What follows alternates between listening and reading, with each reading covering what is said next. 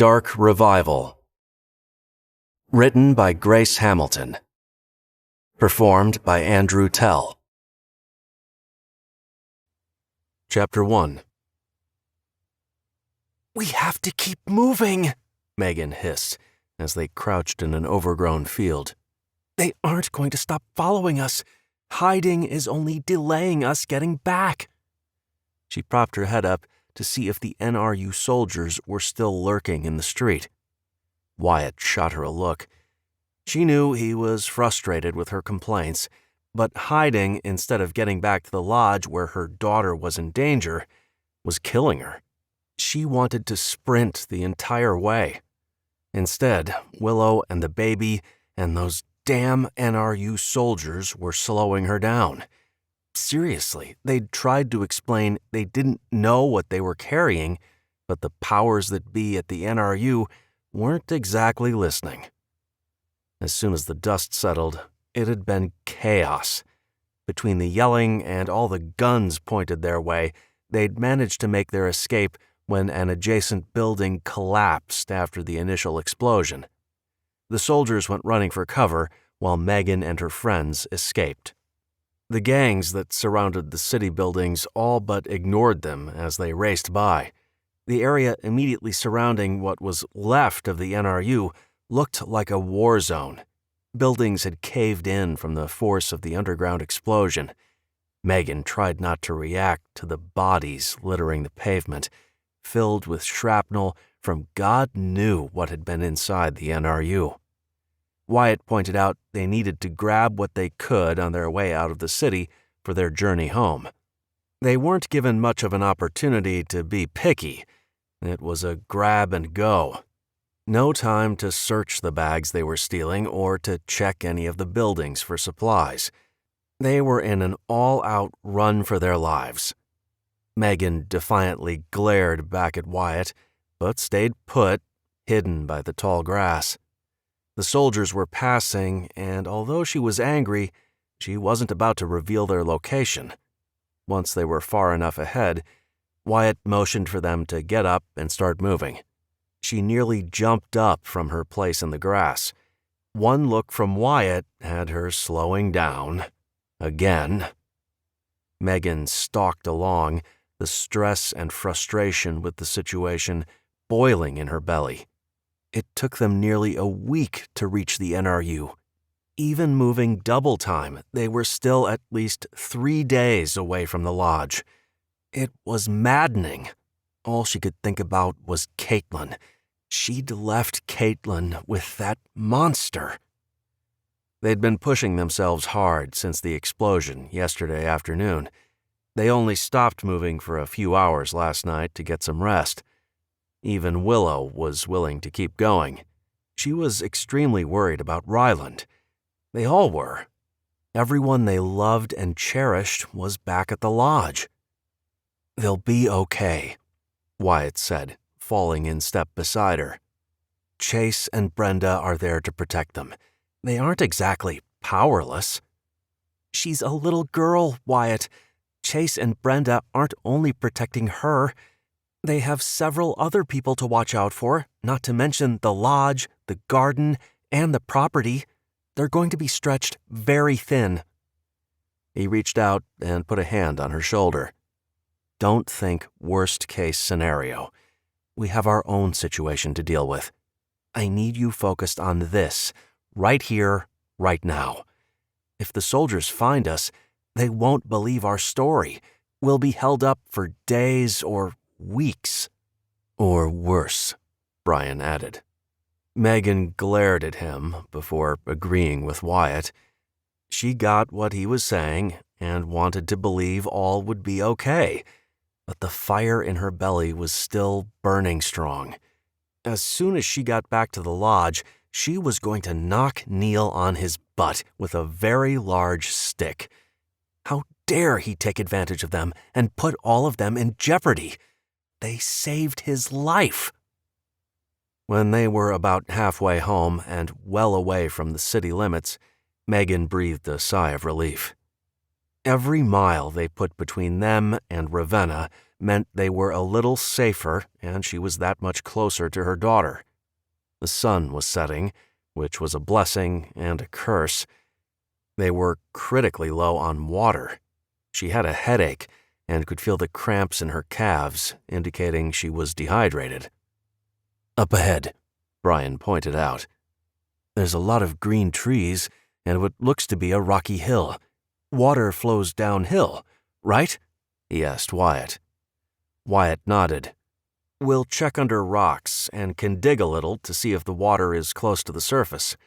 The side of the hill will keep that area shaded quite a bit, which means any water there won't evaporate too quickly. Hopefully we can find some puddles under rocks or dig shallow holes.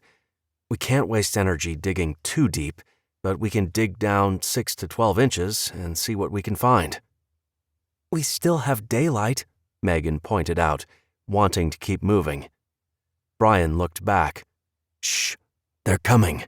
What the hell is wrong with these guys?" he asked in frustration. "They won't give up. How do they keep finding us?" They all turned to look behind them. In the distance, they could see a much larger group of soldiers headed their way. It was only getting worse.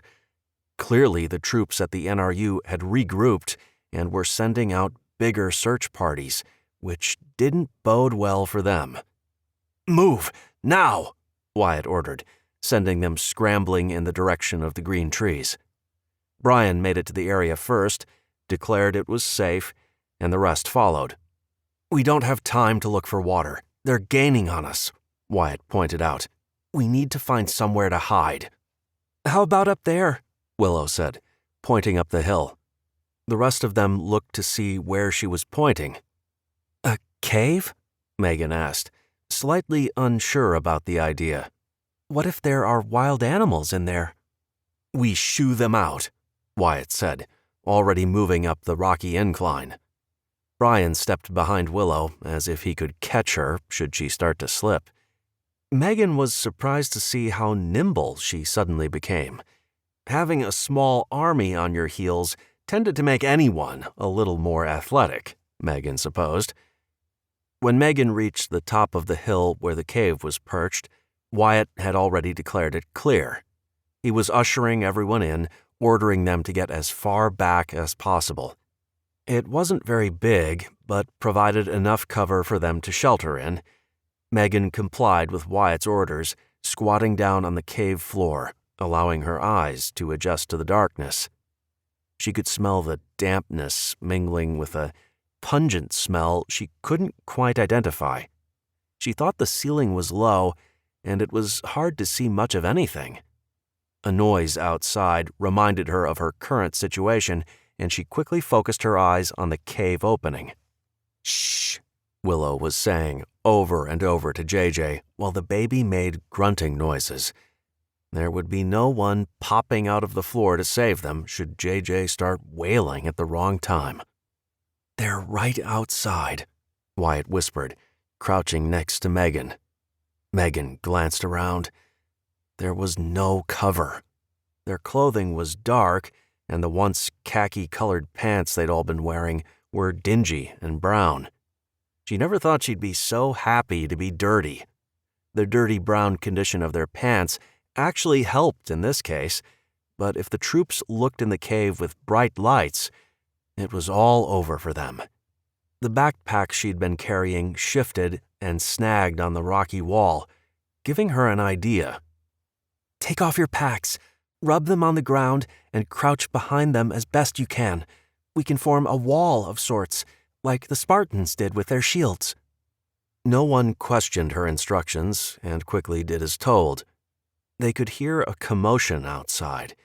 The troops had discovered the cave and were making their way up the hill. Megan's heart raced as she crouched behind the pack, praying it was enough cover.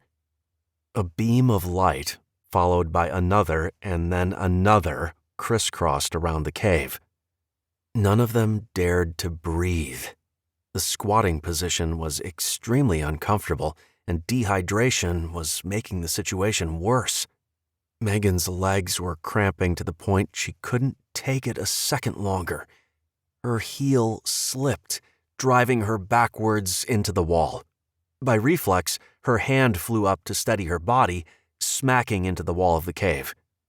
In an instant, there was the sound of wings flapping overhead, followed by a breeze. Megan fought back a scream. She prayed Willow would have the same self-control. "Bats!" one of the troops yelled, shining his light upwards. The other beams followed. Megan hesitated, but followed the beam of light, clamping down on another scream. There were what appeared to be thousands of tiny bats flying towards the entrance. The troops didn't have the same control, and there was plenty of yelling and what even sounded like some girl screams as the bats made their swift exit out of the cave. "It's empty. Let's keep going. If we don't find them, the CO is going to have our butts," one of the men said. No one argued with him. The bats had scared them off. Megan and the rest of the group stayed put. She could hear the shallow breathing of the others and an occasional whimper from JJ, but the cave was eerily quiet. She looked upwards, unable to see anything, but wondering if there were more bats perched above. "I'll check outside," Wyatt said, barely a whisper. Megan could see his form moving towards the cave entrance and then outside. After several long, tense minutes, he walked back in. "It's clear." They each let out the breath they'd been holding. Megan stood and shook out the leg cramps from the awkward position she'd taken. "I think we can stay here tonight," Wyatt said, walking into the cave and shining his light above.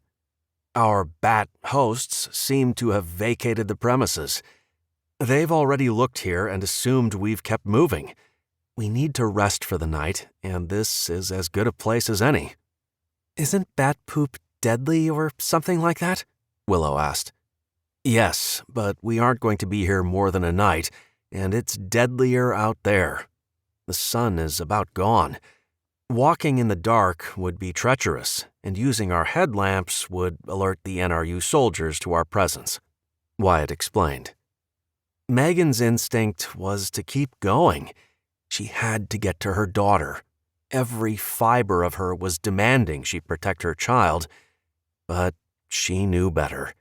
She knew walking in the dark could be extremely dangerous. They'd made it out of the city, which meant they were in wild animal territory. She didn't want to tangle with coyotes, skunks, or whatever else was lurking in the dark. "That's a good idea. We could all use the rest," Megan agreed, hoping to calm Willow down. Willow sighed in frustration, but she had to know it wasn't safe. She also had to think about JJ. The baby needed out of that carrier. He would be getting very fussy soon enough if they didn't let him out to stretch. "I'll see if I can go find some water," Brian said, taking an empty water bottle from his pack. "Here, take mine too." Megan handed him her own.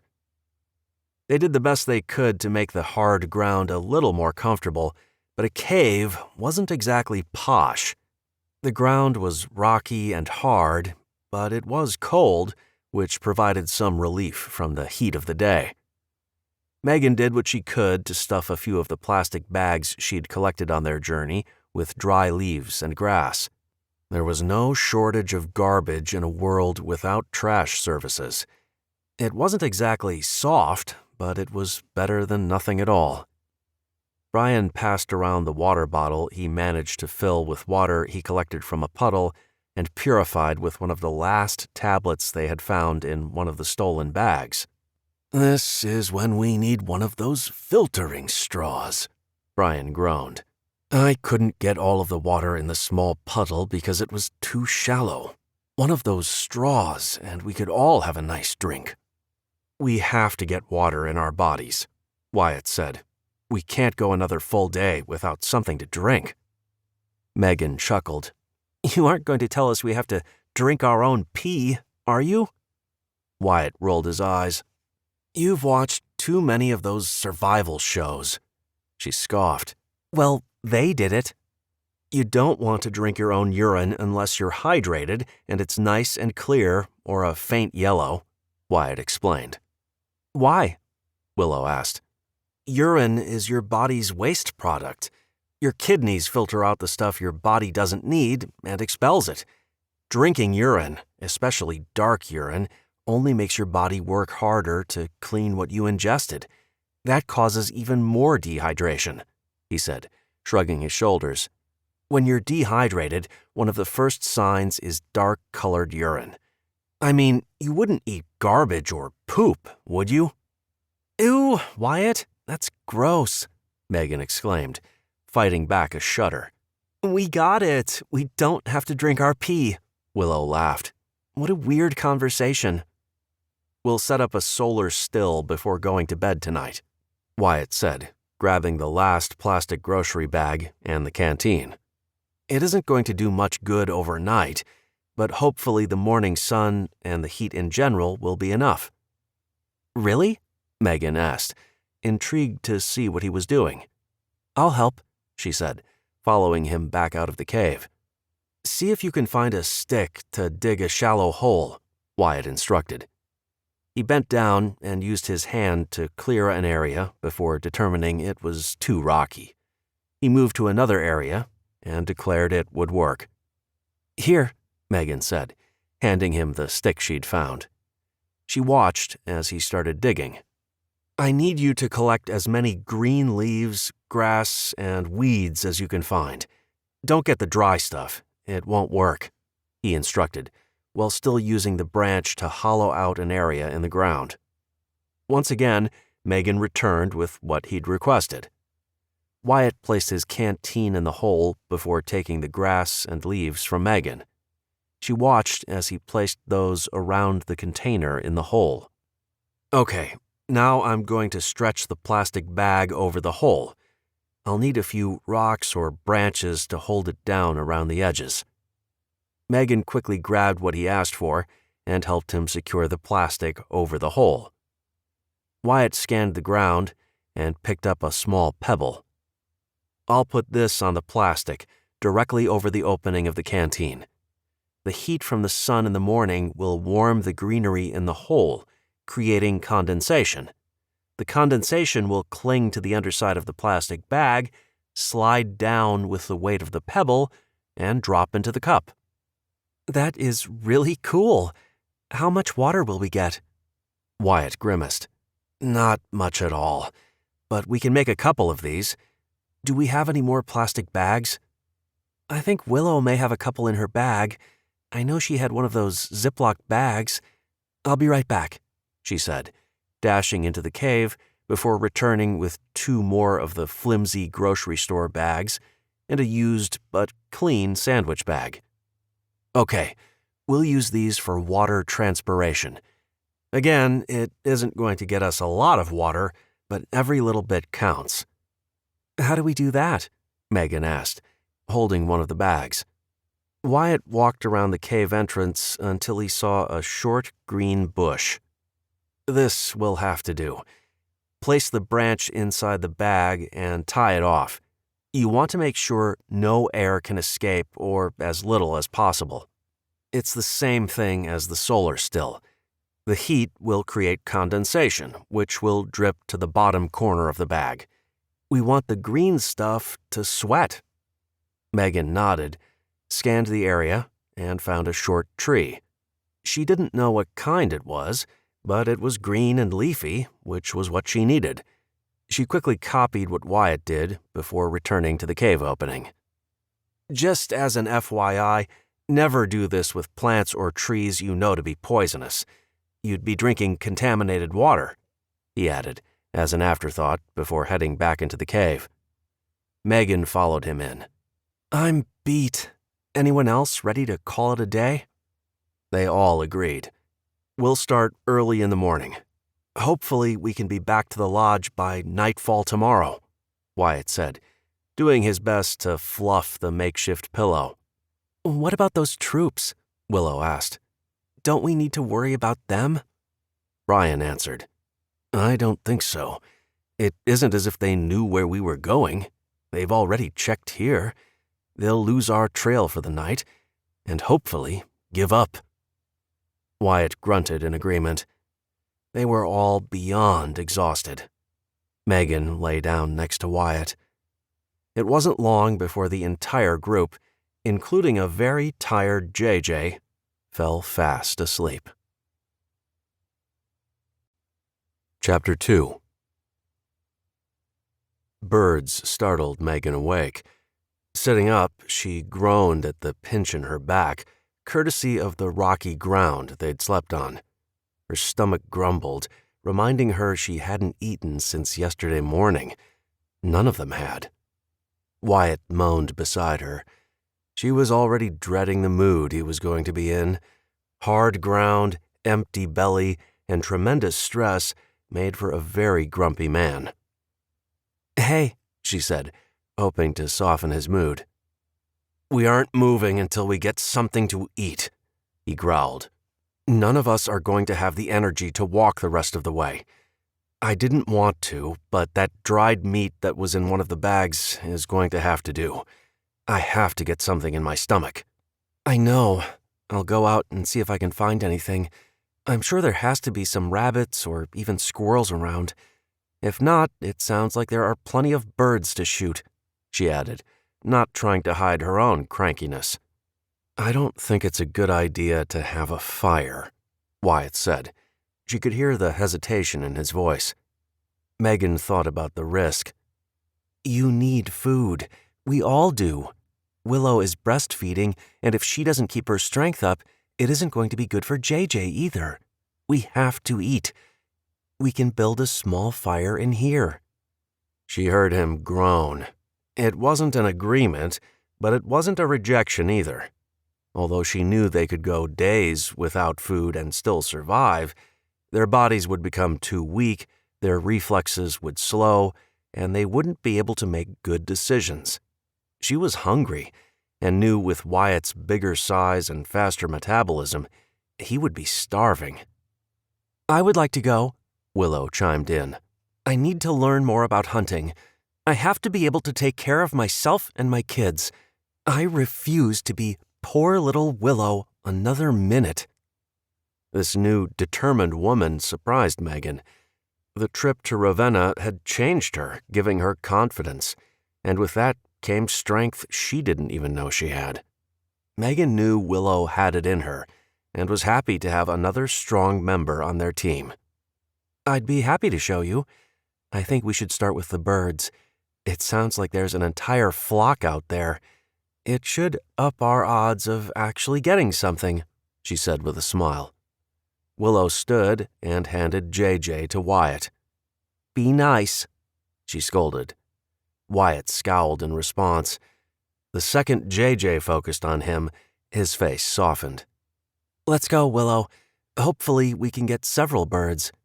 She looked behind her and lowered her voice.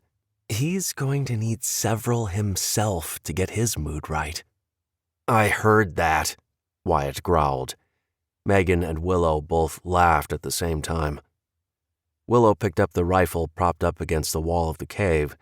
They'd lost all their weapons when the NRU blew, including the one Wyatt had kept hidden, and they'd only managed to find one gun and a handful of ammo on a dead gang member within the city limits, leaving them at a serious disadvantage.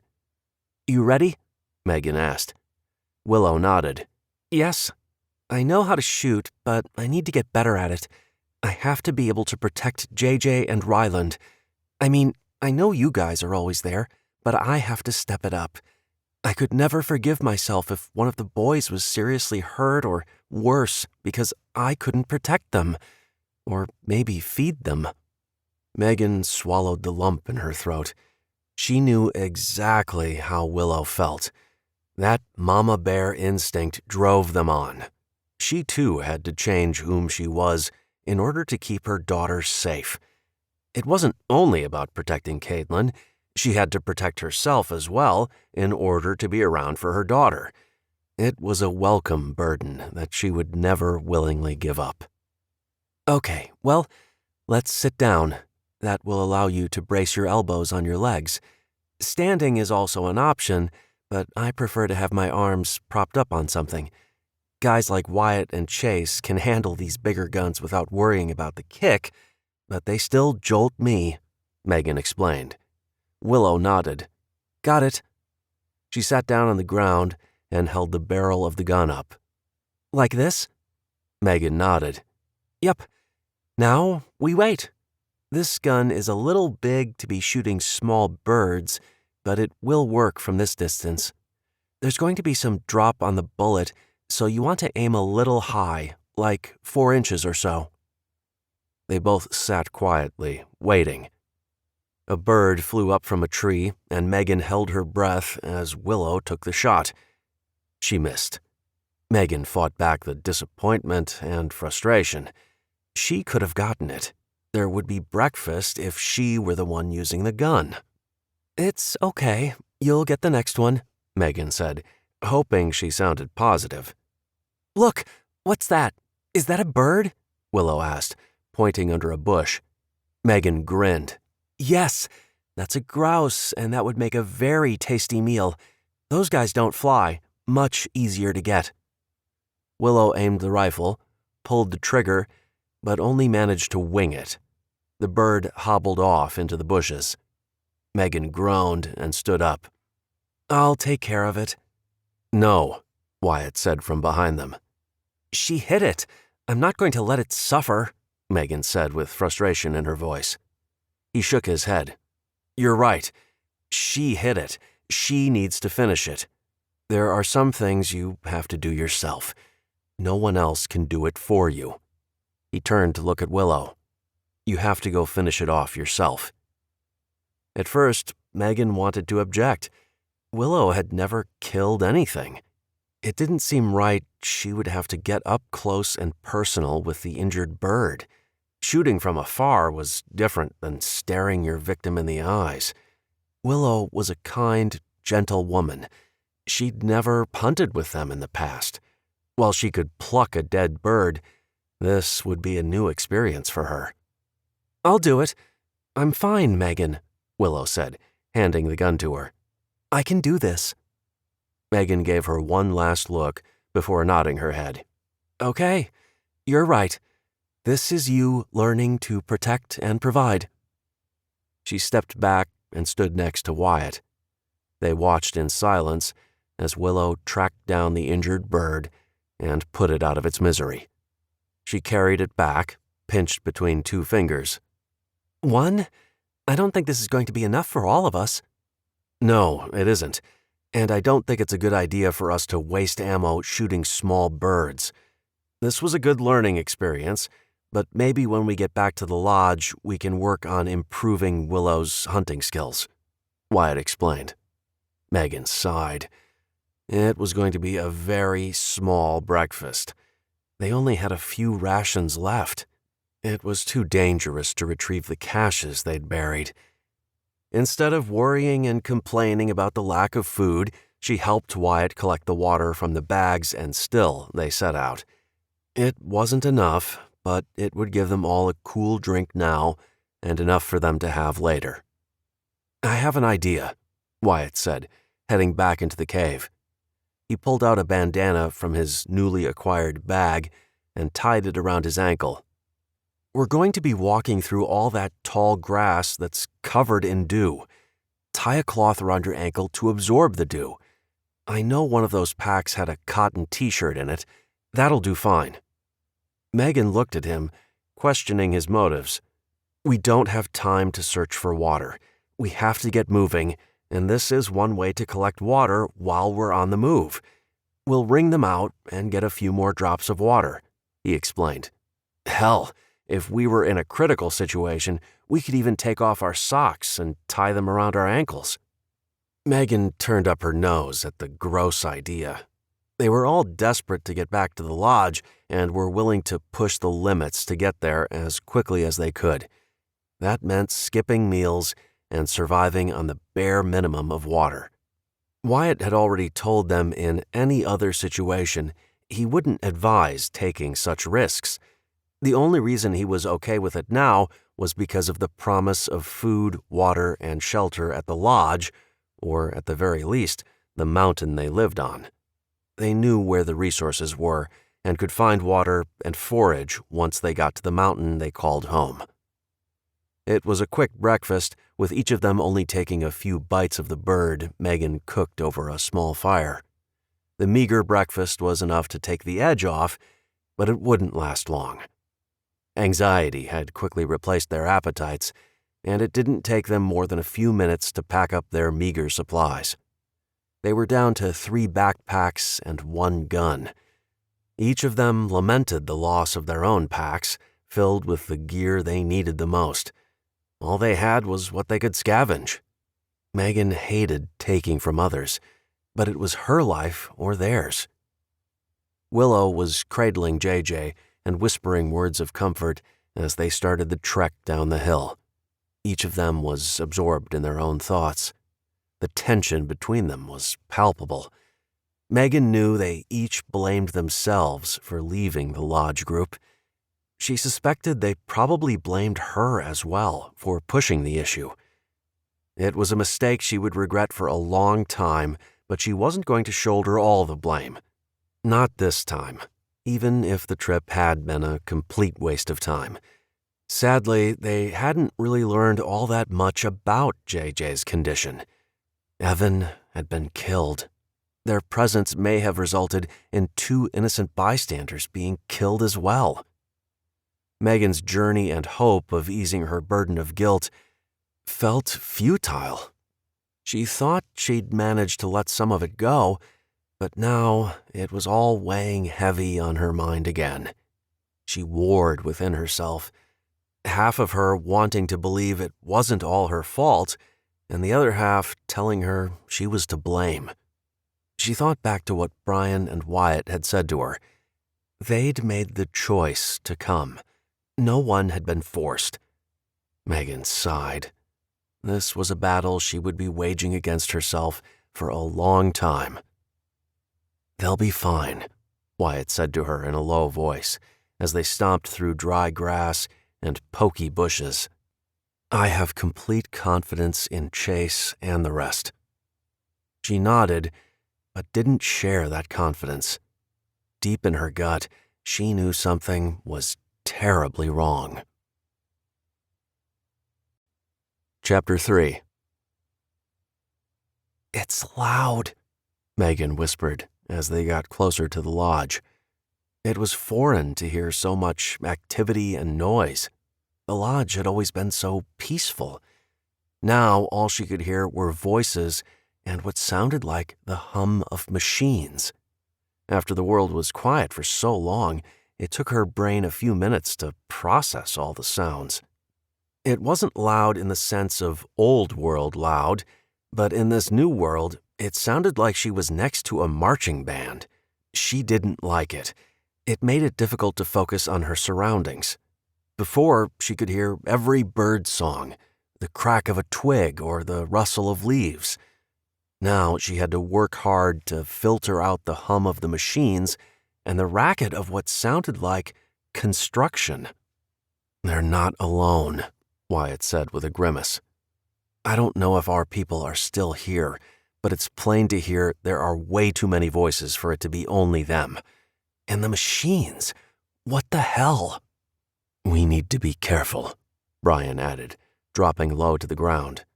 They all followed his action, hiding behind trees and tall brush that littered the forest floor as they crept forward. Megan was furious and scared at the same time. This was their home, and they had to creep in as if they were the intruders. Her heart was racing, wondering where Caitlin was, how she was. JJ let out a cry, causing them all to wince. Wyatt looked at Willow. She stopped him before he said a word. "We'll stay back. I would never do anything to jeopardize Ryland and the rest of the family." Megan gave a small sigh of relief. They had to see what was happening at the lodge and couldn't risk JJ crying and alerting the intruders to their presence. It was too risky. Brian and Wyatt walked with Willow, finding her a safe place to hide. Megan kept an eye on the surroundings, making sure their presence wasn't discovered. "Ready?" Wyatt asked.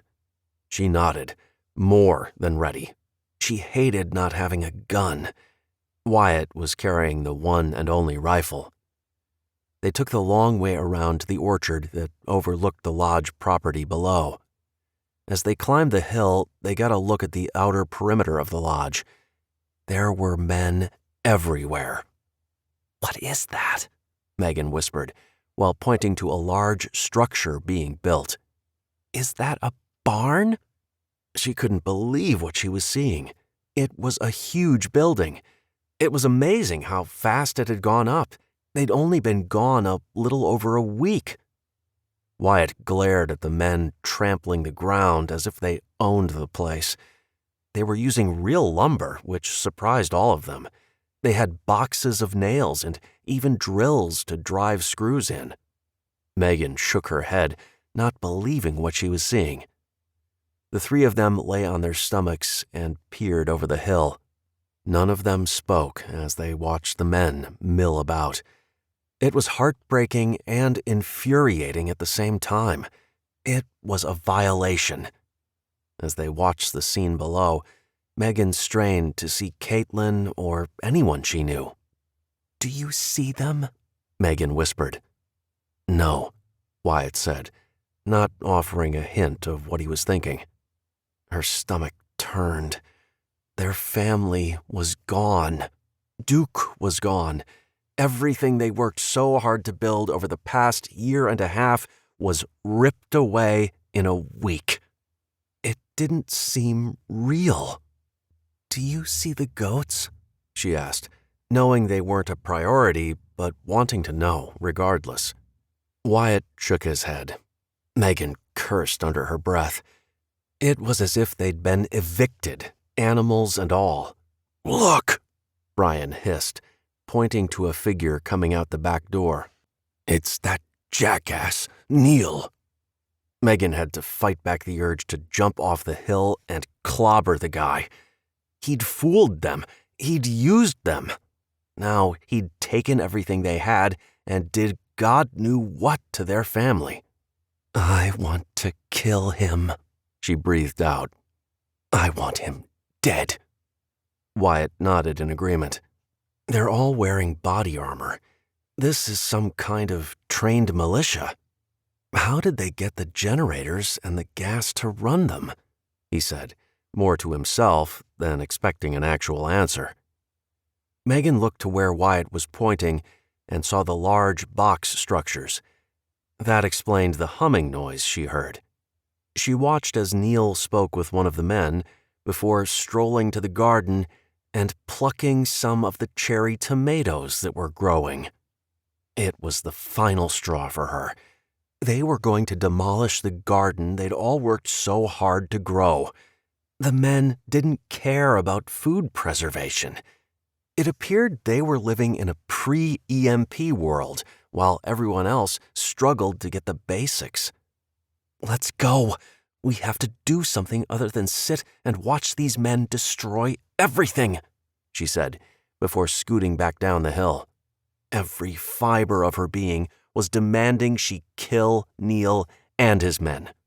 She managed to keep herself in check.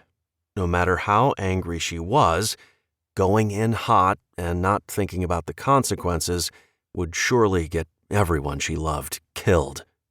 This was a time for patience and a little cool-headed reasoning. She took a moment to look at the trees loaded with fruit. From her view, she could see ants crawling up the trunk. The insects reminded her of the men below, crawling all over their lodge. Their food was being destroyed, and their ability to survive winter was being eaten away by the men below, much like the insects were eating away at the fruit on the trees. She wanted to scream, cry, and rage, but most of all, she wanted to hold her daughter. Her mind whirred with the many possibilities of what may have happened and where Caitlin and the rest of her family could be. Wyatt was right behind her, and as soon as it was safe, they stood and ran to where they'd left Willow. Megan didn't have the heart to tell her what they saw. She didn't have to. When Willow saw their faces, she did what Megan wanted to do. She cried. Neither Wyatt nor Brian tried to reassure her it would all be okay. None of them felt that way. It was a huge blow. The realization they'd been sent on a mission that led not only to the destruction of the country, but their own family and home was far too much to deal with. Their world had exploded along with the NRU. "We don't give up," Wyatt said with vehemence. "We fight back. We need to get it together. This isn't how we do things. We don't accept anything without giving it a good fight first. We've tackled bigger challenges than this." I don't think we have. The dam was different. McDaniels and his gang weren't trained, and they didn't have the weapons and technology these guys do," Brian stated. Megan would normally be irritated by his negativity, but in this case, she was with him. Wyatt was crazy if he thought the four of them, with their one gun, could fight an army. A literal army. It was asinine. "I think our focus needs to be on finding where our family is," Megan said, fighting back the tears that threatened to fall at the mere mention of the missing members of their group. Wyatt nodded. "Of course. We regroup, and then we plan an attack." Megan looked at him, wanting to tell him it was over. They lost. But she held back. He needed to hold on to that hope, and she wouldn't take that away from him. I'm sure Chase realized something was up. No way Neil overpowered all of them. Those men couldn't have been hard to miss. Chase would have gotten them out before all that happened. They're out here, somewhere. We have to find them. "Where would he go?" Wyatt said, looking thoughtful. "The hunting cabin we retreated to during the dam situation," Brian offered. Wyatt looked at him and smiled. "I think that's exactly it. Let's go." The four of them scrambled to get to the cabin. Because they didn't know how many bad guys were lurking, they took a wide berth around the lodge and up the mountain to where the old cabin was. It was nightfall by the time they finally reached the place. Once again, Wyatt ordered Willow to stay back. Megan volunteered to stay with her. She would never forgive herself if something happened to Willow and JJ. She would rather wait an extra 10 minutes to see Caitlin than take that kind of risk. She and Willow didn't talk while they waited. Megan had no words. She couldn't comfort Willow. Although she was hopeful everyone had made it out safely and had sought refuge at the cabin, deep down she knew that wasn't likely. This wasn't a Hollywood movie where the good guys won and everyone always survived. This was the real world, and things were never quite so easy. Chapter 4. Wyatt crept closer to the cabin. The darkness provided him with the disguise they needed to go undetected. He did his best to survey the outside, but couldn't see anything. The single window in the cabin was on the opposite side. He was beginning to suspect they were wrong. The place was empty. His heart sank as he realized his family didn't make it to the retreat. That is, until he heard a burst of barking. Instead of running, he smiled. "Duke!" Brian hooted, and they both took off at a much faster pace, still mindful it could be only Duke who'd sought refuge in the old cabin. Chase stepped out of the cabin, backlit by a faint glow from inside.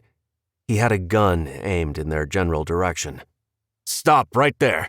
I will shoot!" Wyatt chuckled. "It's us! Boy, are we glad to see you!" He stepped closer to his old friend, staring at him in the glow of the candlelight filtering out of the open cabin door. It wasn't the happy reunion he'd been hoping for. Wyatt froze when he saw the look on Chase's face. "What happened? Who'd we lose?" Chase sighed, lowered the gun, and shook his head. "I'm so sorry." Wyatt felt as if he'd been punched in the gut. His breath swooshed out. "No! Mom?" Chase didn't look at him. He stared down at the ground. Wyatt couldn't breathe. He felt as if the entire world was spinning and he couldn't stop it. Would fate be so cruel as to take his entire family? He couldn't believe that. He couldn't believe he'd have to endure that much pain and grief. "Where's everyone else?" Chase asked with dread. Brian answered. "Megan and Willow are down there. We wanted to check things out before we brought them up." Wyatt looked up in time to see the look of horror on Chase's face. "JJ's fine." Chase's shoulders sagged in relief. He looked around again. "Evan?" Brian shook his head, but didn't say the words. "Wow," Chase said. "That's too bad. He was a really good guy." "I'll head down and get Megan and Willow. Megan is chomping at the bit to see Caitlin," Brian said. Chase started. Wyatt's eyes grew huge. "No, it can't be. Don't you dare say it, Chase." He pushed his friend to the side and rushed inside the cabin, quickly doing a head count. He counted over and over again, looking at the faces staring back at him. Caitlin and Rosie weren't there. His mind refused to acknowledge the fact. He looked around the small one-room cabin again, as if he missed them on his first scan. He ignored all the eyes looking at him. He couldn't greet anyone, not right now. His mind warred with what he was seeing. He couldn't accept the loss of his mother and Caitlin. It couldn't be true. There had to be a mistake. Running a hand through his hair, he walked back outside to where Chase and Brian were quietly talking. "I can't tell Megan. This will kill her, Chase. What the hell happened?" he half screamed. "I'll explain once you get her and Willow up here," Chase said with a great deal of sadness. "I have to say I'm almost glad Evan isn't here to come back to this.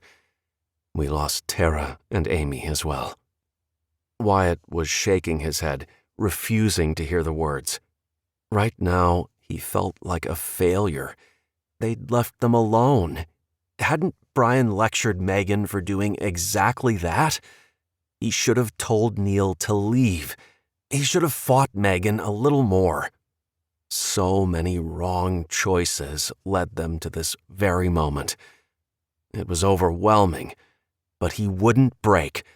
He had to be strong. He had to be the guy that kept it together. Taking a deep breath, "I'll go get her," he said, walking back the way he'd come. His feet felt heavy, as did his shoulders. He couldn't stand up straight. The burden of guilt and devastating grief was weighing him down. In that moment, he suddenly understood what Megan had been feeling these past few months. It was catastrophic. The guilt was clouding his mind, interfering with his ability to think straight. So much of what had happened over the past few months and days became clearer to him. Megan had been coping with so much. He hadn't fully understood it until this moment. His training had always given him the luxury of compartmentalizing all the crap he'd seen and dealt with. It was different when it was your own family. He couldn't chalk it up to service for the country or tell himself they died as heroes. These were people he loved with all his heart. They died because he left them to fend for themselves. He mulled over the advice he'd given Megan when she was feeling the weight of the world on her shoulders. Could he heed his own words? He had to. As he walked back to Megan and Willow, shock quickly turned to anger. He didn't feel the tree branches sideswiping him, cutting his arms as he stomped through. He was on a mission.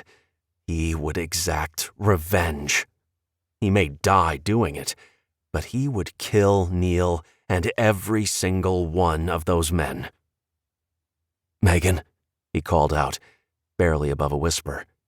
They didn't know if the men had spread out, and he didn't want to take any chances. She stepped out from behind a large tree. "Clear?" she asked. He nodded, then realized she wouldn't be able to see him all that well in the filtered moonlight. "Yep, we have a lot to talk about." Willow stepped out, and the three of them walked up the hill in silence.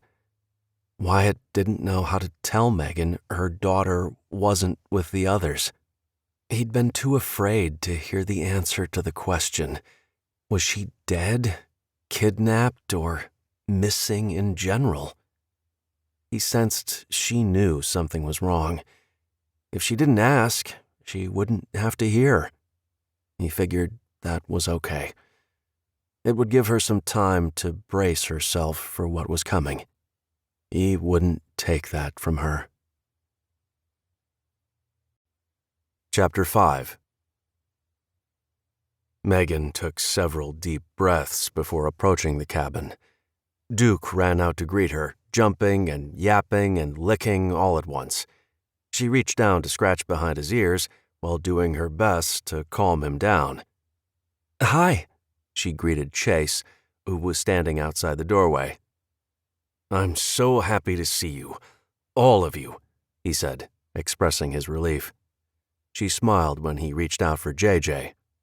Willow quickly removed him from the carrier and let Chase cradle him close. "I've missed you, big guy," he cooed, rubbing JJ's head before giving him a quick kiss on the cheek. "Well, what did you find out? Is JJ going to be okay?" Chase asked, clearly anxious to hear the news. Willow sighed. "Honestly, I don't know much more than I did before we left. The doctor confirmed it was a heart murmur, but how big and how serious it is was never established. The stupid building exploded before we got a chance to get any tests done," she said with frustration. "Where's Ryland?" "Inside. The building exploded?" he asked, moving JJ to his shoulder where he was gently patting the baby's back like a pro. "Long story," Wyatt answered. "Do you have any water? We had to leave everything behind, and we're all dehydrated." Chase nodded. "We do. Not a lot, but enough." Megan was excited to get inside. She'd been dying to see Caitlin and know that her little girl was okay. She felt there was still some serious tension, but figured it was with the situation of being holed up in the tiny one-room cabin. She walked through the door and froze. This couldn't be right. The absence of her daughter and Rosie was the first thing she noticed. She looked around the room and saw Albert and Brenda sitting on the floor, propped up against the wall. They wouldn't look at her. Frankie was sitting close by with his head propped up on his knees. Ryland jumped up from his spot next to the boy and ran to his mother. Her eyes scanned over the two new faces in the room before moving back and forth. "Where is everyone else?" Megan asked in disbelief. The group felt too small. For so long they'd been living as one large, cohesive unit. It didn't feel right to have such low numbers. "Who is that?" She gestured at the identical twin faces staring at her. Albert started to stand, but was unable to do so on his own. Brenda quickly jumped up and pulled his arm, giving him the leverage he needed. Albert walked toward her with sadness in his eyes. She was shaking her head no, demanding he not say the words she knew were coming. "No, don't you dare tell me she's... She couldn't say the word that terrified her more than anything else on this earth. "We don't know," Albert said, shrugging his shoulders. She could see the tears in his eyes, along with the exhaustion. Albert looked as if he'd aged 10 years in the time they'd been gone. Megan held on to his words like a lifeline in an ocean of despair. He didn't know. That had to be good, right? Her head stopped shaking no, and suddenly started bobbing up and down. Okay. You don't know. That means she ran away with Rosie, Tara, and Amy? She said the words as a question, praying someone would say yes. All she needed was one of them to tell her Rosie and Tara had escaped with Caitlin and Amy. Albert looked behind her. She spun around and looked at Chase. Well? I don't know, Megan. I honestly don't know. Everything happened so fast, he replied, sorrow in his voice. We looked, but we haven't been able to get close to the lodge. We haven't been able to do much of anything but sit here. We'll find them. It's okay, she repeated. Saying the words over and over helped calm her racing heart. Tomorrow morning, we'll go out and we'll find them. Right, Wyatt? He put a hand on her arm. Yes, we'll find them. Let's take care of us so we can start searching. We all need to drink some water. We can talk about what happened and formulate a plan. One thing at a time. Yeah, like, who are they? She asked again, looking at the obvious identical twin teenage boys sitting on the floor. Chase answered. That's Aiden and Jaden. And you picked them up where? She asked. He smiled. Actually, we found them here. They've been making this little cabin their home the past couple weeks. When we showed up, they welcomed us in. She looked at the twins, taking in their tall, thin builds. They stood, held out their hands, and in unison said, Pleased to meet you, ma'am. She raised an eyebrow before looking at Chase. I'm Megan. How exactly did you end up here? I'm Aiden, the one on the left said. We've kind of been roaming around the past few months. Our folks were killed some time back, and we wanted to see if we could find somewhere safer. Megan's heart softened a little. She guessed the boys couldn't be older than 18, and here they were, on their own. Where'd you come from? She asked. The other twin smiled. The middle of nowhere. We had a family farm. We were living there, minding our own business. Then one day, some guys started to take our cattle. My dad tried to warn them off, but, well, they shot him. My mom shot one of the guys before his buddy shot her. Megan nodded, knowing their story wasn't uncommon. They'd all ended up here for similar reasons.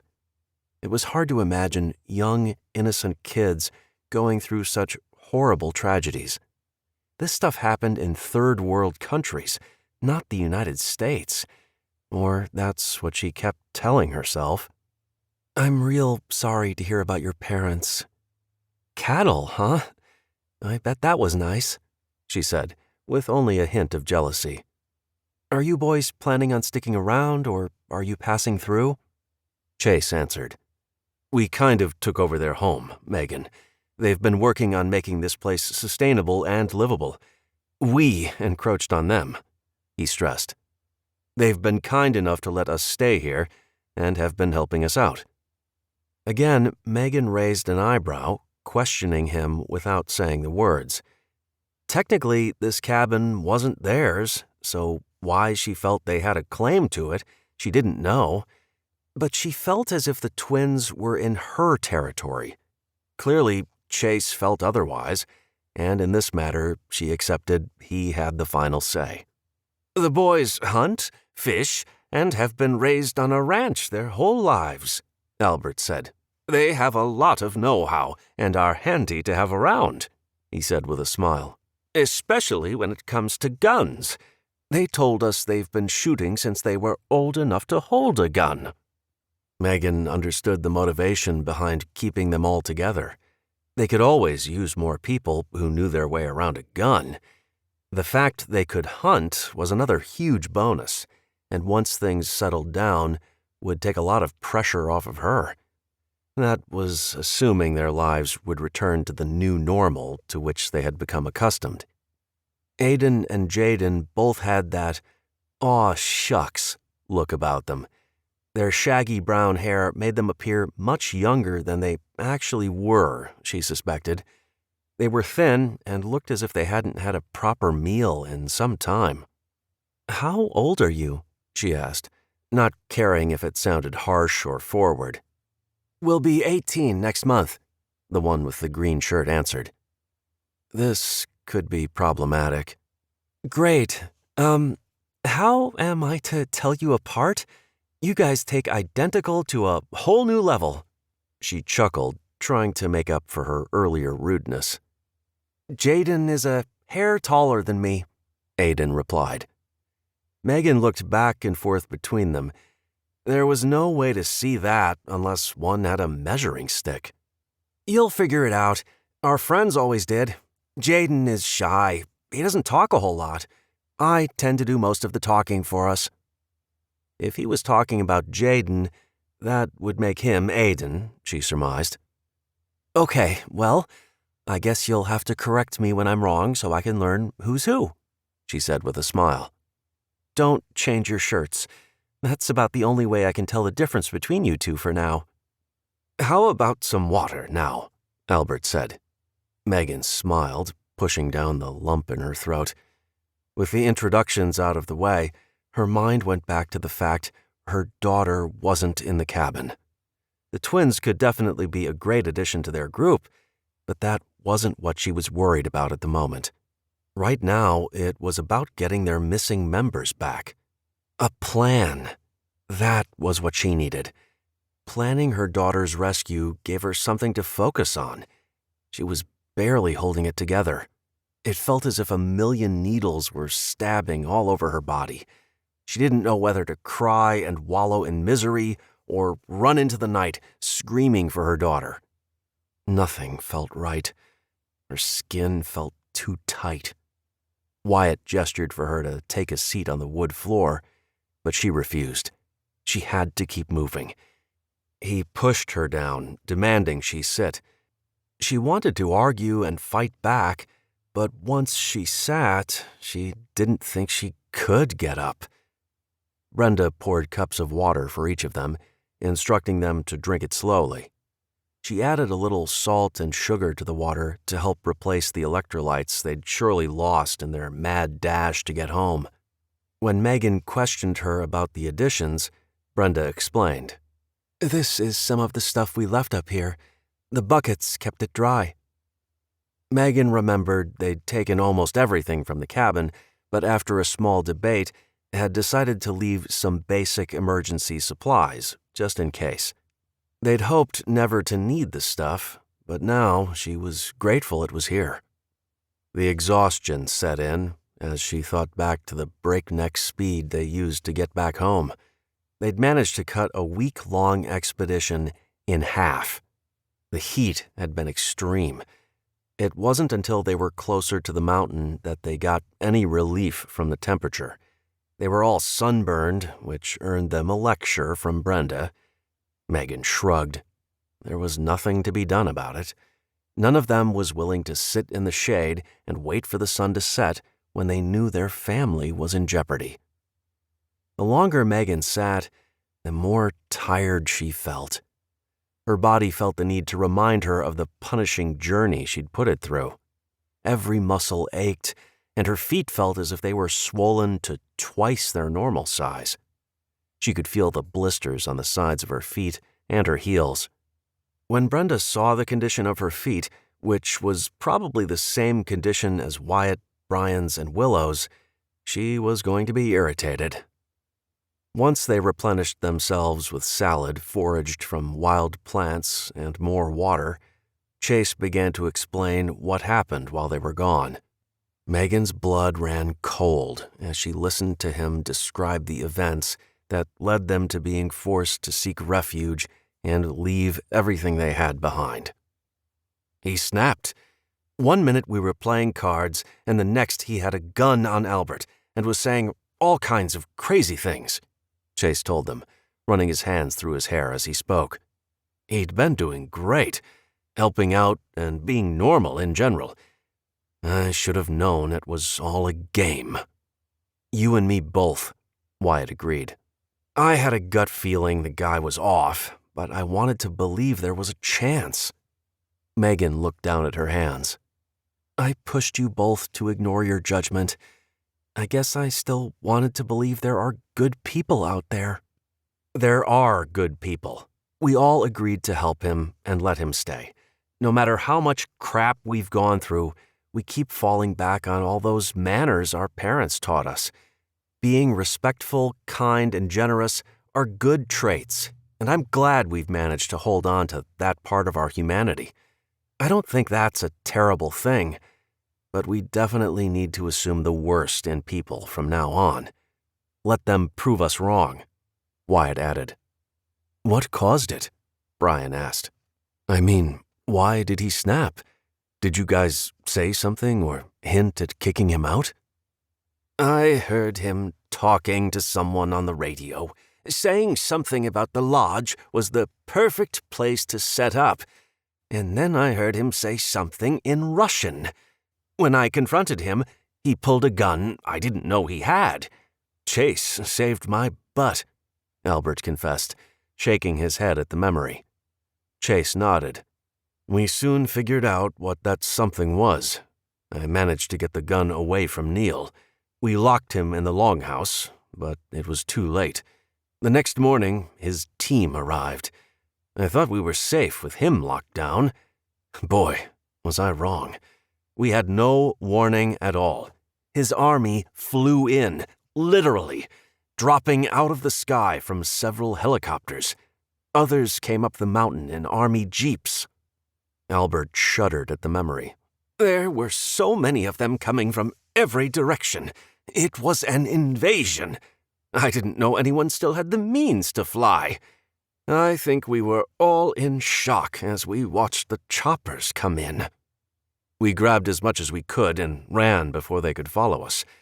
There were too many for us to fight, Chase added, the expression on his face revealing how terrible it had been. You did the right thing, Wyatt said, trying to bolster his friend's confidence. I don't think there was a single trigger you or any of us set off. He came to the lodge under false pretenses. Getting rid of us and taking our lodge was his plan from the get-go. We were never a part of it. By sending us away to be killed, he made it easier for his men to take over and control the lodge. Chase shook his head. The dude is a master manipulator. I can't believe we did exactly what he wanted us to do. We didn't stop to question him once. I feel like such an idiot, he groaned. We were all naive. Please, Chase, don't take this all on you. Each of us had a part in handing over our home, but we're going to get it back, Brian said in a quiet voice. Megan knew running and leaving it all behind went against Chase's natural desire to fight back. Instead, he had to do what was best for the group as a whole, which was something they'd all been learning and putting to use. She was grateful he managed to escape with his life and the lives of the others, but she still couldn't push away the anger over Caitlin being left behind. Couldn't he have spent an extra 30 seconds to find her? So, how did you guys know Neil wasn't who he said he was? Brenda asked. Willow grunted. When the little box he gave us to deliver blew the NRU into smithereens, which resulted in the government soldiers trying to kill us. Seriously? Brenda, Albert, and Chase all asked in unison. The looks on their faces would have been funny had it not actually happened. Wyatt pushed his shoulders against the wall, resting his head against the wooden wall. It wasn't pretty. Needless to say, we are at the top of the most wanted list. They think we did it on purpose. We had to hide in a cave last night to get them off our tail. We didn't see any sign of them today. We never told them where we were from, so we're hoping they'll have stopped looking for us by now. JJ? Brenda asked. Willow gave her a small smile. It's as you suspected, a heart murmur. The doctor wanted to do tests, but, well, that all fell apart. She did tell me as JJ grew, he may need to rely more on medicine to keep his blood pressure down, or it could heal up on its own. It may only be bad when he's active. We really don't know anything more other than that. No football for this guy, she said, smiling at JJ, who was laying in the middle of the floor, kicking and happily gurgling. Brenda nodded. I'll keep an eye on him. That little guy is one heck of a trooper, Albert said, watching the baby play. I bet you're all exhausted. Maybe we should turn in for the night, and we'll figure out what to do in the morning. Chase chimed in. You guys sleep. We'll take watch for the night. I can tell none of you have slept much at all. Megan thought about arguing, but couldn't. She was absolutely beat. The fact her eyes were still open was nothing short of a miracle. She glanced around the cabin and realized they were going to have to all squeeze in. They certainly wouldn't have to worry about being cold with all the body heat in the cabin. Get some rest, Brenda said, looking at Megan with knowing eyes. We'll get her back, along with Rosie, Tara, and Amy. No man left behind is my motto. Megan smiled, knowing no one in the room would give up. It wasn't like before. It wasn't her and her alone looking out for Caitlin. She had a big family that would all do whatever it took to keep her daughter safe. It was a small comfort, and one she would cling to while they searched for Caitlin. Chapter 6. Megan woke with a start, taking a few seconds to orientate herself to her surroundings. She was laying on something hard. Within seconds, she remembered she was on the wooden floor of the tiny hunting cabin. She could hear a lot of breathing and the occasional snore filling the room. It made her smile. She was surrounded by the people she cared about and depended on. If only the rest of her family were here. Did you sleep okay? Brenda asked. Megan looked up to see her standing in the open door of the cabin. I did.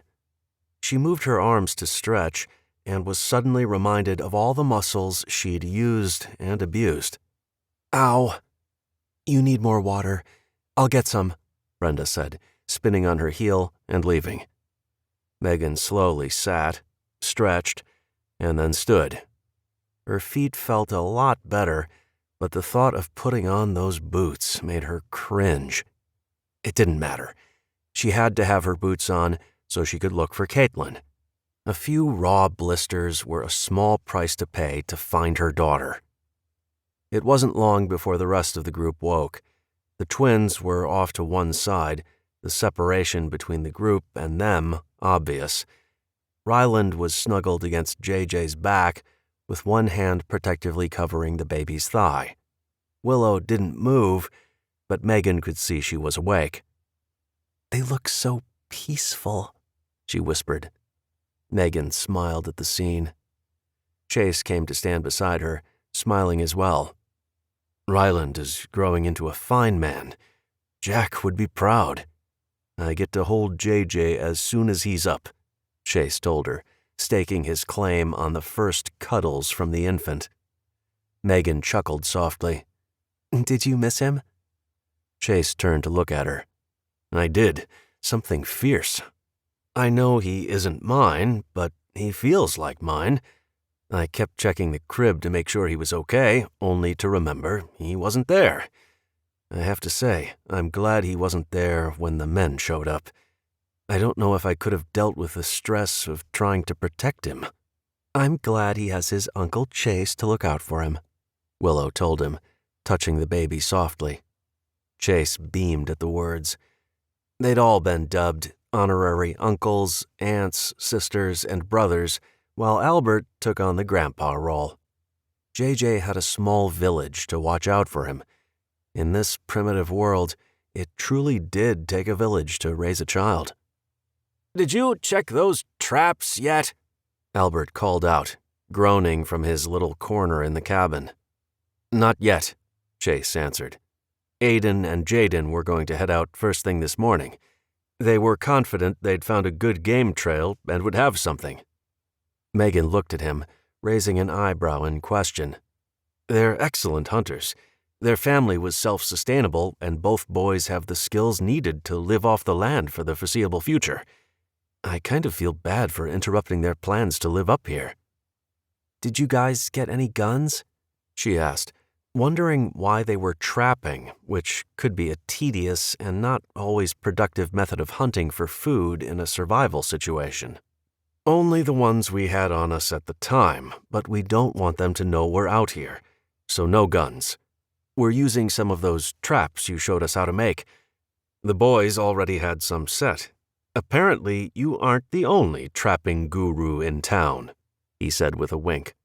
Anyone interested in a little squirrel for breakfast? Chase asked, waggling his eyebrows. Megan giggled. We can pretend it's bacon, right?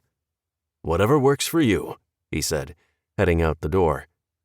Wyatt stood. I'll go with him. Let the boys sleep, he ordered. Megan knew he wanted to talk to Chase more about what happened at the lodge. Between the two of them, they would come up with a plan. This is what they did best, and she was completely okay with them doing it. Brenda returned with the water, handing Megan a cup to drink. Where do you have the water? She asked out of curiosity.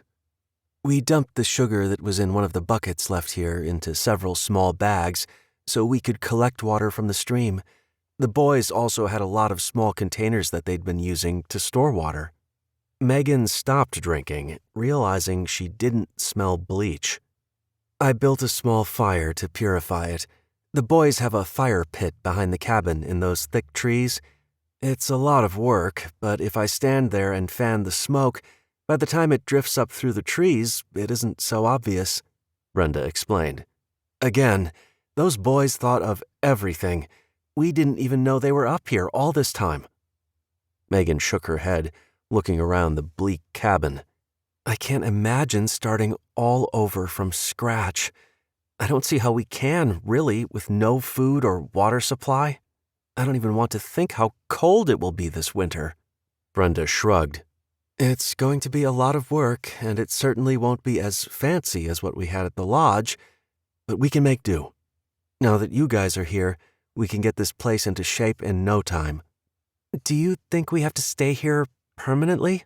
Willow asked, coming to stand by them. Megan's heart sank at the thought. She'd thought the lodge was cramped. This one-room cabin would never work for all of them.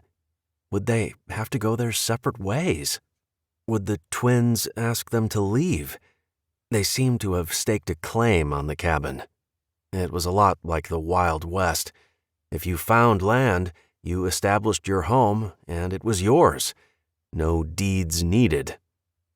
I think we need to worry about today, and we'll figure out the rest later, Megan said gently, not wanting to worry her friend. She only hoped she could take her own advice. Rosie was the one who would offer reassurance. It wasn't a role for which Megan felt suited. So, Brenda, do you have any ideas about where Rosie and Tara may have gone? Megan asked as casually as possible. She was fighting back the urge to question why they were left behind. The woman shrugged before meeting Megan's eyes. The last time I saw them, Rosie asked Caitlin to help her put some jars of jelly in the root cellar. Tara and Amy had walked down to the stream to take a bath. I don't know that they are together. Megan didn't know if that made her feel better or worse. If the four of them were together, that would make them stronger. Or at least that was the theory Wyatt had been trying to drive into her thick skull. Does Neil know where the root cellar is? Megan asked in horror. Brenda shook her head. I don't think so. We never talked about it when he was around, and we never let him see us going in or out, like Chase instructed us. We at least did that right, she muttered.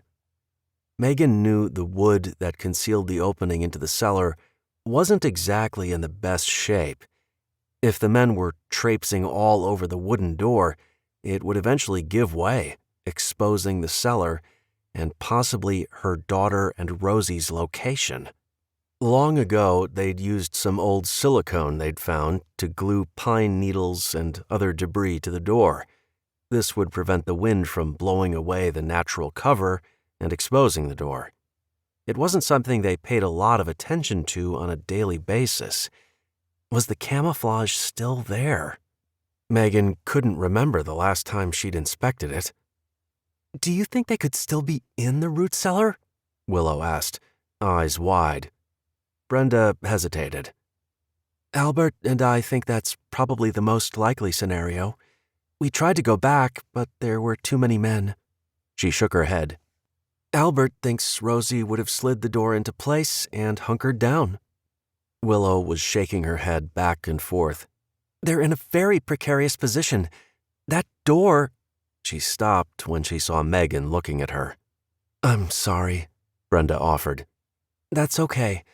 I feel better knowing she's with Rosie, and if they're in the root cellar, we know they have food and water. Now we have to rescue them before they're discovered," Megan said excitedly. "We don't know if they're in there, Megan," Albert cautioned from his corner. "It's only a theory." "I don't care. It's a theory worth checking out," Megan retorted, not willing to let go of the glimmer of hope Brenda had given her. "We'll help you rescue your daughter," one of the twins said, sitting up on the floor. Megan looked at the shirt and realized it was Aiden talking. "Thank you. I would really appreciate any help we can get. I want to thank you for allowing us to crash here as well." "No problem. It's not like we own the place," he said sheepishly. She smiled at them. They seemed so young to be on their own. "Well, none of us owns anything anymore, but you were here first, and we have to respect that. I think we can all work together and come up with something that benefits all of us." The other twin, Jaden, spoke up. "We miss our family. It's been nice hanging out with everyone the past few days. We like being with you guys. It's not so quiet and lonely." Aiden looked at his brother with an expression of love. Megan could tell they were very close, with Aiden taking on the role of the protector. She'd always admired that in siblings, especially the twins she'd known in her life. One always seemed a little more outgoing and willing to speak for the other. The bond between siblings was very strong. She thought of Jack and Wyatt. It was a miracle Wyatt had managed to pick up the pieces and carry on as well as he had after he'd lost his brother. "We need to go check those traps, Jaden," Aiden said, standing and quickly folding the threadbare blanket he'd used. "No worries. Chase and Wyatt went to do it. They said you guys could sleep in," Megan said with a smile. The boys looked horrified instead of pleased. "Oh no, we don't sleep in. We'll take care of collecting water while they bring in the catch." Megan looked at Brenda, her brows raised, wondering what that was all about. Willow nodded, seeming to understand their haste to get outside. "Why can't they sleep in?" Megan asked. Willow smiled. "They're farm boys. Their bodies have an internal clock that's set with the sun. I imagine they've been bucking hay, herding cattle, and mending fences all their lives from sunup to sundown. Those are two hard-working boys. I hope they do decide to stick around." Megan realized they really could be assets. Her mind raced as she imagined finding a couple of cows. The boys would know what to do and how to take care of them. They could have fresh beef and maybe even cow's milk. Yes, the twins would definitely be a nice addition to their group. Now they needed to get to the lodge and get their missing members back. Thinking about cows, Megan looked at Brenda. "What about the goats?" Brenda shook her head. "I don't know. Hopefully they ran, but I didn't look for them." Megan cringed, imagining what an evil man like Neil would do to their goats. It hurt her heart to think of the animals suffering, but in the grand scheme of things, they were the least of her worries. "I think we should do what we can to make this place a little more accommodating," Willow said, standing with her hands on her hips and looking around the small cabin. Like? Megan asked. Well, for one, tidying the place up will definitely help. We can make a small bench or two to sit on with some logs, she started. I'm no fan of sitting on the floor. Megan wasn't surprised to see this new side of Willow. As she'd expected, the trip to Ravenna had changed her. It had taught her a lot about her own strength and given her the courage to push on. This was another reason Megan was glad she had her people. Right now, she wasn't feeling all that excited about playing homemaker. She wanted to find her daughter. Past lessons were the only thing keeping her put. The Megan she was a year ago would have ran, screaming her head off in search of her daughter without thinking about what she could be running into. Life lessons had taught her to think it through and depend on the help and advice of others. Wyatt would be back soon, and she was counting on him to get the team motivated to send out the first search party. He and Chase were out there formulating a plan right now. She had to be patient. Well, I'll tell you the first thing we need to take care of, Albert grumbled. That darn roof leaks. The past 2 nights I woke up to water dripping on my head. It hasn't rained, Albert, Brenda pointed out. The very small amount of condensation dripping off the roof isn't going to drown you. That gave Megan an idea. We could set up containers to catch water coming off the roof at the corners of the cabin.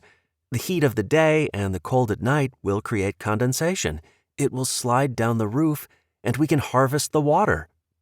She knew it wouldn't be a lot of water, and they did have a stream, but with so many people holing up at the cabin, every drop of water counted.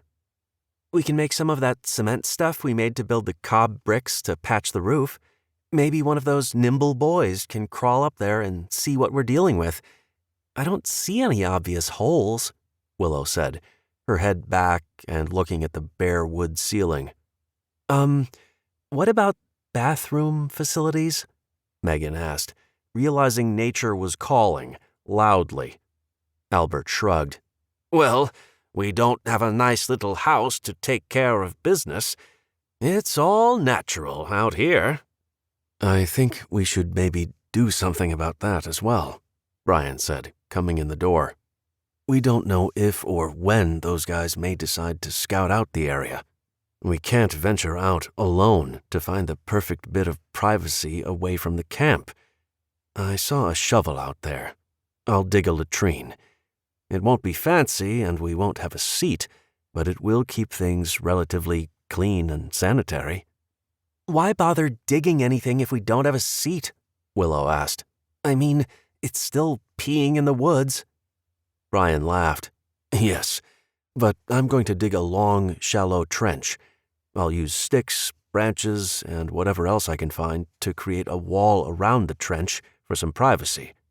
A person goes in, finds the next available place in line, closest to one end, does their business, and buries it. On down the line it goes. When the trench is used up, we'll dig a new one. Megan wrinkled her nose.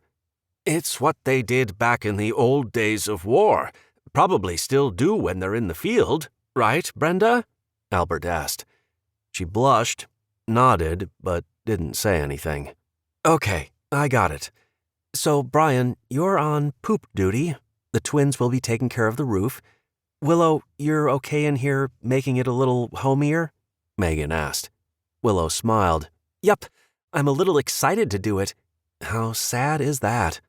Albert, do we have any tarps or anything up here that we could use to make lean-tos? The cabin is very cramped. It would be nice to eat outside or, at the very least, have a place to prepare meals, she commented, looking around and not seeing anything obvious. She realized meals might not even be possible if the traps hadn't worked. Afraid not. We're on very limited supplies. We have a few basic tools, but other than that, we're on our own out here. We can build something similar to what Brian is planning for the latrine, he answered.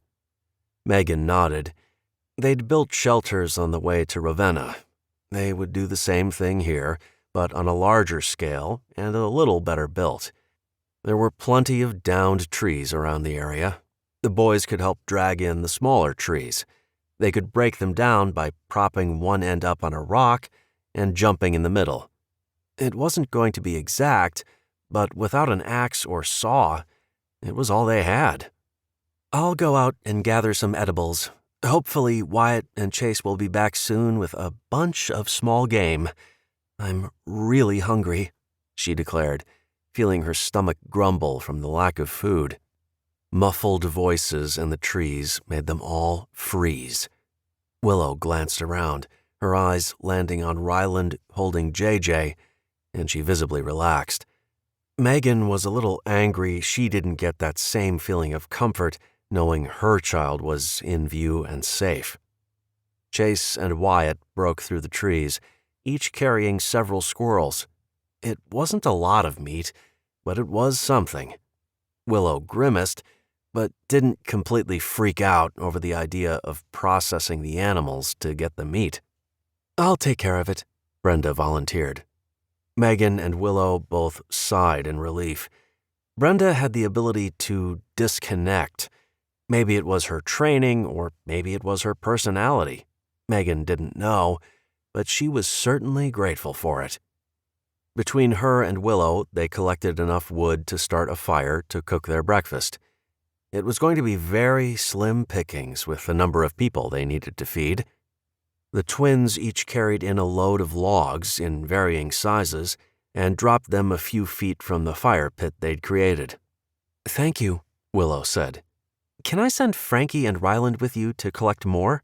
she asked. They would need the fire to purify water and hopefully cook a more substantial meal for dinner. "Yep, we'll go grab them now, and then Albert wants us to get started on that roof," Aiden replied. "Thanks, guys," Megan said as they walked towards the cabin. When they were out of earshot, she looked at Willow. "Do we trust them?" Willow shrugged. "Those boys don't seem to have a mean or devious bone in their bodies. They're too young to be jaded. I trust them." Megan watched them walk into the cabin. "I hope so. I'm about tired of finding every bad guy left in this world." Willow chuckled. "We've had an uncanny knack for that, haven't we?" It wasn't funny, but even Megan could see the humor in it. Sometimes you had to wonder what fate was thinking. Why allow them to live this long if people were going to be out constantly trying to kill them? It was getting old. Chapter 7. After their meager breakfast, it was an all-hands-on-deck sort of day. Everyone had a job to do to make the little cabin livable. The twins left to check on the big game traps they'd set the day before. They were all praying they would get something big enough to fill the stomachs of their large group. Megan, along with the rest of the adults, were sitting in the shade of the new lean-to, taking a break from the heat of the day. Megan was waiting for Chase and Wyatt to reveal their plan. She knew they had one. They'd better have one. "With the guns we have, we can protect ourselves, but I don't see how we can take on an army," Chase said, broaching the subject that was on everyone's minds. "I don't want to discourage you or say we can't go in there and save Rosie, Caitlin, or anyone else who may be in the root cellar, but we need to be practical." Megan nodded. "I get it. I do, and I'm not looking to go on a suicide mission. My goal is to get my daughter and Rosie and get out. We can hope Tara and Amy are there. If not, we get the two out of harm's way. If they haven't been discovered, it will be a small miracle," she said with a grim expression. "Then we can start looking for Tara and Amy. They may have fled the area altogether. I'm not being selfish when I say this, but I think Caitlin and Rosie have to be our priority. They are in a far more dangerous position." "I agree," Wyatt started. "We don't need to start a war. If we can get in and out without being detected, it would be better for all of us." Chase agreed. I say we go late tonight. We know the lay of the land. Between that and the cover of night, we have a good chance of getting to the root cellar without anyone noticing." "It's risky," Albert said, joining the group. "How many of us are going in?" Megan looked at Chase, who deferred to Wyatt. "I think the more we take, the better. Hopefully they won't know you guys are back, so we'll have the element of surprise on our hands." "We can't take the kids," Megan specified, not entirely sure they were planning on them staying behind. Chase smirked. "I don't think JJ is quite ready to hold a gun. I'll teach him soon, though." She rolled her eyes in response. "Willow can stay behind with the 3 kids. Do we want to have one or both twins stay behind as well?" Wyatt asked. Chase gave Wyatt a look. "I don't know. It's a double-edged sword. If they aren't who they say they are, and we take them to the lodge, they could reveal our presence. If we leave them behind, we put Willow in jeopardy." They all sat quiet for several long moments, mulling over what to do. They'd been burned time and again. Megan's gut told her they were safe. "I vote we take them if they want to go. I'm not forcing a teenager to put his life on the line if he doesn't want to," Megan stated. "I have a good feeling about them. Of course, I also thought Neil was safe. Maybe we shouldn't listen to my gut." Wyatt gave her a reassuring look. "We all got taken in by his act. It wasn't only you," he said in a low voice. Chase ignored her comment about Neil and was the first to agree with her about the twins. "I've never gotten any weird vibes from them. I think they're safe. They can shoot, or at least they say they can, and I believe them." "I'm good with it. Albert?" Wyatt asked. The old man shrugged. "I suppose it doesn't really matter. We can take them out if they pull any funny business. I'll keep my eye on them both." Brian hesitated, but finally agreed to have the twins come along if they wanted to. "What about Brenda?" Albert asked. "I bet she'll want to stay back here with Willow. She was worried sick about JJ the whole time you guys were gone." Megan shrugged. "I think that would be a good idea. If by some chance those men find this cabin, I want to make sure Willow and the kids are protected. Between Ryland, Frankie, Willow, and Brenda, they can defend themselves." "Okay, then we're set," Chase said, moving forward so he could stand without bumping the top of the low shelter roof. "Now, if you'll excuse me, there's a little man I've been dying to hang out with." Megan smiled as Chase walked away. He'd grown very fond of JJ. It was adorable watching the big guy handle the tiny baby with such gentle hands. He had no problem making a complete fool of himself to entertain the baby. She missed that part of life, the part with new life, hope, and optimism for a bright future. "This is all déjà vu, isn't it?" Wyatt asked no one in particular. Megan scoffed. "Unfortunately, yes. I'm so sick of all these creeps finding their way up here. Why can't they stick to the cities?" Wyatt made his way out of the shelter, and Megan followed. She took a minute to look at the changes around the small cabin they'd managed in a single day. There was a small table set up, made from rocks and branches placed close together. It would be where they put their meals. No chairs yet, but Rome wasn't built in a day. They walked in the cabin, and Megan had to take a second look. It was completely different. Very homey, warm, and inviting. Maybe a little too warm at the moment, but tonight it would be comfortable. Willow had fashioned a broom out of some dried grass and managed to sweep out the wooden cabin, improving the look a great deal. A stack of ragtag blankets was in one corner instead of haphazardly tossed about. She'd made a couple of small tables that held some of their gear, like flashlights, matches, and even a tin cup. Megan could see how proud and satisfied Willow was with her accomplishment. It may not be much, but it was a big deal to each of them. Chase was sitting in a corner, on one of the benches Willow had fashioned, holding JJ. The baby was awake and staring at Chase, who was yammering away at the infant. "It looks great in here," Megan told Willow. "I think I can handle staying here a few more days or however long it takes to get our people back together. Thank you. This really helps make it feel like a home instead of a hideout." "Thank you. I might not be a warrior princess, but I can clean up a cabin like nobody's business," she joked. Wyatt came to stand behind Megan. "Not too bad, huh?" he whispered close to her ear. "Nope. I guess I'm ready for the next chapter in our story. We've survived everything else this stupid apocalypse has thrown our way. What's one more crazy asshole?" He chuckled. "That's one way to look at it. Come on, let's get ready for dinner. We're going to need our strength for tonight." Megan took one last look at the scene, committing it to memory, just in case. They were going on yet another mission, and one never knew if someone wasn't coming back. Every memory counted. These were her people, and she wanted to treasure every moment she had to spend with them. Chapter 8.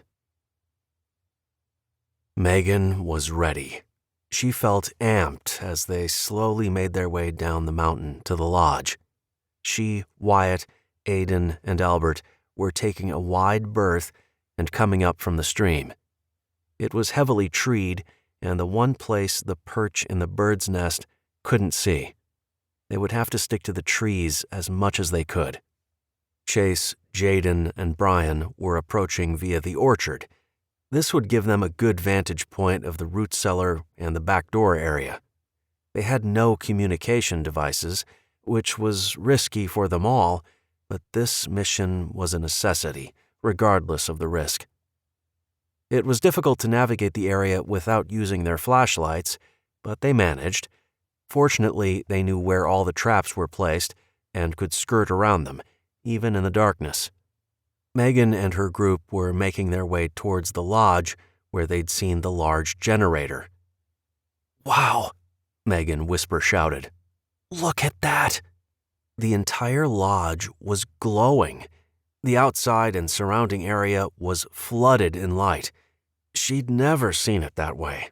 Her home looked massive as it glowed against the dark sky with shadowy trees on either side. It was beautiful and terrifying at the same time. Wyatt put a hand on her shoulder. "We have to get up there without being seen. Look." He pointed to where 2 guards were standing near the front door. As they watched, 2 more guards came around the side of the house. "They're everywhere. How are we supposed to reach the generator? They'll shoot us before we can get close." "I can create a distraction," Aiden offered. "No, that's too dangerous." Megan shot him down. He was a kid, and there was no way she wanted him putting his life at risk like that. "We stay in the trees as long as we can," Wyatt said. "A distraction is a good idea. I'll double back and set off some of the alarms near the stream. While they're down there checking it out, you get up there and shut off that generator. Chase and his team should be in position and ready to get to the root cellar the second the lights go off." "I don't like it," Megan said, second-guessing everything about their plan. It felt sloppy and not well thought out. Wyatt shrugged. "You don't have to like it, but you have to be on board. There isn't another option. I'm not going back without seeing if my mom is alive down there." Megan winced. She'd been so focused on Caitlin, Rosie had been all but ignored. Wyatt had a big stake in this as well. She had to remember this wasn't all about Caitlin, even if it felt that way to her. "Okay," she agreed. "Albert and I will head down there." Wyatt reached out and touched Aiden. "I hope you can shoot, kid. If you see a guard coming towards Megan, you shoot to kill. Got it?" In the faint light, Megan saw the kid's eyes go wide as he nodded his head. "Yes, sir." Wyatt gave Megan a quick kiss and took off towards the stream. It wasn't long before Megan heard the alarms going off. Their makeshift alarms, they'd said, were nothing compared to the horrible siren she heard. Clearly, the new group had installed their own alarm system, and with the help of electricity, it was intense. She hoped Wyatt knew what he was doing. Guards flew out of the lodge and materialized from the darkness, heading towards the noise. Megan was terrified for Wyatt and Albert, but couldn't worry about that now. When it appeared the last guard had left the area, she burst from her hiding spot, running towards the big gray box that housed the generator. Wyatt had explained to her how to shut the thing off. She located the small panel door and flipped it open before pushing the breaker switch to shut it off. The hum died, leaving the area swathed in an eerie silence. The generator must have been powering the alarm, which had gone silent the second she flipped the switch. In the distance, she could hear men shouting. It sounded as if the shouts were coming from every direction. She prayed Chase was at the root cellar, rescuing her daughter. She ran back to the trees to meet Aiden. From there, they were going to make a wide circle around the lodge to meet Chase and his team on the other side. She gasped as light flooded the area. "No!" she shouted. They were caught in the open. "You, stop right there!" a man shouted. He was running towards her and Aiden, his gun aimed directly at them. Megan stared in horror, wondering how the lights could be on. It was then she remembered the numerous boxes they'd seen. They had a backup generator. She could hear the familiar hum, confirming her failure to do her one job. She should have known. A loud shot rang out, making her jump. She looked back and saw Aiden lower the rifle back to his side and start running again. Behind him, she could see the man who'd been chasing them sprawled on the ground. Aiden was an excellent asset, she decided. "Go!" she heard Wyatt's voice behind her. "This place is crawling with guards. We have to get out of here." Megan glanced to her left, where the root cellar was located, and then right towards safety. "We can't get to them, Megan. We have to come back. Go!" Wyatt shouted again. Albert and Aiden were already making their way deep into the trees. Gunfire erupted all around them. Megan had no idea where the bullets were coming from, but didn't bother looking to find out. They ran to the trees, took cover, and did what they could to return fire. It was a waste of ammunition. They were up against trained soldiers with automatic weapons. Megan prayed Chase and the rest of the group had managed to get Caitlin and Rosie and were already making their way back to the cabin. Wyatt refused to turn back, despite her repeatedly asking. He promised her they would meet everyone back at the cabin. It was a lot like a game of tug-of-war in Megan's heart and soul. She was pulled towards the root cellar where her daughter may be, but pulled towards the cabin where there was safety and a slim chance Caitlin would be there waiting. She knew what she had to do. If any of them were killed, who would rescue Caitlin? She found the strength to push through the branches as she drove the team up the hill towards the cabin. They'd done a bit of a zigzag trail, not wanting to lead the guards to the one safe spot. It had taken them much longer than she would have liked, but it was necessary. Albert had managed to stay with them, despite his bum knee. When they made it to the outside of the cabin, they were all out of breath. Megan leaned forward, hands on her knees, as she pulled in huge gulps of air. This was where the term sucking pine needles came from, she mused, as she let her heart slow down. "Are they here?" she managed to get out between gasps for air. Willow opened the door of the cabin and came outside. The small light from the flashlight she was holding illuminated her face in the shadows. Megan glanced around, doing a quick head count. All 4 of her group were present and accounted for. There was a sound in the trees, startling them all. Willow turned off her flashlight and went back inside the cabin. Megan and the others trained their guns in the direction of the noise. It was Brian, followed by Jaden. Aiden ran to his brother and hugged him. Megan felt bad for them, knowing the fear each had gone through, worrying about the other. She put her gun down, waiting for Chase to make his way through the trees. "It's okay, Willow," she called out softly.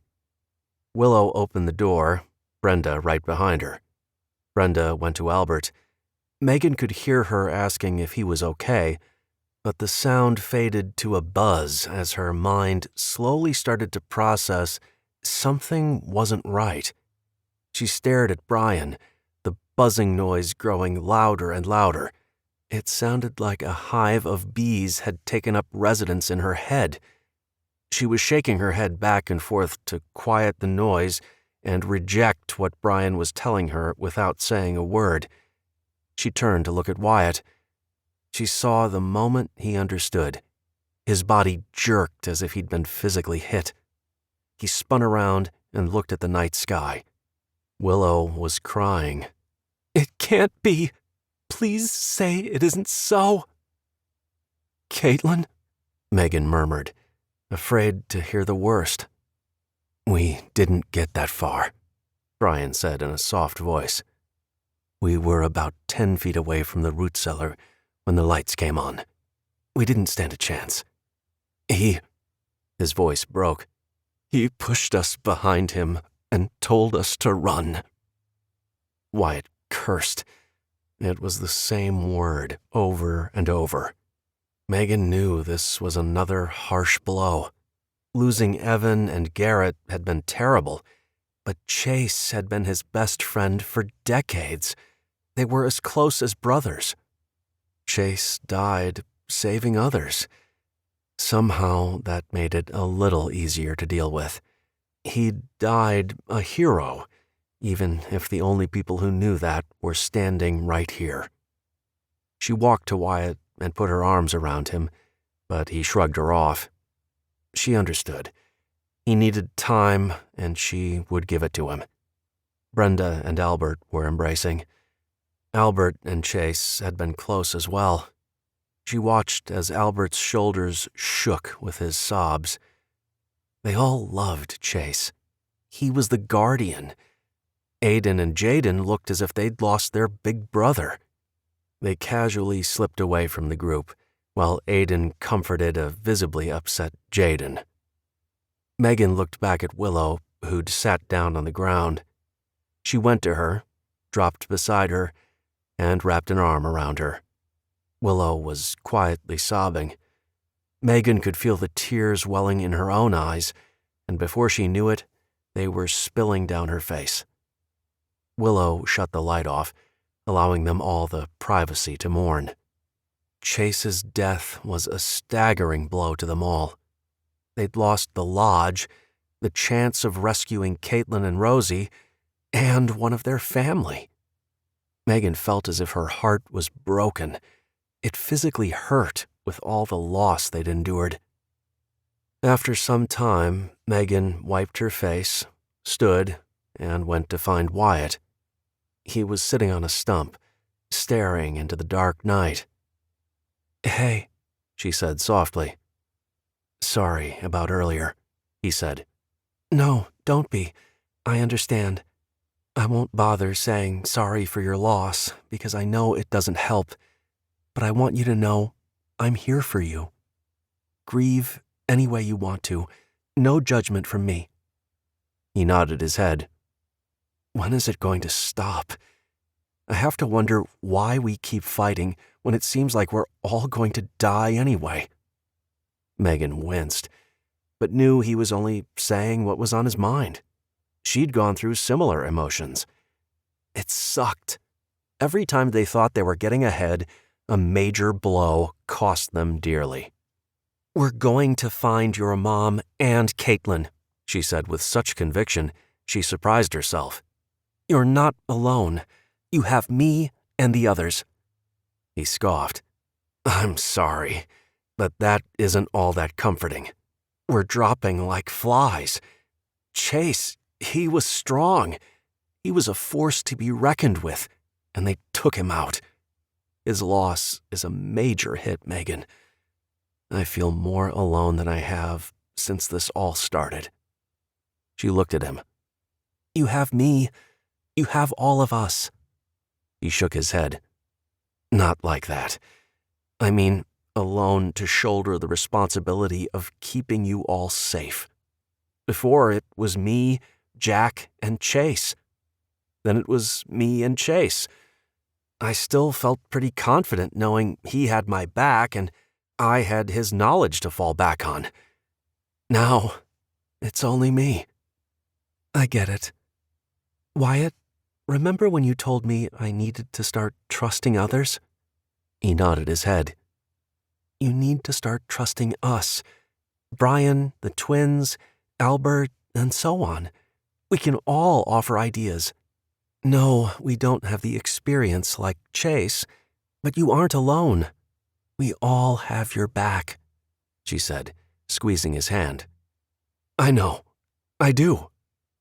I can't explain it. Chase and I," he choked on the words, "we had a bond. It's one of those things you feel. And now, he's gone." She knew this was the grief talking and didn't bother trying to soothe his pain. Once the initial shock wore off, he would rebound. He would be talking about revenge, even if it meant blowing the lodge up. She was on board with anything, as long as it brought her daughter back. For now, they all needed to work through this latest death. The sun would be up in a couple hours. Megan knew from experience that first day after a loss was always the worst. You felt numb and still in disbelief. Everything the person had said replayed in your head. Their things suddenly became more valuable than the biggest diamond in the world. There would be more tears, more reflection, and eventually anger. That's the part where she would have to watch Wyatt. He was going to be driven by rage and could possibly do something to jeopardize his own life. Megan knew she could never go on without Wyatt and Caitlin.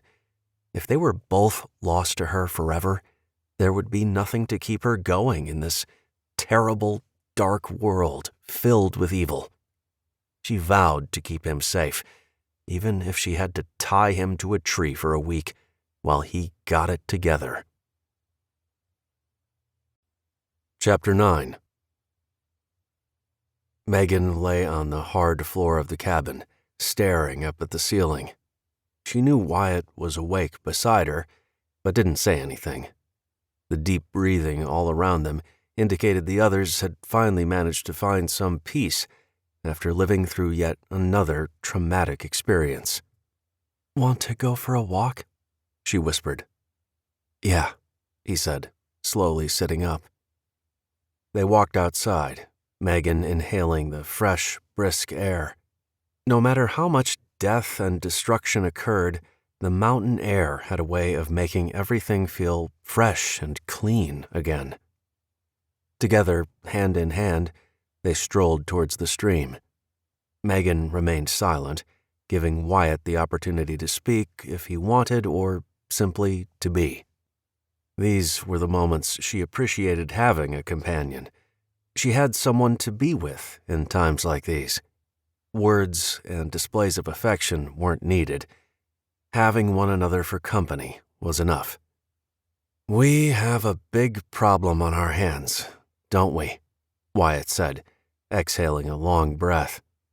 Megan nodded. "Yes, we do. It isn't going to be nearly as easy as we thought." He shook his head. "I never thought it would be easy, but this feels impossible. We have to find that one weak spot and take advantage.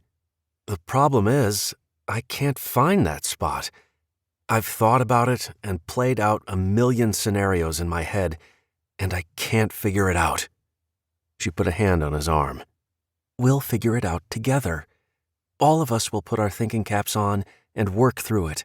With this many brains on deck, we got this." She hoped she sounded encouraging, He needed a glimmer of hope. She needed it as well. They all did. The reality of the situation was too much to take in. Chase's death left a huge hole in their group. He'd been their security guru. He would have been a huge asset to planning the rescue that still needed to happen. She brushed away the guilt that threatened to creep into her conscience. She'd pushed for a plan to rescue Caitlin and Rosie, but ultimately Chase and Wyatt had come up with it. She couldn't take on the burden of guilt for the failure. Megan didn't want to remind Wyatt of the fact they had no home and needed to do something sooner rather than later. Winter was right around the corner. She didn't see how they could possibly survive on this mountain. The cabin had no wood stove. It wasn't a feasible option. The proverbial rug had been pulled out from under them, and Megan, no matter how much she knew it wasn't directly her fault, couldn't shake the feeling of being partly responsible for their downfall. She wished they could go back to that day on the road when they'd found Neil. If only they'd left him to die, none of this would have happened. The country would be in darkness for the foreseeable future, but she didn't care. They were surviving. Someone, somewhere, would have eventually figured it out, but they thought they were heroes. What a joke. Wyatt's steady voice cut into her self-deprecation. I don't know if you saw it, but one of the guys that was on our tail bolted. He took off in the opposite direction, as if he was running away. I looked back, and he dropped. He wasn't shot. He simply fell over, Wyatt said. It was after the lights came back on. I saw Neil sauntering towards us as if he hadn't a care in the world. I know he saw that guy running. Aiden shot one of them. Maybe the other guy was winged, she offered. Wyatt shook his head. No, this was when we were close to the trees. Neil was holding a box. It looked like he pressed a button or something, and then the next thing I know, the guy is down. Megan raised an eyebrow. Did he break a leg or something? I don't think so. Those suits and comms they're all wearing, don't they strike you as odd? She shrugged. I guess I didn't really pay attention. I assumed the suits were body armor. He nodded. Yeah, I think they're uniforms and they wear Kevlar over the suits, but something felt wrong. The guys seemed afraid, but not of us. Of Neil. We weren't really a threat to them. When we were coming back to meet you, I heard the men. They were saying things like, if we don't kill them, he'll kill us, and don't you dare let him know you messed up. I think Neil has his soldiers on a short leash. They mess up, he kills them. I guess I really didn't pay all that much attention. They were bad guys and I'm the good guy. I was focused on the generator and then dodging bullets, she answered bluntly. I didn't bother studying their attire. Wyatt was staring into the forest, as if he was replaying what he'd witnessed in his mind. They were nervous, like caged cats. While we were watching them, I noticed they all seemed to tug at their necks where their comms are worn. They didn't want it near their skin. They all seemed fixated on the darn things, he explained. Maybe the band is itchy or too tight? Megan offered. He sighed. I don't know. Maybe I'm reading too much into it. I've worn similar comms, and they aren't uncomfortable. They take a little getting used to, but they're not terrible. Maybe not. There are too many unknowns to disregard anything.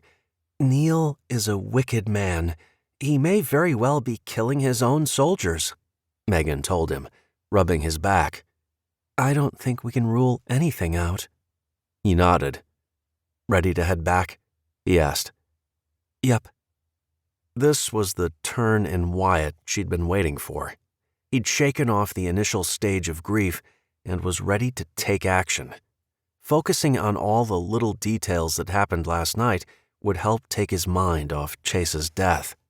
Although she felt Chase's loss deep in her soul, she was still focused on her daughter, which, in this case, she was grateful for. Dwelling on the death would eat her up. She was sure that once Rosie and Caitlin were safe, the impact of Chase being gone would hit. She would deal with all the pain and the mixed bag of emotions then. For now, her focus was on keeping everyone alive and getting her daughter back. Brian walked up the path they'd taken. "Hey," he said by way of greeting. Megan looked at the dark circles under his eyes. The guy was having a rough time with Chase's death. She imagined it must be especially hard for him because he'd been there to witness the tragedy so close on the heels of Evan's death. "You good?" she asked, not wanting to sound too mushy. He gave a weak smile. "Yeah, I will be. I wanted to ask you something, Wyatt." "What's up?" he asked. Brian cleared his throat.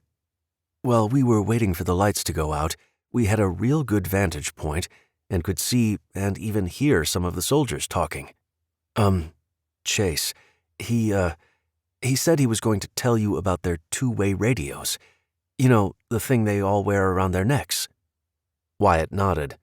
"Yes, they're comms. What about them?" Wyatt looked like a kid waiting on Christmas morning. Megan had a feeling Wyatt's suspicions were about to be confirmed, validating his observations. It made sense Chase would have noticed the same thing. He and Wyatt trained and fought together and had that bond between them. Megan understood what Wyatt had been trying to explain earlier about his and Chase's connection. "Well, he said he thought they were rigged. One of the guys said something like, 'If Neil hears you talk like that, he's going to kill you.'" "What does that have to do with the comms?" Wyatt asked, clearly already knowing, but wanting to hear it from another point of view. Brian took a deep breath. The guy who said it was pointing at the other guy's belt thing around his neck. Wyatt looked at Megan. She was only a little surprised he'd been right. He was an observant man, and very little got by him. It was part of his training. His life as a SEAL depended on him noticing all the little details others would never see. "I know exactly what Chase was talking about. I only wish he could have been here to tell me," Wyatt said. "I'm real sorry, Wyatt," Brian said. "I had a great deal of respect for Chase. He was a really, really good guy, and I don't even know what to say to help you feel better." Wyatt looked away for a second before looking back at Brian. "It's fine. It wasn't your fault. That idiot always had to be the hero. I told him 100 times it would get him killed one day." Megan swallowed the lump in her throat and chuckled. "He was a stubborn guy." They all stood in silence for a moment, regaining their composure before turning and heading back down to the cabin.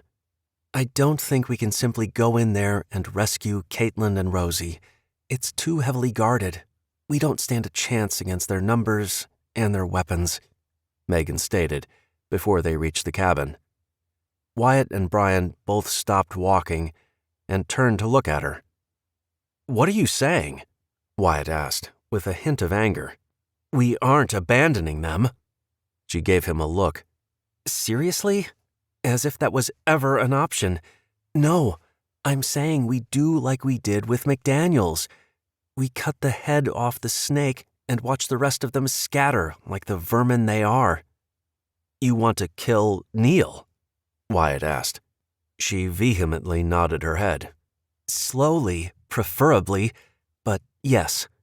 I think we have to if there is any hope of getting our girls back.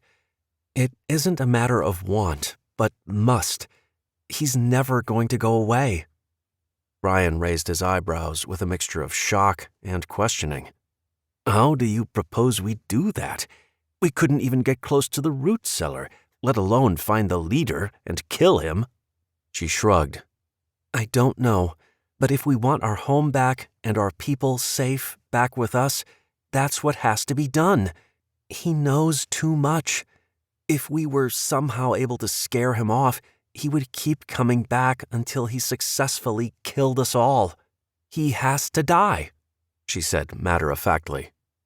"You're right, but that still doesn't make it happen," Wyatt grumbled. "Nope, but we will sit down, like we always do, and come up with a plan," she replied. Brian looked up at the sky. This is when we need Chase's wisdom. Megan felt the words like a punch to the gut. He was right, but hopefully, with their combined knowledge and experience, they could figure something out. "Let's go round up the gang and hash this thing out. I don't want to wait any longer than we have to. I want my daughter back, and I want to sleep in my own damn bed." Wyatt sighed. "I hope your anger and determination are enough." "Where there's a will, there's a way, and you better believe there's a lot of will. We will do this, Wyatt. We don't have any other options," she said, leaving no room for arguments. He put an arm around her shoulders and squeezed her into his side. "This is why I love you so much. You take a licking and keep on ticking." She laughed. Deep down, she didn't feel quite as confident as she portrayed, but right now, it was her turn to be the strong one. She only had to pull off her ruse for a little while until Wyatt could take back control and drive the group to victory.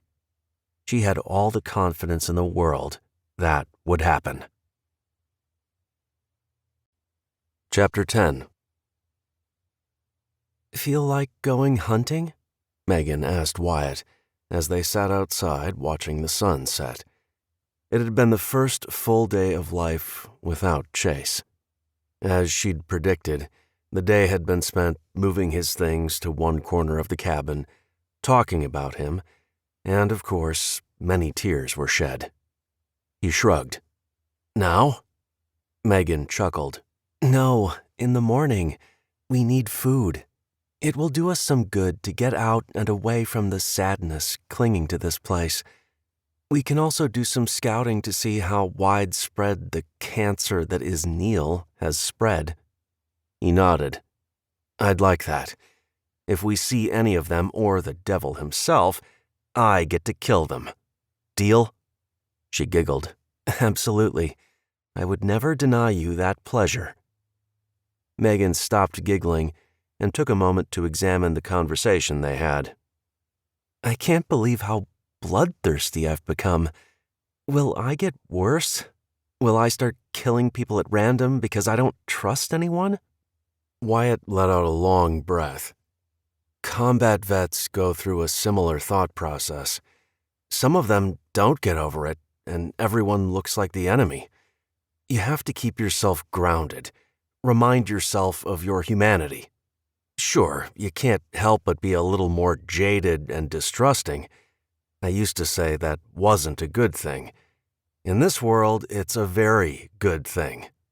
Hold on to that, but keep the rest in check." "Thank you," she said, meaning it. Wyatt had been down this road. He was a little more jaded than she was, and now, more than ever, she could understand why he was hesitant to take anyone at face value. "So, it's a date. Let's head in and get to sleep. I assume you want to go at the crack of dawn?" She laughed. "Yes, you know I do." They walked into the cabin. The atmosphere was somber and subdued. Even little JJ seemed to know something was off. He was lying quietly on his blanket, Ryland next to him. Duke popped his head up, thumped his tail a few times before lying back down. The first night without Chase would be difficult. It would take time for the group to grow together and slowly close the gap his loss had left. Megan and Wyatt ventured out before anyone else was awake. She thought back to their early morning hunting trips they used to take before Neil had come to the lodge. She missed those times. They were venturing into new territory, which made it difficult because she didn't know where the game trails were or where the animals liked to get water. The longer they went without seeing any deer or turkeys, the more discouraged she got.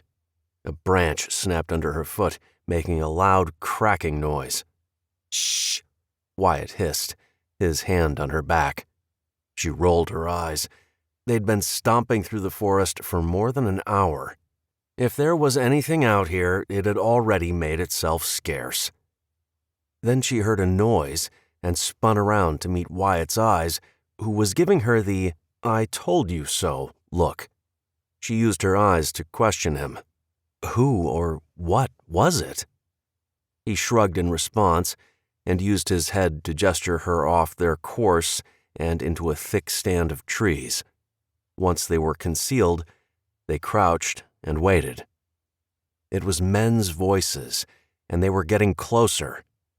Within minutes, 4 of Neil's men, all wearing the same communication devices around their necks, came into view. Megan flinched as if they'd touched her. They were too close. Wyatt grabbed her hand, stilling her with his eyes.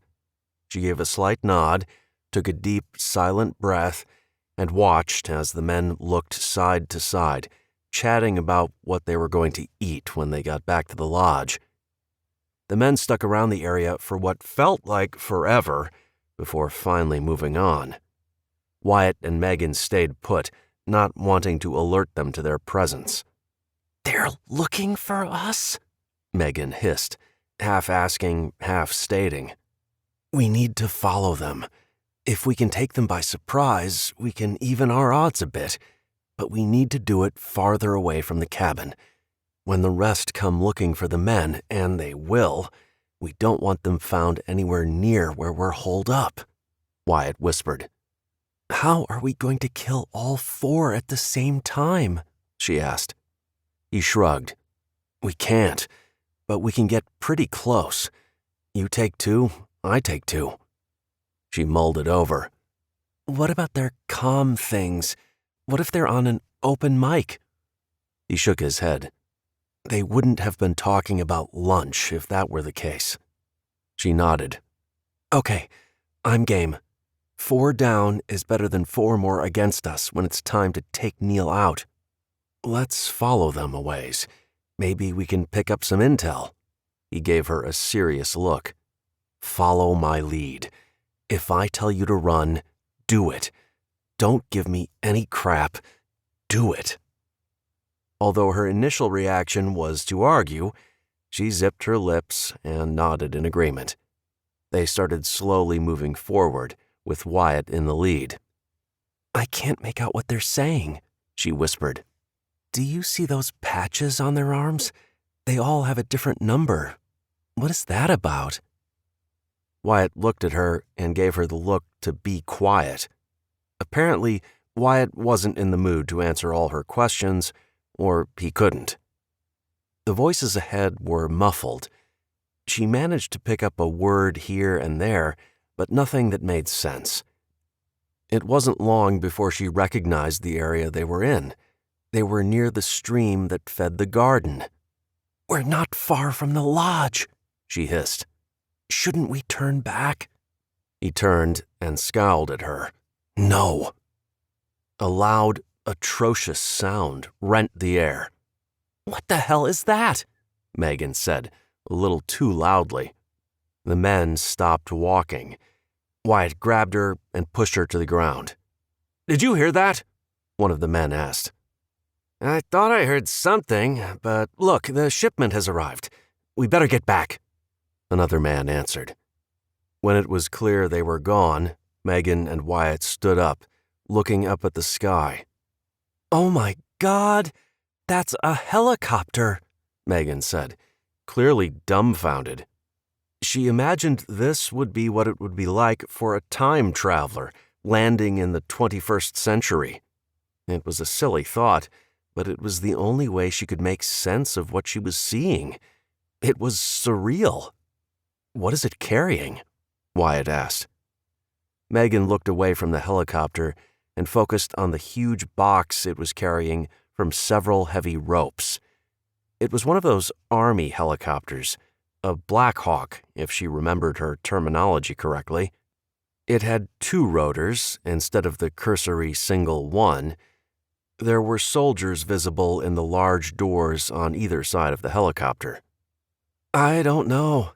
Whatever it is, they're taking it to the lodge," Megan said, still in awe over the flying machine overhead. "Let's get a closer look," he said, moving towards the lodge. She grabbed his arm. "Wyatt!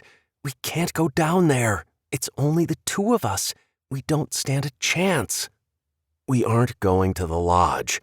I want to get close enough to see what's in that box. We have to know what we're up against, Megan," he explained.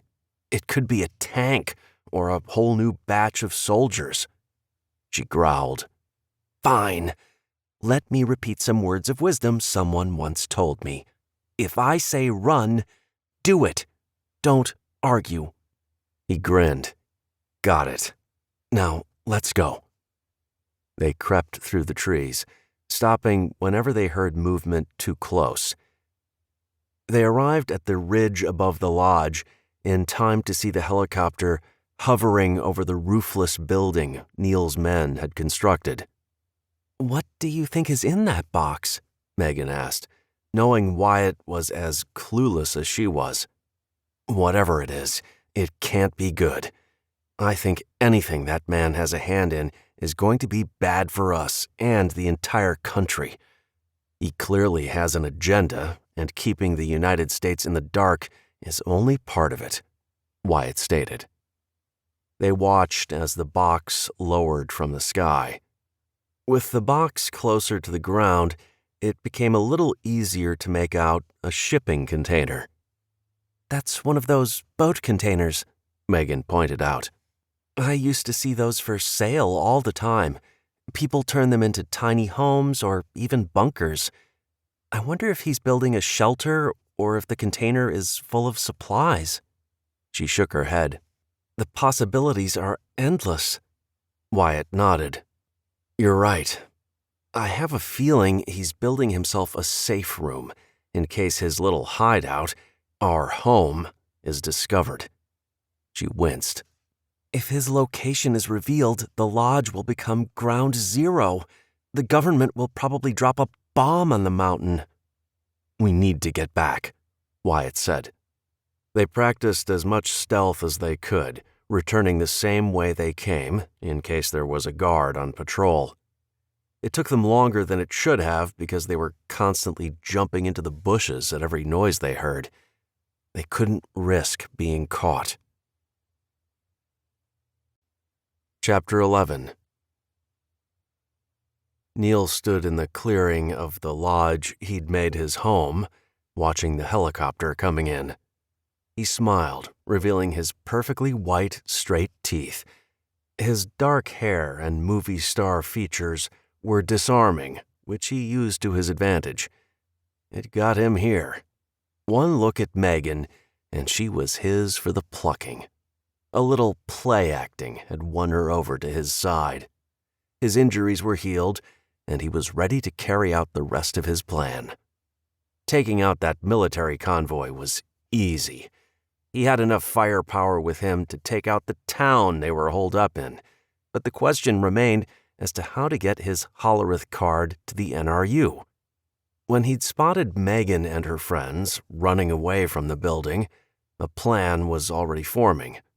His men were only too willing to shoot him to make his plight seem that much more convincing, and he was surprised they didn't fight over the opportunity.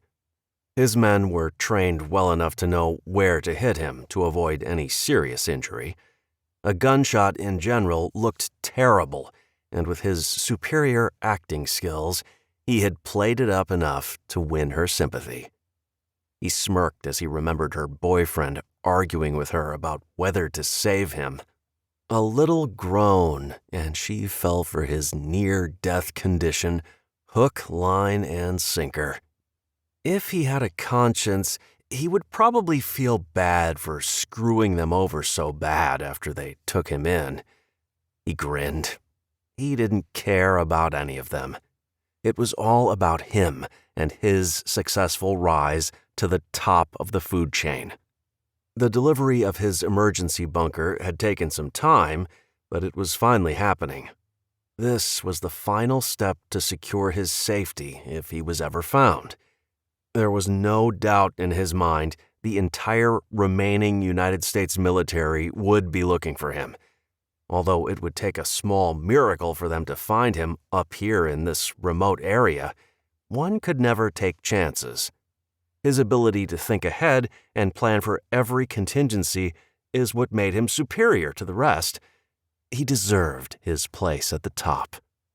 When the news came in the NRU had exploded, he'd been giddy with excitement. His plan had worked, and he didn't even have to lift a finger. Those stupid people did it all for him. His intel told him they'd escaped the explosion, but soldiers had been hot on their tail.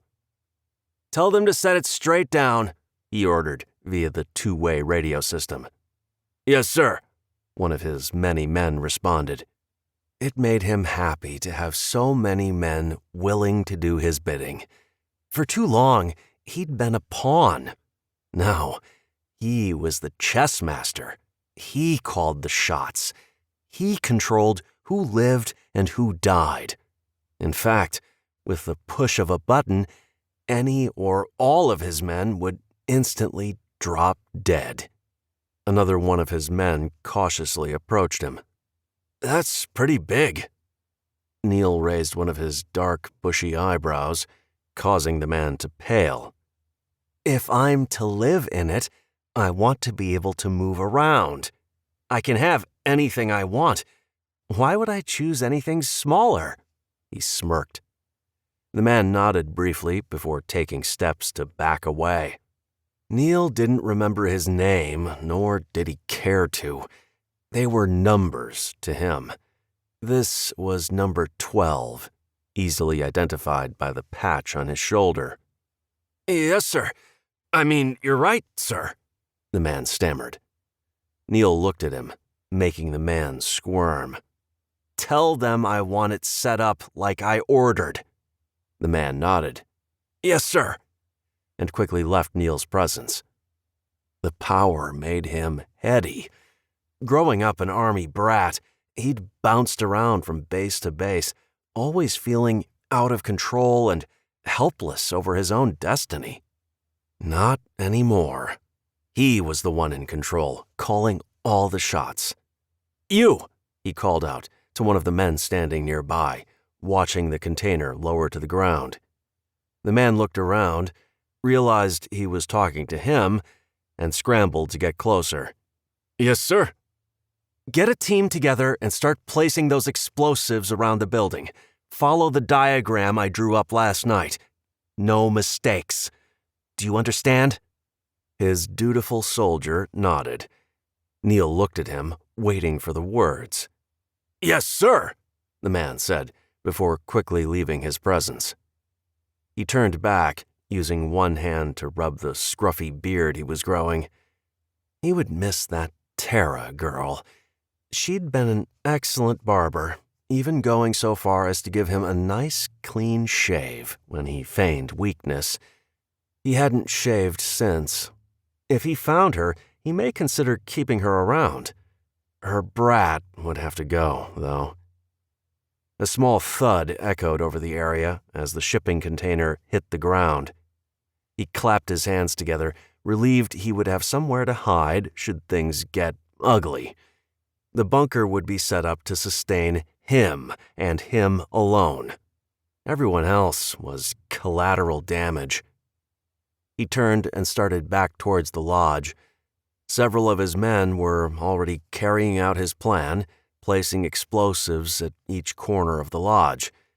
If, by some chance, someone found his little camp, he would escape to the bunker and blow the lodge, taking anyone unlucky enough to be nearby with it.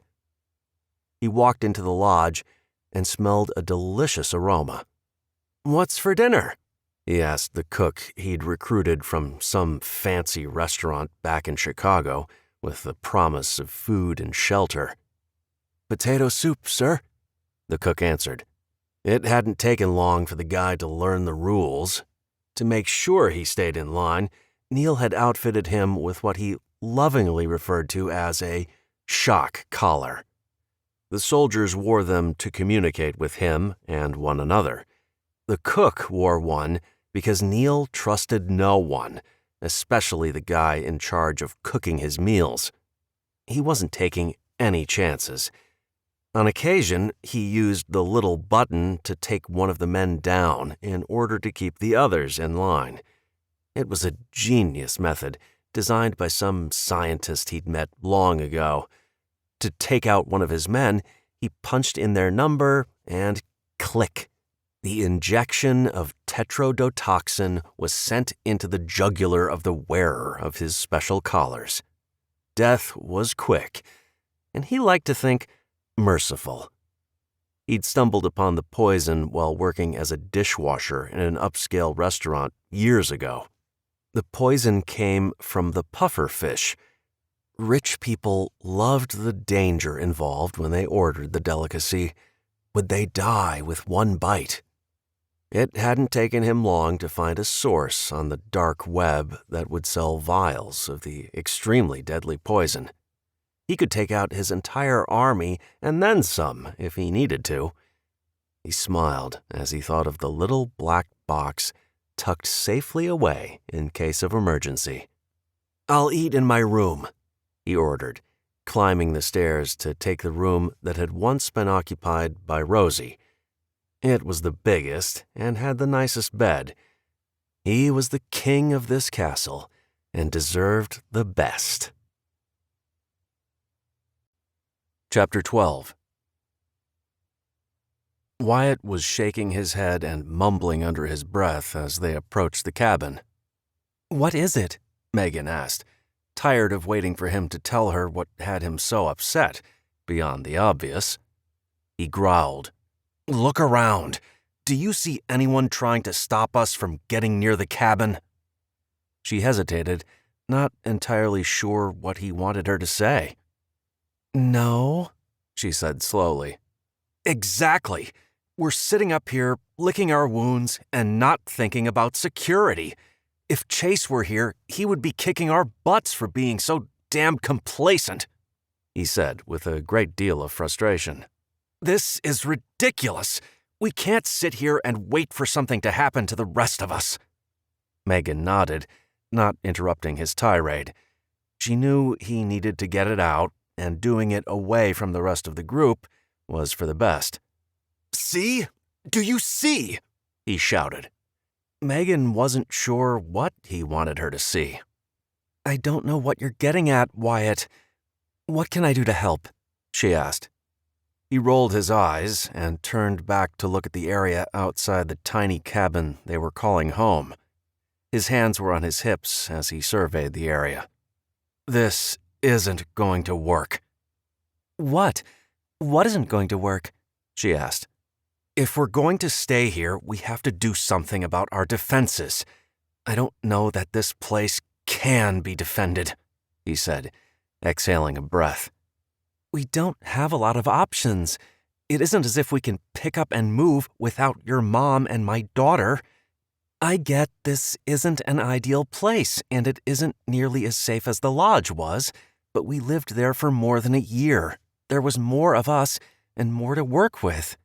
We have nothing here, Wyatt. Nothing," she said, with a little more frustration than she intended. "Let's go. We need to have a meeting and figure out what we're going to do. I don't want to sit up here and wait to die. I don't want JJ to die. I don't want any of us to be killed, kidnapped, or some other horrible misfortune." She nodded. "Okay, I get it. We'll figure something out." Wyatt stomped towards the cabin. Brian met him outside. "Hey, did you—" Wyatt glared at him, instantly silencing him. Brian looked to Megan, questioning her. She shook her head, telling him not to ask. She knew he would tell everyone exactly what was on his mind in due time. It wasn't long before she heard Wyatt demanding everyone meet inside the cabin for a meeting. Seeing Neil's men on patrol so close to the hunting cabin had spooked them both. Wyatt wasn't one to sit around and wait, Megan mused. He was going to take action. It made her smile, until he started talking and laying out his plan. Then she was furious. She could only glare at him as he outlined the options for the group. "Don't look at me like that, Megan. You saw what I did. You saw how easy it was for us to walk in here with no one even noticing. We're sitting ducks," he said vehemently. "What about Caitlin and Rosie? Do we pick up, run away, and leave them to fend for themselves?" She shot back. It was unlike them to argue in front of an audience, but there wasn't any privacy, and she wanted everyone to know why she was against leaving the hunting cabin. "I'm not saying that. Listen, Megan, we're screwed if we sit around and wait for the right time to rescue them. We'll be dead, and then they really will be left on their own," he said in a softer tone. "So we don't wait. Let's go tonight or first thing in the morning," she replied, as if Chase hadn't been killed the day before by trying to do exactly that. He shook his head. "We tried that. We don't know enough about them, nor do we have the manpower and firepower for something so obvious. We need to put together a real plan. Everything we've done in the past has always required a great deal of strategic planning and thinking out all the possibilities. We already made that mistake, and we suffered dearly for it," he said softly. "I won't let it happen again." Albert cleared his throat. "I think Wyatt has a point. When we headed up here, it was meant as a temporary shelter. We're too close to the lodge. If those troops were already within spitting distance of this place, it's far too dangerous to stay any longer. We have to get out." Brian, who'd been staying quiet in the corner, watching everything, spoke up. "When does our plan include rescuing the girls? All of them, not only Caitlin and Rosie." Wyatt rubbed his head in irritation. "I don't know yet. We have to get ourselves to safety and then plan a rescue mission. Like I said, if we're captured or dead, we aren't going to do anyone any good. I'm saying we have to move because I want to save the girls, not because I'm running away." Brian nodded. "Okay." "Okay, what?" Wyatt asked. "Okay, we go." "Where?" Willow chimed in. "You keep talking about going, but we've been all over this area. There aren't any other houses or cabins. Do you expect us to live without shelter? I don't think that's a better idea," she said, unafraid to express her irritation. "My old cabin," Brenda said. In such a quiet voice, everyone had to stop their murmuring and complaining to hear. "Where?" one of the twins asked. Megan looked at Wyatt to judge his reaction. "I had a cabin farther down the mountain. It was about a 3-hour walk on foot from the lodge. It's a little bigger than this place. It has a sleeping loft and a wood stove we could use to keep warm and cook," she explained.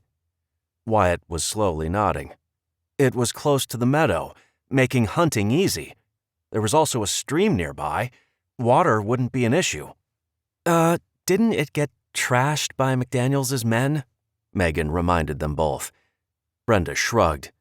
"A couple broken windows isn't a big deal. We can cover them. We can fix the door as well. I had supplies buried all around the property and stashed in secret hiding holes. There's a good chance they're still there as well." Megan looked back at Wyatt. He was looking at her, waiting for her to give the green light. She looked around the room.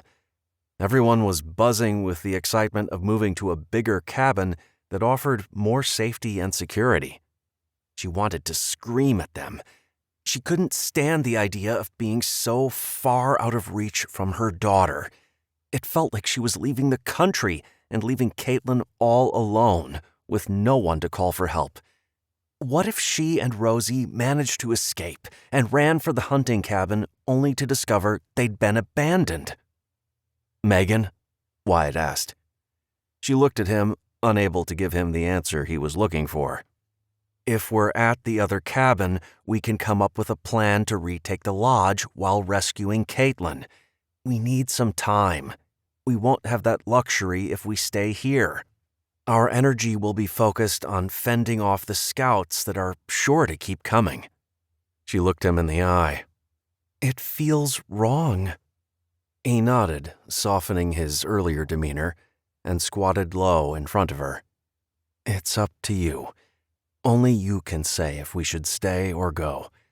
It's your daughter stuck in there. She looked at him. Rosie?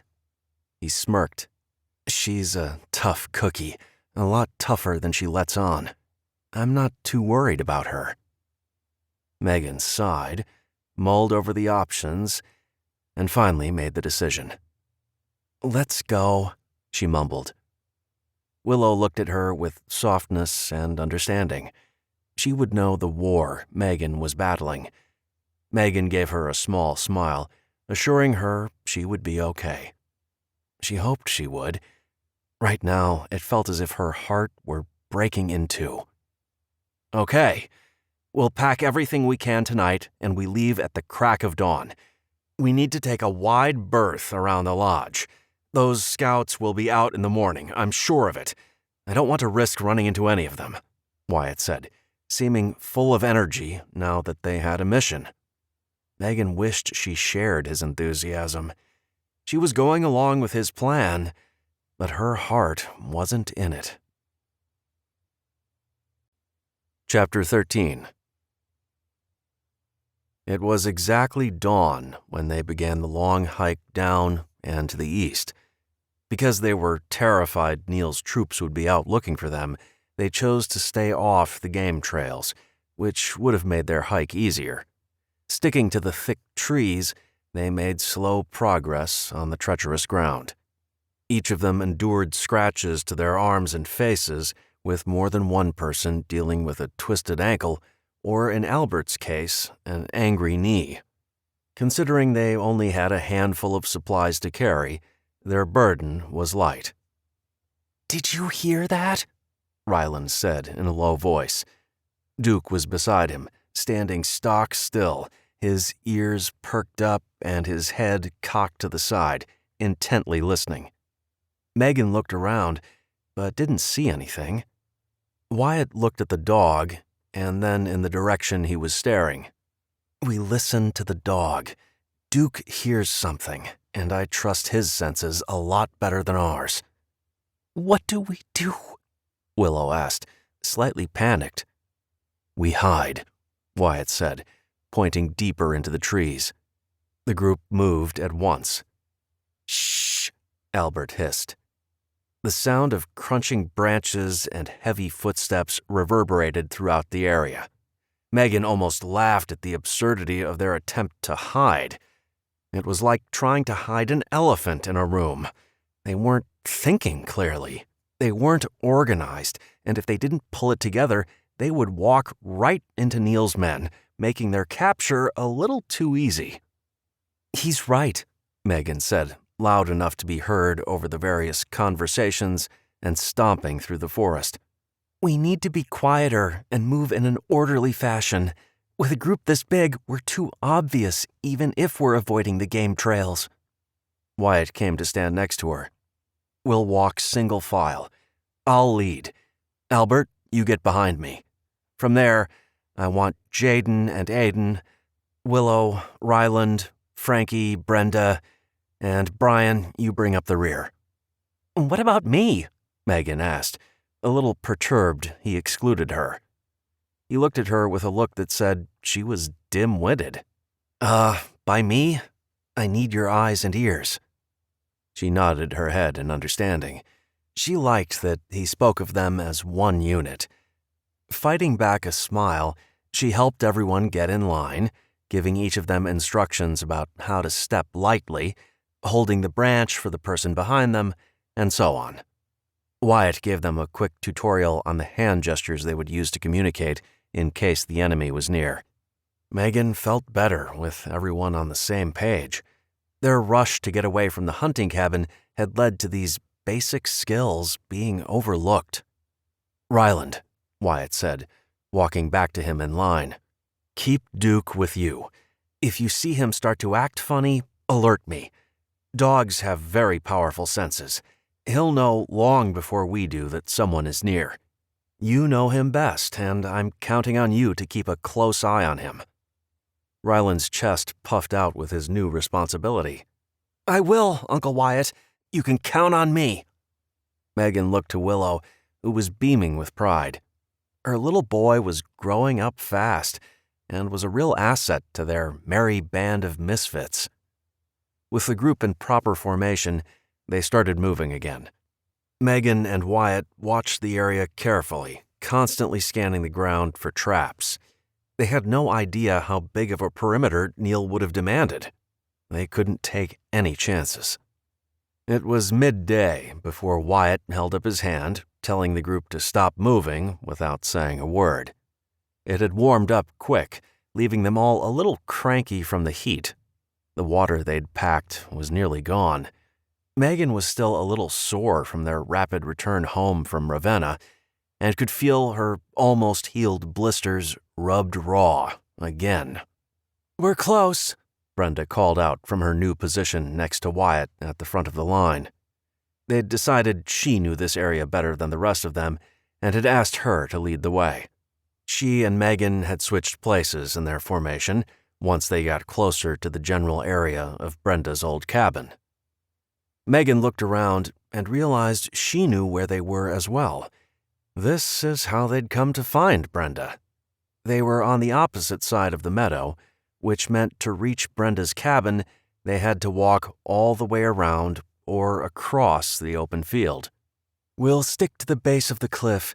They won't be able to see us from up there," Brenda said, pointing up the hill that Megan and Caitlin had tumbled down the year before. "However, if they're on the lower elevation, they'll be able to see us. With this many people, we'll stick out like sore thumbs. Maybe we should go the long way around and stay in the trees?" she asked the group in general. They were all exhausted and feeling the pain of walking in thick trees. Spending more time doing that exact same thing didn't appeal to anyone, but no one was willing to complain. JJ had fussed very little, which had been a blessing. Listening to a crying baby would have amplified everyone's sour mood. His crying would have also meant they were at an increased risk of discovery. Despite the miserable circumstances, Megan was grateful for the small things, she supposed. "I know everyone is anxious to get to the cabin, but we can't risk it," Wyatt said, bursting everyone's excitement. Megan groaned, but quickly changed her attitude. The group was looking to her, judging her reaction. She had the power to set the tone. It reminded her of what Rosie told her several months ago. She had the power of a leader in this group.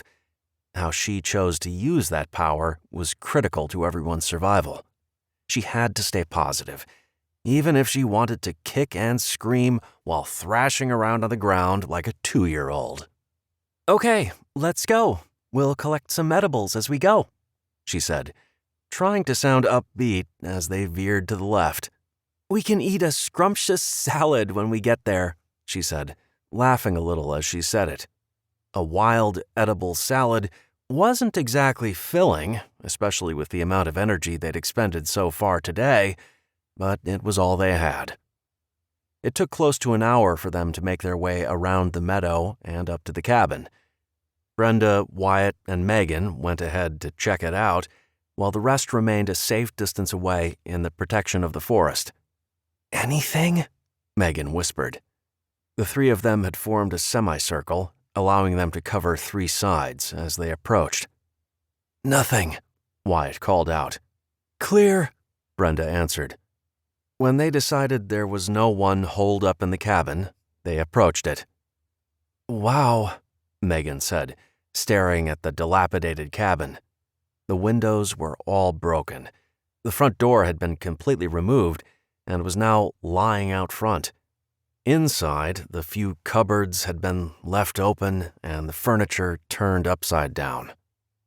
Megan walked to the back room, remembering the moment she'd seen Caitlin lying in the bed for the first time. The bed was bare. Someone had taken the blankets. A light was shining directly in the center of the bed. When she looked up, she could see a large hole in the roof. Wyatt and Brenda were standing in the center of the small cabin when she emerged from the bedroom. They each had looks of disappointment on their faces. "We better let the rest know it's clear," Megan mumbled, walking out the door and making the bird call that signaled the all clear. It wasn't long before everyone was at the cabin. Each of them had a look of defeat on their faces as they took in the sight of their new, temporary home. It wasn't much better than where they'd been. The supplies Brenda had hidden had been found and taken.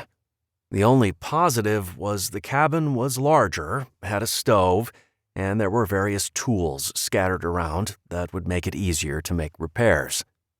"This sucks," Megan groused. Wyatt shook his head. "Yeah, it does.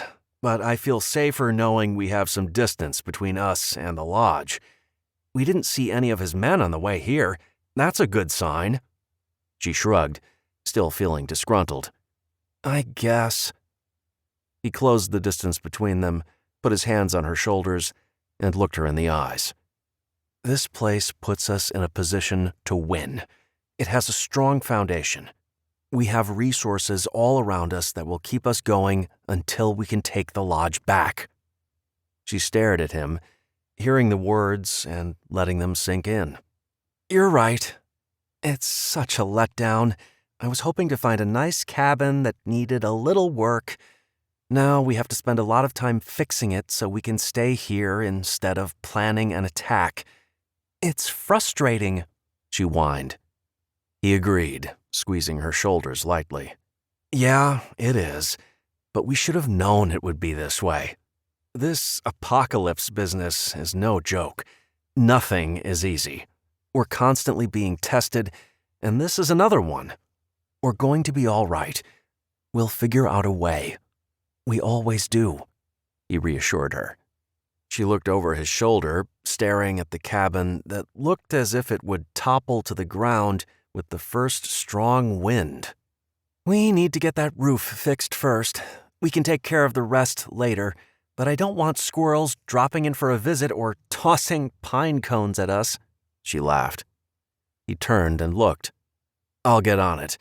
We'll organize teams to get the roof fixed and collect food and water. Tomorrow, we'll focus on cleaning up and making this place livable." "Again," she mumbled, walking towards the cabin. Once again, they were cleaning up and transforming a shack into a home. It really pissed her off they had to do so much work because one selfish man took everything they had. He didn't have to lift a finger. He walked right into their lodge, stocked with food, water, and every other amenity a person could want. She planned to kill him. Slowly. Chapter 14. "I'm going to make some curtains," Willow declared, standing in the middle of the room. They'd spent the evening cleaning up the cabin, righting the overturned furniture, and making the cabin more inviting in general. Brian, with the help of Aiden and Jaden, had gotten to work digging yet another latrine. The twins grumbled about it before Megan explained to them the dangers of living in unsanitary conditions. No one wanted to deal with diarrhea or stomach problems in general when there wasn't a place to go. The latrine was a necessary evil. Everyone would appreciate a clean camp that didn't reek of human waste. When Brian mentioned wolves, coyotes, and every other animal in the forest would be drawn to the camp if they smelled the poop, it was all they needed to get busy digging. "Curtains?" Megan asked with a smile. "That'll be, cute," she said, struggling to find the right word. She didn't want to take away from Willow's suggestion, but curtains seemed low on the priority list. Willow laughed. Not curtains to be pretty, curtains to block the sun during the day. It will help keep the cabin a little cooler and hopefully some of the bugs out as well. We can't board up all the windows. We don't have candles to give us light. We need to take advantage of the daylight while we have it, she explained. What are you going to use to make curtains? Albert grumbled, shifting on the floor where Brenda had demanded he lay so he could elevate his swollen knee. Grass, Willow said, as if it was the most obvious thing in the world. They all looked at her, waiting for her to explain. I'll braid the grass together. Depending on how many hands I have to help, we can braid mats to sleep on, too. Everyone looked around the room at each other in the fading light, each trying to figure out who would be willing to sit and braid tall field grass. I can help, Brenda volunteered. Albert isn't going to be doing much of anything tomorrow either, so I volunteer him. Megan fought back a laugh at the look of horror on Albert's face. He opened his mouth to argue, but one look from Brenda, and he changed his mind. I need to work on that roof, Wyatt said. I think we can probably find some of your old traps around here, Brenda. Maybe you could take the twins and reset them, he asked. She nodded. You're right. I'll do that instead. Ryland looked at his mom. I guess I can do it, he mumbled, clearly not excited about the task. Water? Brian said the word as a question. Wyatt looked at Megan. I'll help Brian. We'll need to look around to see if we can find more buckets. 10 gallons of water isn't going to be enough for even a day. They'd carried 2 buckets from the hunting cabin, but they had nothing else. Everything left at Brenda's cabin had been smashed or taken. The senseless destruction had been heartbreaking and infuriating at the same time. There was nothing they could do about it except adapt and overcome. Do we dare make a run into town? Megan asked, knowing they needed supplies. Wyatt grimaced. That's a last resort. Let's see what we can scavenge tomorrow when we're fresh and rested. If we have to, then we do. But that's an entire day spent traveling, and we run the risk of running into Neil's men. They gave Willow the only bedroom in the house to share with JJ and Ryland. This would give her the privacy to feed the baby. It would also allow the rest of the group to sleep through the midnight feeding. Megan stared at the stars peeping through the holes in the roof. It was a beautiful night. She wondered if Caitlin had managed to escape yet. Was she looking at the same stars, or was she locked up in the dark root cellar or some other horrible prison? The not knowing was driving Megan crazy. If she had some confirmation that Caitlin was with Rosie, safely tucked away in the root cellar, she would feel a little better. As it was, she knew nothing. It made her sick to her stomach. She held on to the idea Brenda's cabin gave them an advantage, and she would be able to rescue her daughter soon. Sleep, Wyatt muttered when she flopped on her side. I'm trying, she shot back. No matter how hard she tried, sleep eluded her. It wasn't until she heard birds starting their morning song that she finally drifted off, only to be awakened a short time later. She couldn't wait to have a room with a door again. You look like hell, Wyatt said, looking at her with concern. Thanks, Wyatt. That's exactly what every girl wants to hear first thing in the morning, she grumbled. He grinned and kissed her on the forehead before pulling her up off the floor. We'll get this figured out. You can't worry yourself to the point of not sleeping. You won't be any good to us if you're a zombie. That made her laugh. In all the apocalypse movies she'd watched, it was the zombies the people feared. If they only knew, the living were the real danger. She grabbed Wyatt's hand and walked outside in her socked feet, needing a moment alone with him. What is it? He asked, concern on his face. She took a deep breath. I need a plan, Wyatt. I can't wait for an opportunity to get Caitlin back. I have to make one. I know we've talked about this before, but this is serious. I don't want to run off by myself again. I get why that's not okay, but I won't wait forever." He nodded. "I know. I get it. We'll start working on it today," he promised. "We've got a lot of balls in the air here." She groaned in frustration. I know. I have to keep busy. I'm going hunting." He raised an eyebrow. She already knew what he was going to say. She couldn't go alone. It was too dangerous. She enjoyed hunting by herself. She loved doing many things by herself. It was who she was. She'd been working on improving her teamwork skills, but truth be told, the others weren't as good as she was, and they slowed her down. "I'll go with her," Albert said, walking out the door. "I thought your doctor told you to rest the knee today," Megan replied. He shrugged. "Believe it or not, I'm a big boy who says when he sits and when he hunts." Megan had to laugh. She'd sensed the tension between the two last night, but chose not to interfere. Brenda and Albert had a very odd relationship. She didn't fully understand it and didn't feel qualified to meddle. "I'm okay with that, but I won't carry you if you hurt your knee, and I'm definitely not telling Brenda if you do hurt yourself. You'll have to walk back," Megan told him with sternness in her voice. She didn't need any more drama in her life. He guffawed. "I'll be fine. Maybe you should put some shoes on," he said, looking at her feet. "I'll grab a couple guns." "Maybe only one," Wyatt said. "We're short on weapons, and we need to be able to protect the cabin if they happen to find us." Megan nodded. "He's right. We only need one gun. Grab the rifle. I'll get dressed, and we'll go. Hopefully we find a big, fat deer." It only took 10 minutes for them to get ready to go. Megan noticed Brenda and Albert having a heated discussion before they left. "Everything okay between you and Brenda?" she asked, as they walked towards the meadow. "I don't know.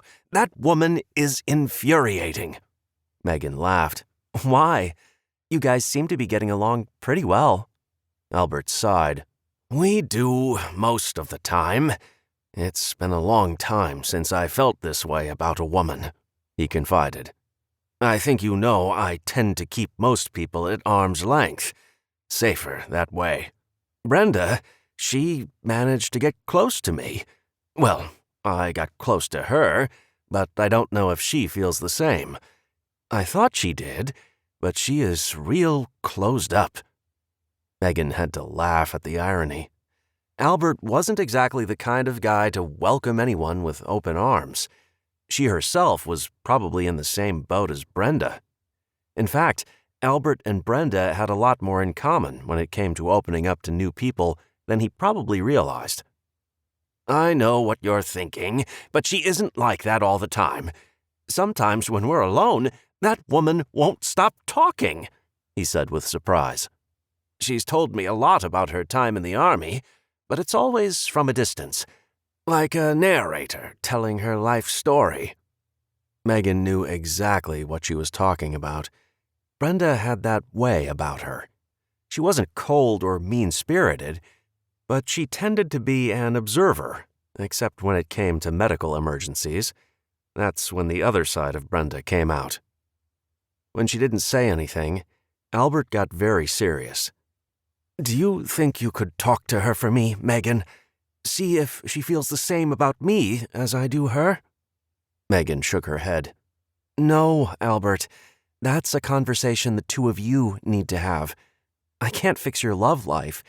That's all on you." His shoulders dropped. "You're right. I guess if I want to know, I have to find the courage to ask her myself." A movement in the trees caught Megan's eye. She held up a hand, stopping him from saying anything more. She pointed to where she saw something move. He raised the gun he was carrying up to his shoulder. Within seconds, a few wild turkeys wandered into the meadow. Megan waited for him to take the shot. She looked at him, hoping to prompt him to pull the damn trigger. He seemed oblivious to her demands. "Albert," she hissed, "shoot one." "I'm waiting for a good shot," he replied. Megan rolled her eyes. There were 5 turkeys standing in the meadow. The shot didn't get any better than that.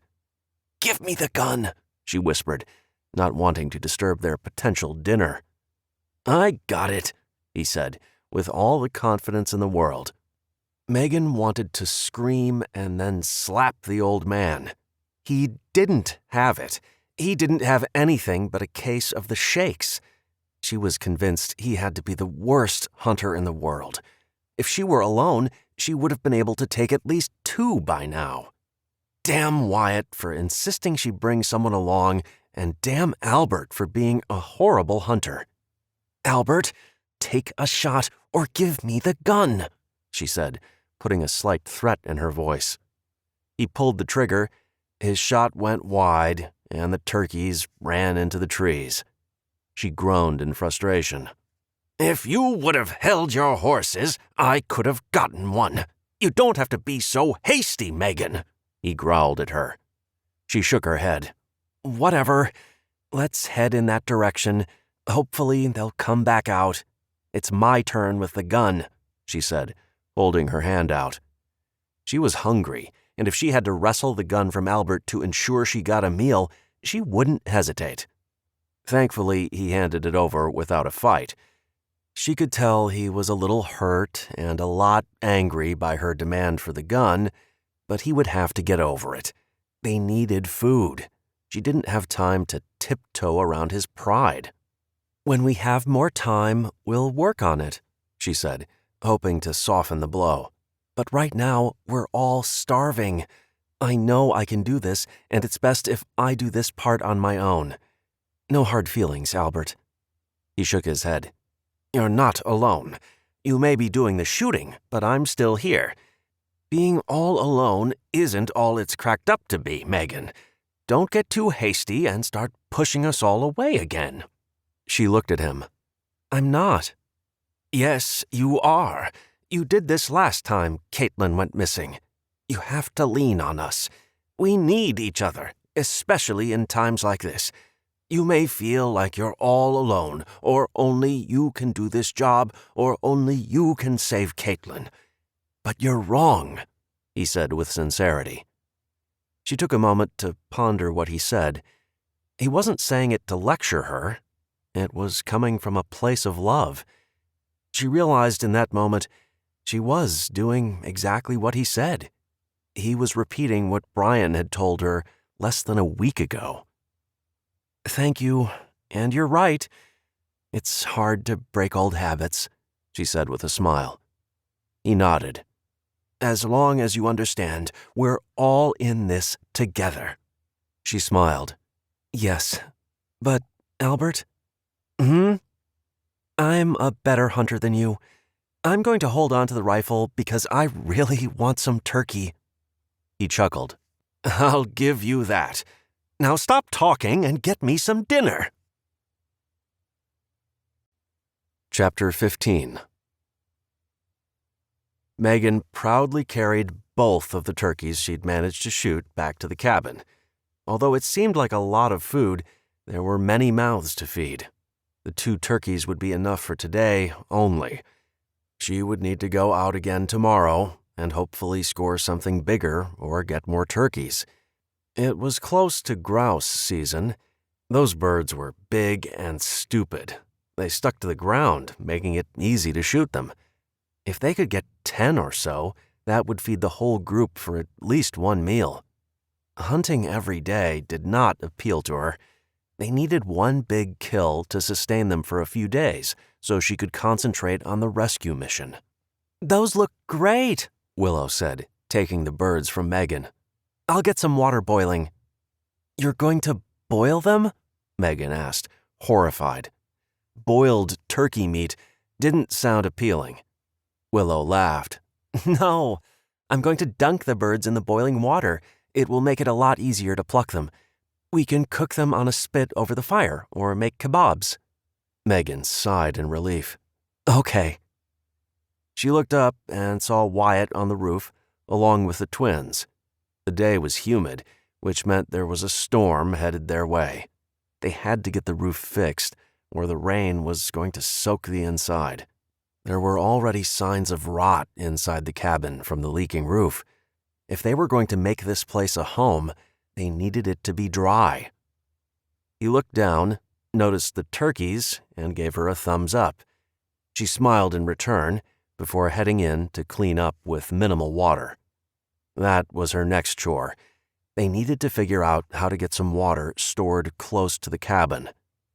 She used the small cloth and wiped down her face and neck before cleaning her hands. She really wanted a bath. A week of traveling had left her feeling sticky and grimy. She had to put it out of her mind or it would make her crazy. Being as dirty as she was made it difficult to focus on other tasks. People never realized how mentally taxing it was to feel dirty. But her bath would have to wait. Maybe tonight, she promised herself. She could make it a few more hours. Brenda was outside, building up the small fire ring. It was now about 3 feet around.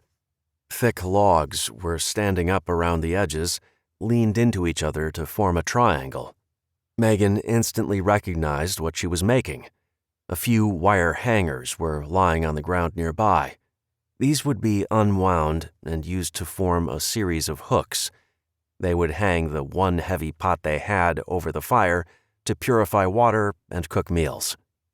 "Do you need any help?" Megan asked, mulling over whether she should broach the subject of her and Albert's relationship. "No, thank you. I'm almost done," she replied in her typical no-nonsense way. Megan nodded. "Okay. How far is that creek you were using when you lived here?" "A couple 100 feet down, through those trees," she pointed. "Do you happen to know how close we are to the water table here? This place is pretty low, and with the mountain peaks all around, I am guessing it gets pretty wet here in the winter and spring," Megan mused aloud. Brenda stopped what she was doing and looked around the property. "You want to dig?" Megan shrugged. "It looks like it's going to rain. I was thinking of digging a pond, letting it fill with water. If the water table is low enough, the ground will be saturated and the hole will hold water." She paused. "Maybe we'll even hit water and it will fill itself." "Maybe. It's worth a try, I suppose," she replied, getting back to the deepening of the fire pit.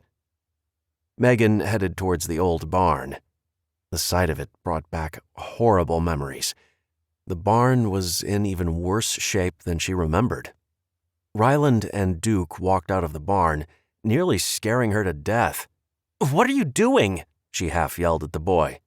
He shrugged. "Mom said to see if there was anything useful in here. All I found was a lot of spiders and some broken stuff." Megan sighed in defeat. "Any tools? A shovel, pickaxe, or anything?" "Come see for yourself," he told her, going back into the dark barn. Megan sneezed as dust swarmed about the area. The place still had a horrible funk to it, and she could feel the dirt clinging to her skin. The filtered light coming into the barn through the many cracks in the walls and holes in the ceiling was enough for her to see around the space. "There's a broken shovel," Ryland pointed out. "That's not going to do us any good." "Oh, yes, it will," she said, excitedly running towards the tool lying on the ground. Her plan was to use the shovel as is. It would be better than digging with her hands or trying to use a rock. She spent a few more minutes looking around the barn before giving up. Sure, there was plenty of wood for a fire, and someone with a more creative genius side may find something useful in the barn, but she didn't. Her mind was focused on digging a hole for water. "Want to give me a hand?" she asked Ryland. "Sure. What are we doing?" Megan quickly explained her plan. He didn't appear convinced. "Won't that water be gross? It will be muddy," he said, looking at her as if she'd lost her mind. We'll make a filter and purify it. It will be nice to have water close by. We don't have the big barrels we had at the lodge, and the 2 buckets we have now won't hold enough for all of us. I don't want to have to go to the creek several times a day. We have other things to do," she explained. He shrugged. "Okay, where are we going to dig?" They walked towards the cabin. "I don't know yet. We want to dig somewhere that looks green. Green means wet." Ryland looked around, pointed to an area deep in the trees. "Good eye, but we need it to be somewhat exposed. When it rains, the trees will shield some of the rain. We want every drop. Plus, those tree roots are going to be tough to dig through." Scanning the area, Megan pointed to a place that had a patch of green field grass with a stand of birch trees nearby. It was a little close to the tree line, but she figured it was their best bet at finding water close to the surface. "Okay, you ready for some hard labor?" she asked with a smile. Ryland wrinkled his nose. "I think so." The 2 got to work digging a hole about 5 feet around.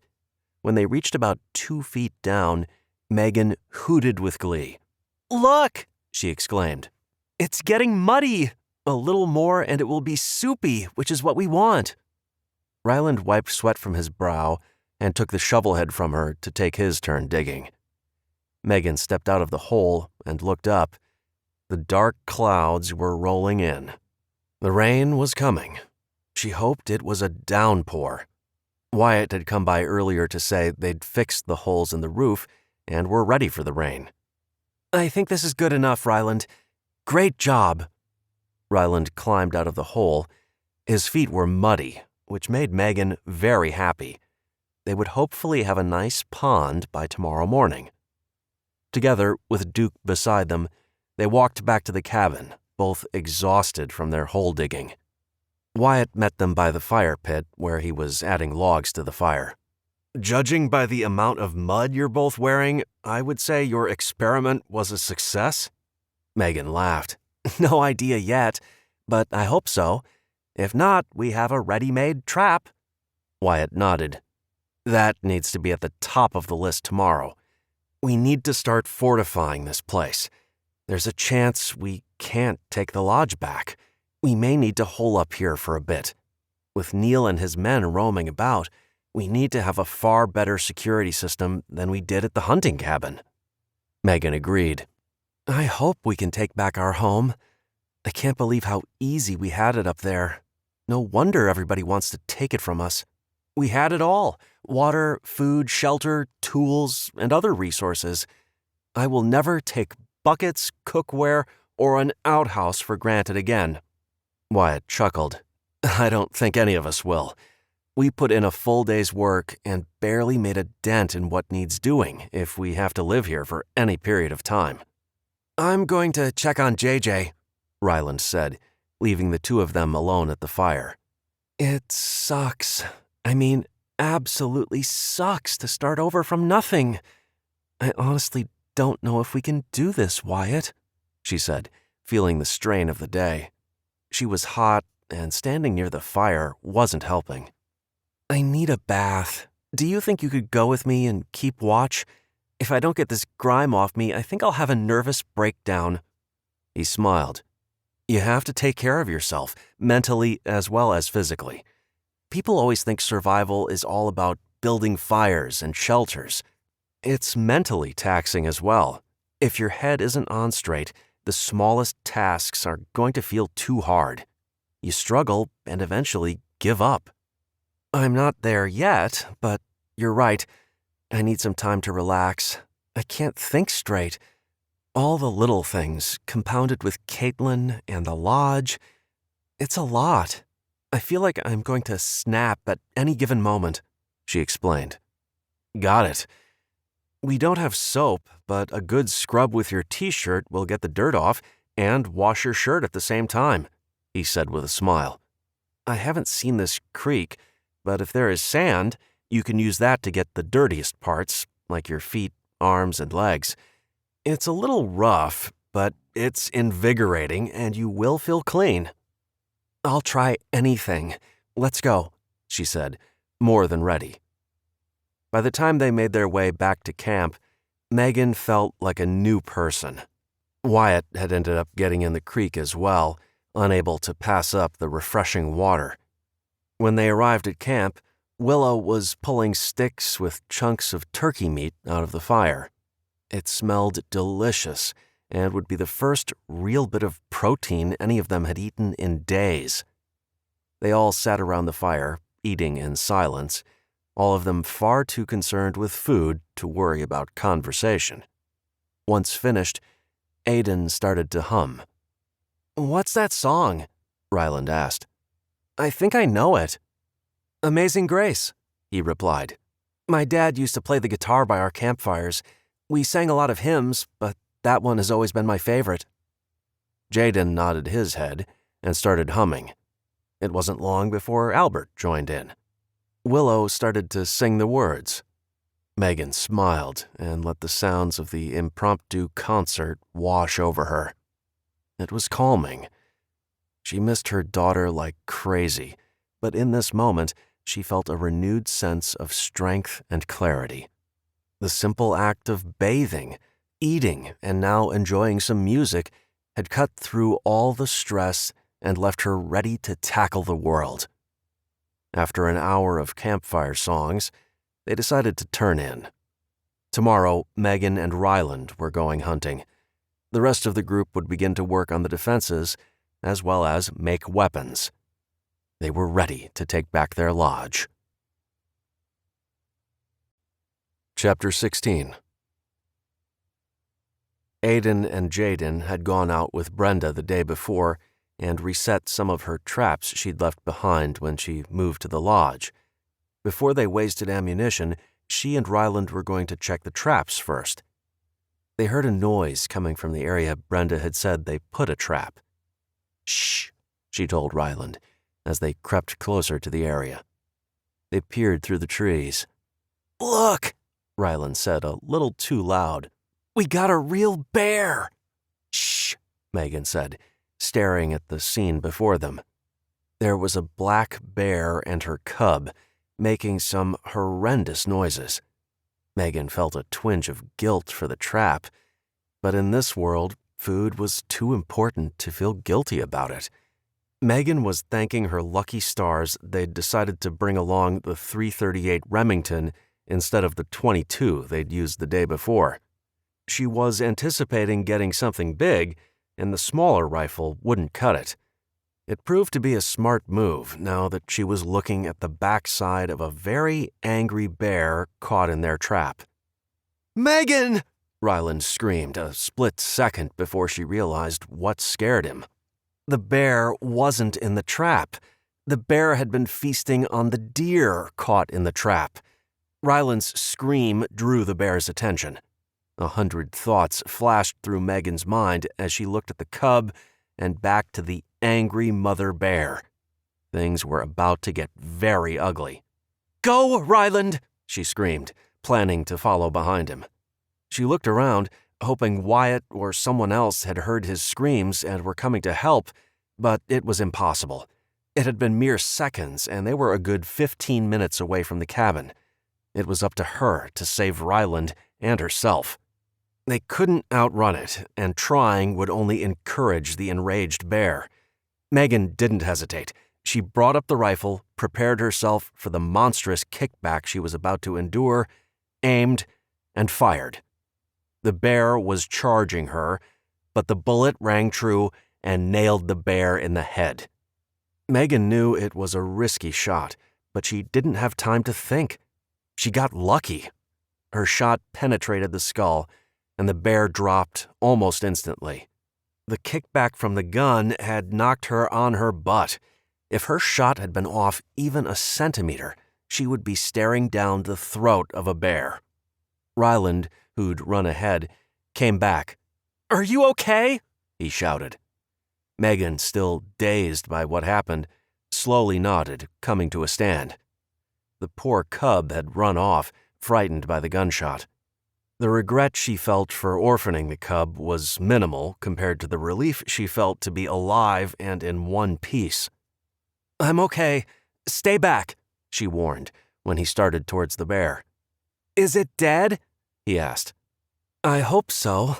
A headshot is a huge risk, but I think it killed her instantly." "I hope it did," she muttered under her breath. "I can't believe that worked. I've heard stories about shooting a bear in the head, but the stories are passed around because they're incredibly rare." Megan thought about getting close enough to see if it was truly dead, but decided against it. She wanted some backup before she got close to the massive beast. The thought of bear meat and the fur they could harvest made her very happy that luck had been on her side. It was about damn time. As they made their way back to the cabin, Megan looked over her shoulder to make sure the bear hadn't moved. As she stared at the beast lying in the grass, she started laughing. "What's wrong?" Ryland asked, concern on his face. She shook her head. "I can't believe I shot a bear. In all the time we've been here, we've never had bear. What are the odds?" She giggled, knowing the adrenaline was making her giddy. Ryland didn't answer her. When they reached the cabin, Ryland turned into a herald, shouting the news. Wyatt came out of the barn, walking towards her with a look of pure shock on his face. "Really?" he said, approaching her cautiously, looking her up and down. "You're okay?" She laughed, still exhilarated over what happened. "I'm fine. I was hoping you and Brian would go back with me to make sure it's dead. She's probably a couple 100 pounds. We'll need to field dress her there, and it will take all of us to drag her back," she explained. Wyatt threw his head back and laughed. "You're crazy. I can't believe you went after a bear." "I didn't go after it. She came after us. Trust me, I had no intention of hunting a bear. I prefer my food not have the ability to eat me," she joked. He smiled. "Good. Let's go get this thing." As they walked back to the bear, Wyatt explained he was collecting scrap metal and other discarded items from the barn to make weapons. Clubs, throwing stars, and spears were primitive, but effective. By the time they were finished field dressing the bear and dragging her back to the cabin, they were all sweating. Willow had finished hanging her curtains over the windows in the cabin. She stared at the bear before looking at Ryland, then Megan. "Thank you," she whispered. "I can't even imagine what would have happened if you weren't there." Megan assured her it was all okay. "There's no way we can eat all of this meat in one sitting. We need to cure it. Can you help me cut it up?" she asked her. "Of course. Let me put JJ down for his nap, and I'll be right out," she said, before heading back into the cabin. Brenda came over to investigate. "I'll help too. This is a lot of meat." Megan smiled. "Yes, and I imagine we're all going to have cramps in our hands by the time we're finished cutting it into thin strips. I really wish we had our smoker," she lamented. Without a way to smoke the meat, they were going to have to go with thin strips, similar to jerky. The heat didn't give them the luxury of allowing the meat to hang for a few days. It would have to be cured immediately. Ryland was staring at the bear. "It isn't as big as I thought when she was chasing us." Albert walked over, starting to laugh. "That's always the way of it. You two are quite the hunters. Guess it's a good thing I sat this one out, huh, Megan?" he said with a wink, referring to her frustration with him yesterday. She laughed. "I may have let her take a bite out of you before shooting her. I'll start collecting some green branches for the fire to make lots of smoke. I think we're stuck with pine and fir, but I'll do some scouting around to see if I can find something different. Ryland, can you help me?" Albert asked. "Yup, I'll get Frankie too," he said, dashing back into the cabin to get his friend. Aiden and Jaden admired the bear before heading off to find something to hang the meat over the fire. One of the twins mentioned he'd found some wire in the barn. They would string it between poles they'd planned to plant in the ground, similar to a clothesline. As Willow, Albert, and Megan worked at slicing the meat into thin strips, Brenda hung them on the wire. Megan suddenly got an idea. We can toss the entrails around the lodge. It will attract the coyotes, mountain lions, and maybe even a few wolves. We'll let nature take care of our problem. Wyatt, who was nearby, sharpening one of the long branches into a pointed tip, agreed. That's actually a great idea. If we can make the lodge a miserable, unsafe place to be, they may up and leave. Albert guffawed. Wouldn't they shoot whatever it was that was threatening them? Why would they run? Wyatt shrugged. We'll lull them into a false sense of security. The animals aren't going to attack the soldiers, but they will harass them. If they're constantly hearing wild animals, they're going to get used to it. When we do make our attack, they'll assume we're harmless creatures of the night. They won't shoot right away, giving us a slight advantage. The animals will trigger the alarms, too. Eventually, they'll get tired of hearing the things go off and either disarm them or ignore them, Megan offered. Willow laughed. I've seen what feels like 100 mice around here. We could catch them and release them in one fell swoop. That should freak them out. Megan was nodding her head. These were great ideas. They needed to make the lodge less inviting. Plus, the thought of torturing the inhabitants was too good to pass up. What about cutting off their electricity? And the water, Wyatt said, deep in thought. We could dam up the stream at the top. Now, that's a good idea, but it will kill our crops, Albert added. Megan shrugged. If we aren't at the lodge, the crops won't help us anyway. How are we going to kill the generator? Brian asked, bringing another stack of long branches to form into spears. Can we shoot it? One of the twins asked. Megan was happy to tell it was Jaden who spoke up. We'd have to get close enough to do that, Aiden answered.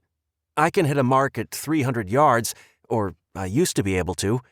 If I miss, then they'll know we're there. Megan smiled.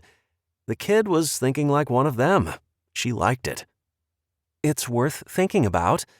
I don't know if I'm quite that good, but if I could get close enough, I think I could do it, Megan said. Wyatt looked thoughtful. We know there are at least 2 generators, the one we shut off and a backup. They may have a backup for their backup as well. We can't make the same mistake and risk the area being flooded by light when we make our move. I think we need to do a little surveillance, Brian said. I volunteer. Megan grimaced. The thought of getting close to the lodge excited and terrified her. If they were discovered, the element of surprise would be ruined. Neil would know whoever was caught scouting the area wasn't alone. There would be search parties, and the group would be discovered. When Brian saw her hesitate, he went on. We know the best places to hide. We don't try to get close, we only observe. Maybe disarm some of the systems while we're there. I doubt Neil knows all our security measures. He's got a point, Wyatt said. I say we go tonight. Megan looked at him, eyes wide. We can't. Why not? We aren't ready. Ready as we'll ever be. We're not going to fight. We're going to see if there are any more security enhancements.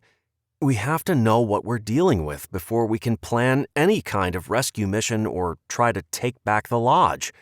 While we're there, we can dismantle a few. He winked. Fine. I'll go too, she said, digging into the thick meat with her knife. The thought of being so close to Caitlin made her happy, but the potential danger was a real concern. She couldn't die. She had to stay alive so she could rescue her baby. Chapter 17. Megan mulled over the many ways they could make life at the lodge hell for the current inhabitants. They were thinking of small irritations and avoiding anything too serious that would make the lodge unsafe to live in. The goal was to retake their home, not destroy it. Her hands were cramped from gripping the knife so tightly as she skinned the muscle and sinew away from the bear hide. She stood, arched her back, and stretched her arms above her head, looking towards the lodge. Her heart was there, and she constantly found herself thinking about what she would be doing right now if they were at home. If everything were the way it should be, and they were all together. A trail of smoke snaked into the air in the distance. Megan instantly went on alert. Fire in the forest when there were no firefighters to call would be devastating. It would rage for the foreseeable future until it burned itself out or the snow fell. "Fire?" She said it aloud, trying to make sense of what she was seeing. Sure, they'd all seen chimney smoke, but it was still warm out. Was it a fire in a pit that had gotten out of control? "What?" Wyatt called out, coming to stand next to her. She pointed in the direction of the smoke that was steadily growing in thickness, a sure sign it was a growing fire. "Oh, crap," he mumbled. "That's near the lodge. Or it is the lodge." "What? What are you looking at?" Albert grumbled, before pulling himself up off the ground where he'd been resting his knee. When he saw the telltale sign, he gave a low whistle and shook his head. Megan looked at Wyatt, confusion on her face. "What does this mean? Is the lodge burning? Is it a smoke signal from Rosie and Caitlin?" She fought back the panic mixed with excitement. She wanted to run towards the lodge as fast as her legs would carry her. Both scenarios demanded she be there. Wyatt hesitated for a moment before giving a quick nod of his head. "We're going?" she asked in shock, expecting him to be the voice of reason and lecture about waiting it out. "I think we have to. There are too many reasons not to. If that is a fire at the lodge, it's going to spread, and we're at risk here. If it's a signal, we can't ignore it," he explained. Brian, noticing the commotion, abandoned his task of gathering firewood and joined them. "Maybe it's a small fire. It would be a great distraction, and we could retake the lodge." Megan liked his suggestion the best and decided she was going to cling to it like a lifeline.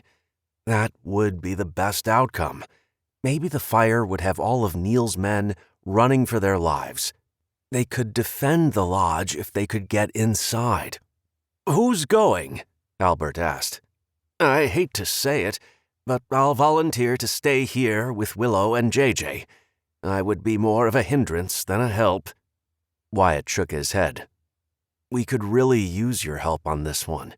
You aren't going to slow us down."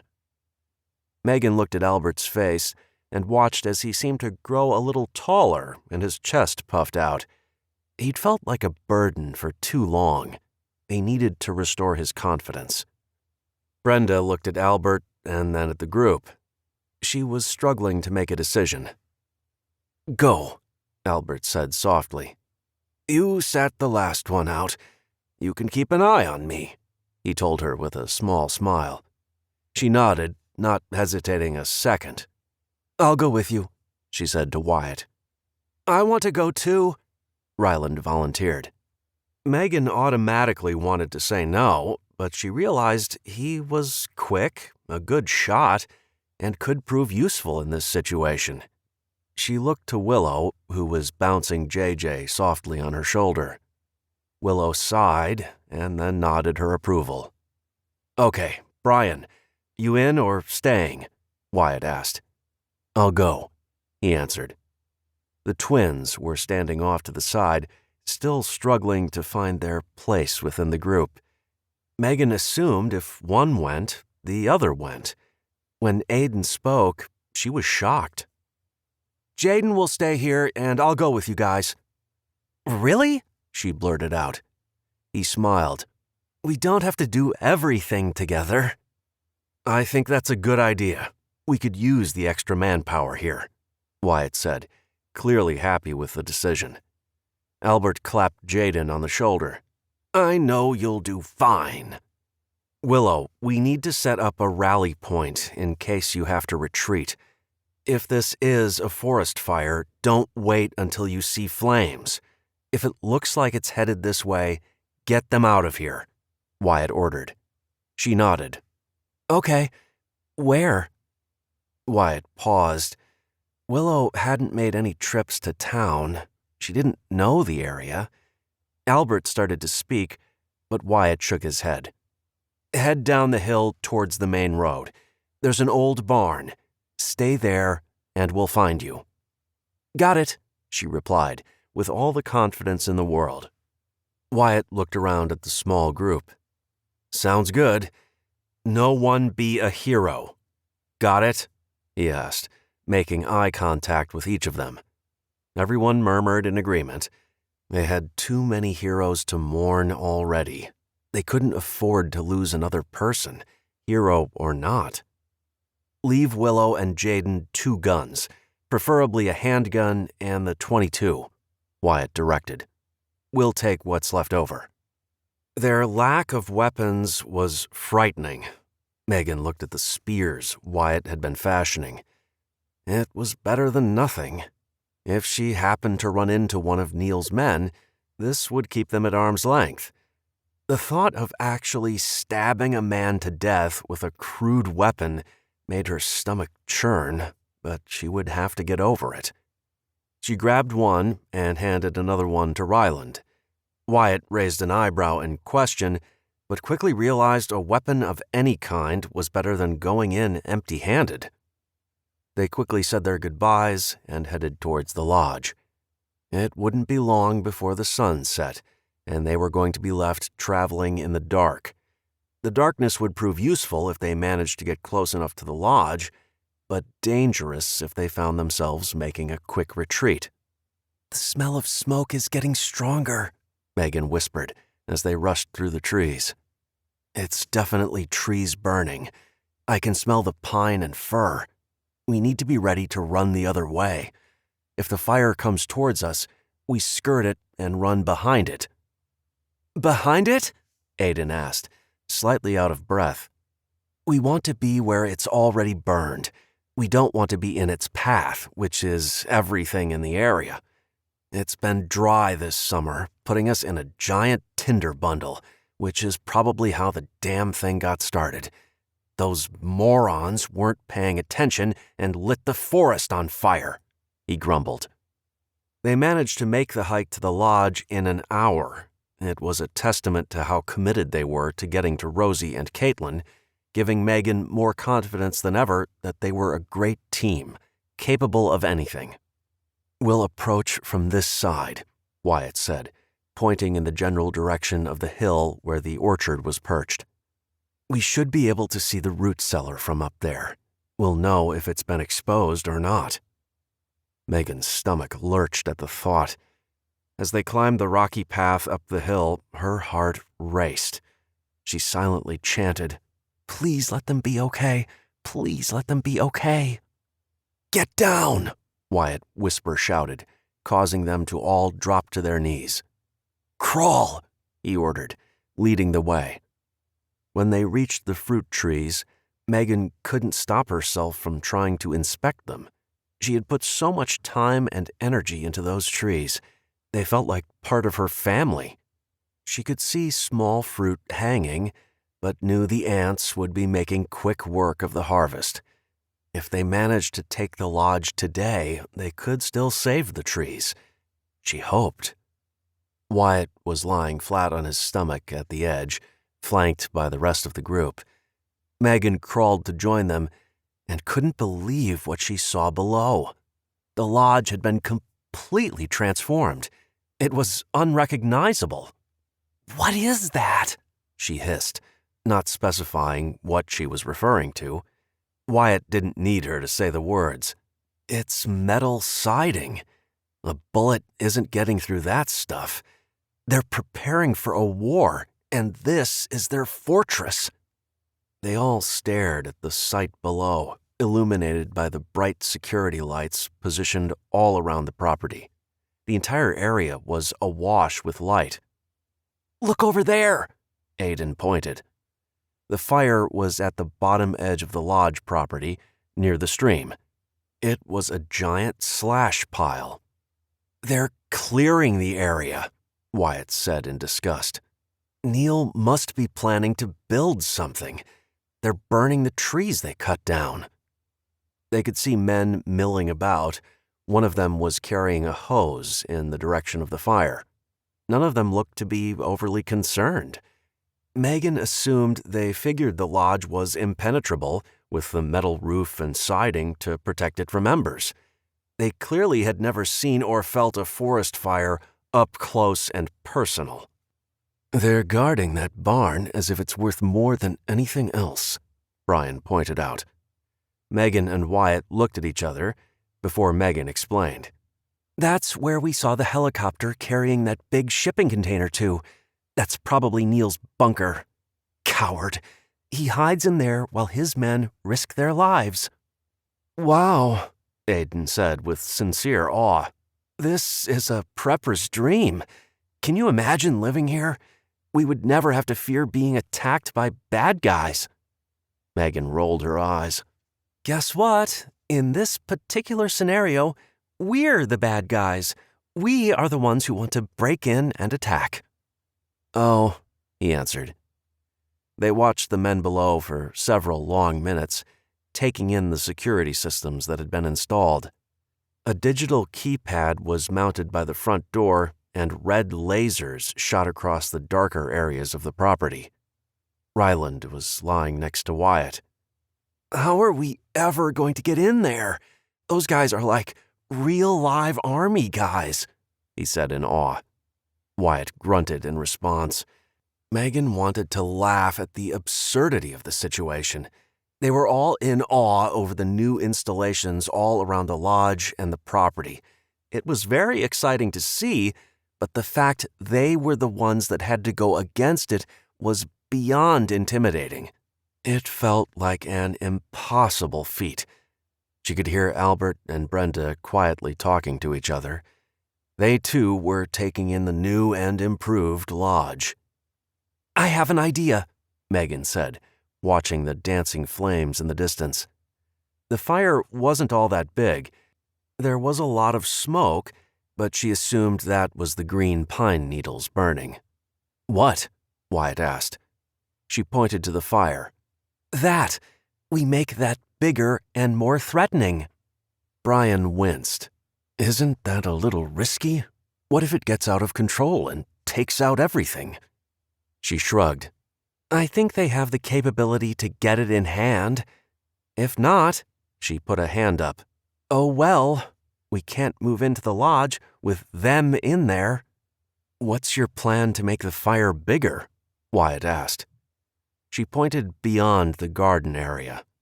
There were a few ATVs sitting next to the plot, with large red jugs beside them. "Gas? You want to pour gas on a forest fire?" Albert asked incredulously. "We need a distraction.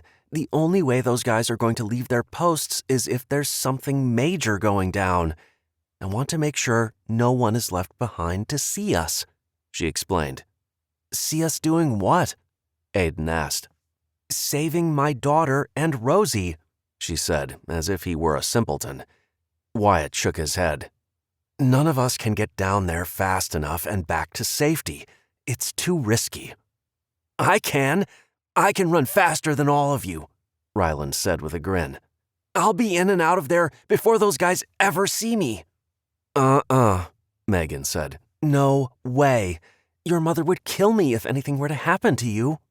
"He is really fast," Aiden volunteered, causing Megan to glare at him. "I'll go with him as backup. If anyone sees him, I'll take them out," Wyatt said with resolve. "Wyatt," Megan started. He was already up on his hands and knees. He held up a hand. "He'll be fine. This is our best option." She growled in frustration. "Fine, but I'm warning you. Anything happens to him, and we have to move. To Russia." He chuckled. "I'm not going to let one of my two favorite nephews get hurt." Ryland, who was several feet ahead of Wyatt, stopped, turned around, and looked at him. "You only have two nephews." "Yup, and you're tied with JJ," he said, with a hint of laughter in his voice. Megan was glad they could keep it light, but she was terrified. If anything went wrong, which it had a very bad habit of doing, she would never be able to live with herself. Wyatt and Ryland had to be okay. There was no other option, she told herself. She crawled back to her spot on the hill, watching the men below, and getting a better look at the extreme security installed. It was impressive, impenetrable. She vowed to find a way to take back the lodge or blow the damn thing to kingdom come. If she couldn't have it, no one could have it. Chapter 18. Megan watched the area where the ATVs were parked. Her heart raced. So far, the men had ignored that area. She saw movement and smiled as she saw Ryland dart towards the tanks, snatch up two, and race away from the scene. He was fast. Jack had been a fast runner. Ryland clearly inherited that from his dad. It warmed her heart to see Ryland slowly stepping into Jack's shoes. "We better get ready to move," Megan told the others, who were still enthralled with the activity below. It was like watching some sci-fi movie with all the advanced technology. It wasn't technology they'd never seen before, but it was shocking to see it in the current state of the country. As they were making their way down the hill, Ryland met them halfway. "Wyatt says we need to move, now," he said, only a little out of breath. "We're coming. Good job, Ryland. I knew you could do it," she said, smiling in the dark at him.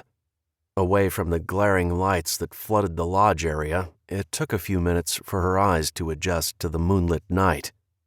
They took the long way around the perimeter, not wanting to trigger any alarms.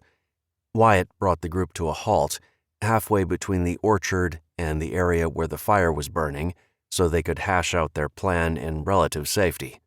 "Those gas cans are kind of heavy.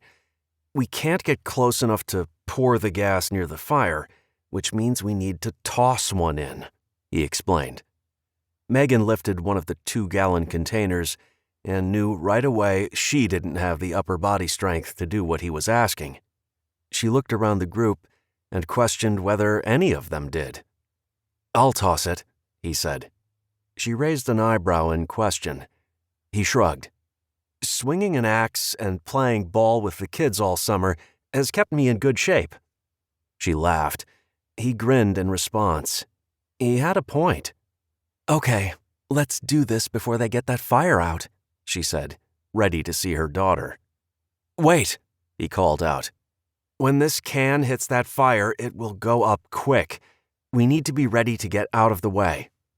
Albert looked thoughtful. "We don't all need to go." Wyatt nodded. "You're right. I'll go, toss the can, and get back over here." "I'll cover you," Megan volunteered. "Then we run back to the root cellar and free the girls." He nodded. "Let's do it." With only 2 of them moving in the dark forest, their pace was much faster. "Ready?" he whispered, putting down the can and making a wide circle with his arm. She nodded, holding the gun he'd been carrying. He had to get close enough to lob the can, which meant he was risking exposure. If anyone saw him, she was ready to take them out. He picked up the can, looked at her, gave a quick nod, and tossed the red jug through the air. She held her breath, watching as it flew through the air before dropping out of sight. Nothing happened. They looked at each other. She opened her mouth to speak when there was a loud boom and fire filled the night sky. "It worked!" she yelled. "Move!" he shouted over the sound of dried trees going up in flames. The crackling noise was much louder than she imagined it would be. The sound of men yelling and a hissing sound cut through her thoughts. Their plan was working. Now they needed to get back to the root cellar.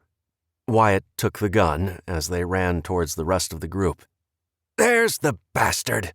Albert was pointing through a break in the trees. "He's running to that barn next to the root cellar."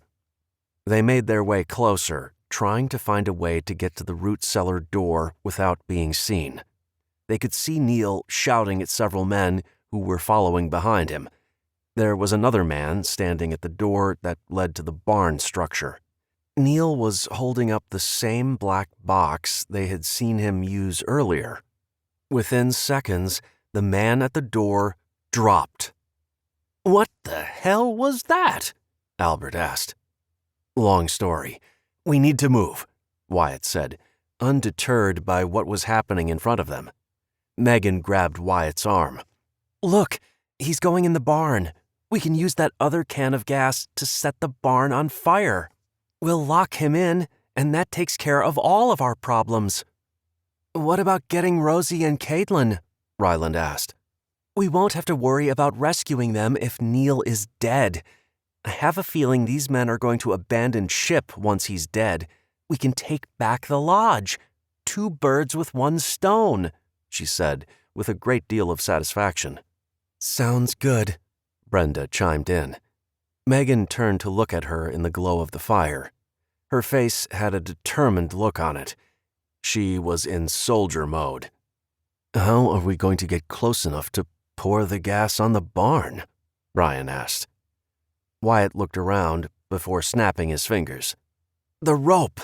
The one we have on the path to the orchard, behind the screen." "Did somebody bring matches? A lighter?" Albert asked. They all looked at each other. "Crap!" Megan growled.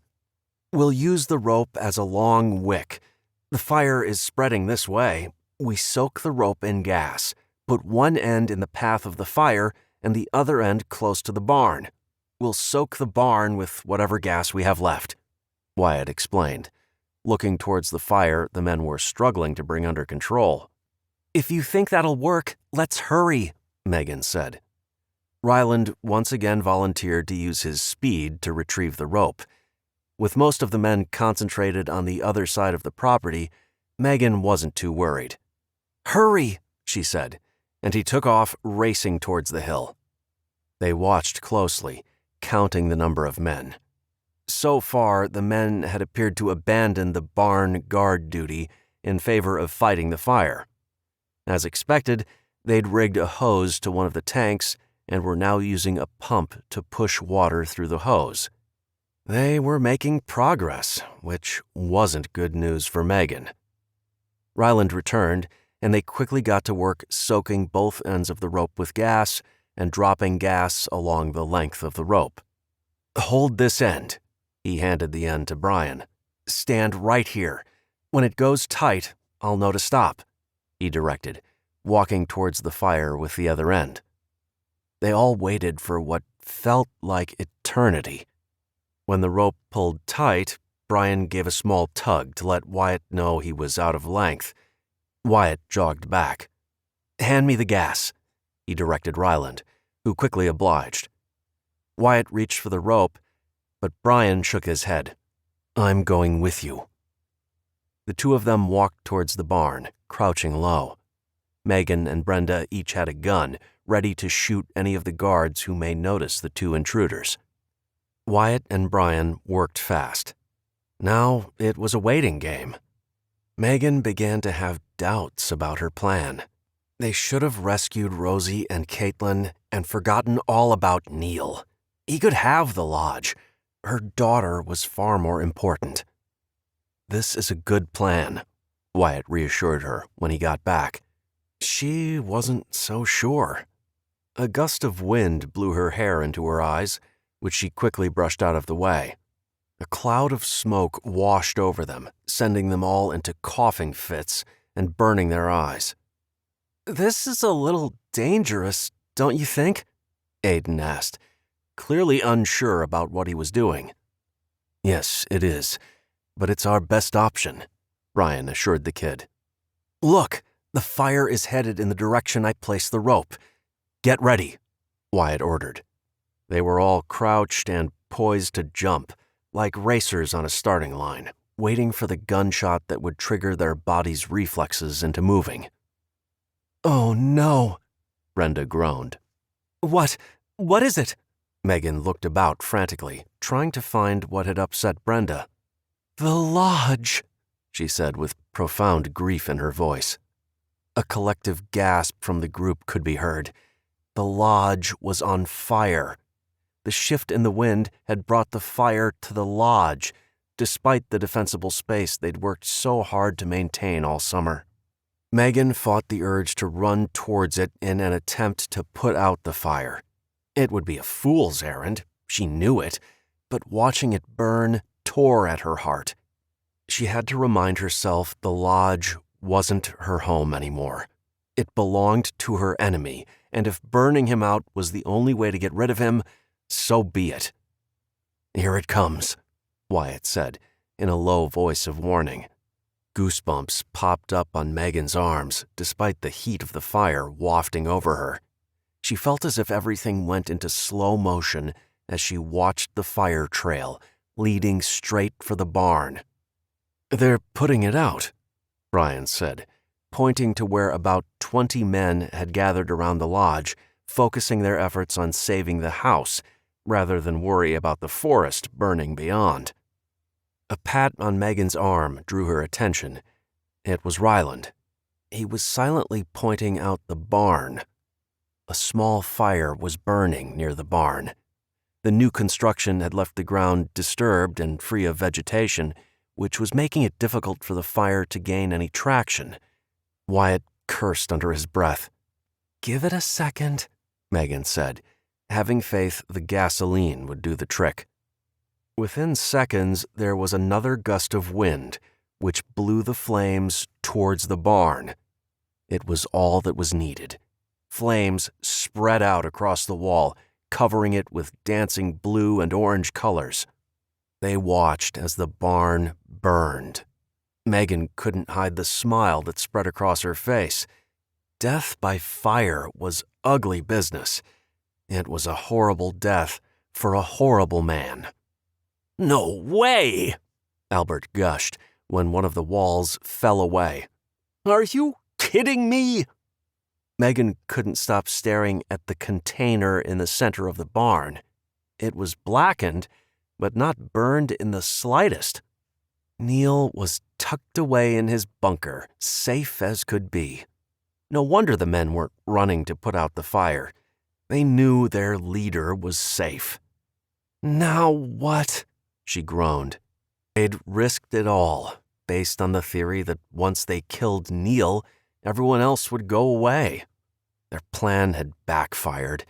Rosie and Caitlin were still trapped, assuming they were in the root cellar. What if they're in the house? Megan gasped, watching the smoldering section of the lodge. Her mind raced with the possibilities. What if they'd been tied up in there, and she'd been glad to see it burn? Shh, they're coming, Brian said, duck-walking back to their position. In her despair, Megan hadn't even noticed he left. They slowly moved back about 20 feet into the trees and brush. The men had fanned out and were stomping out smoldering embers. Another one had a shovel and was tossing dirt on the areas that were still burning.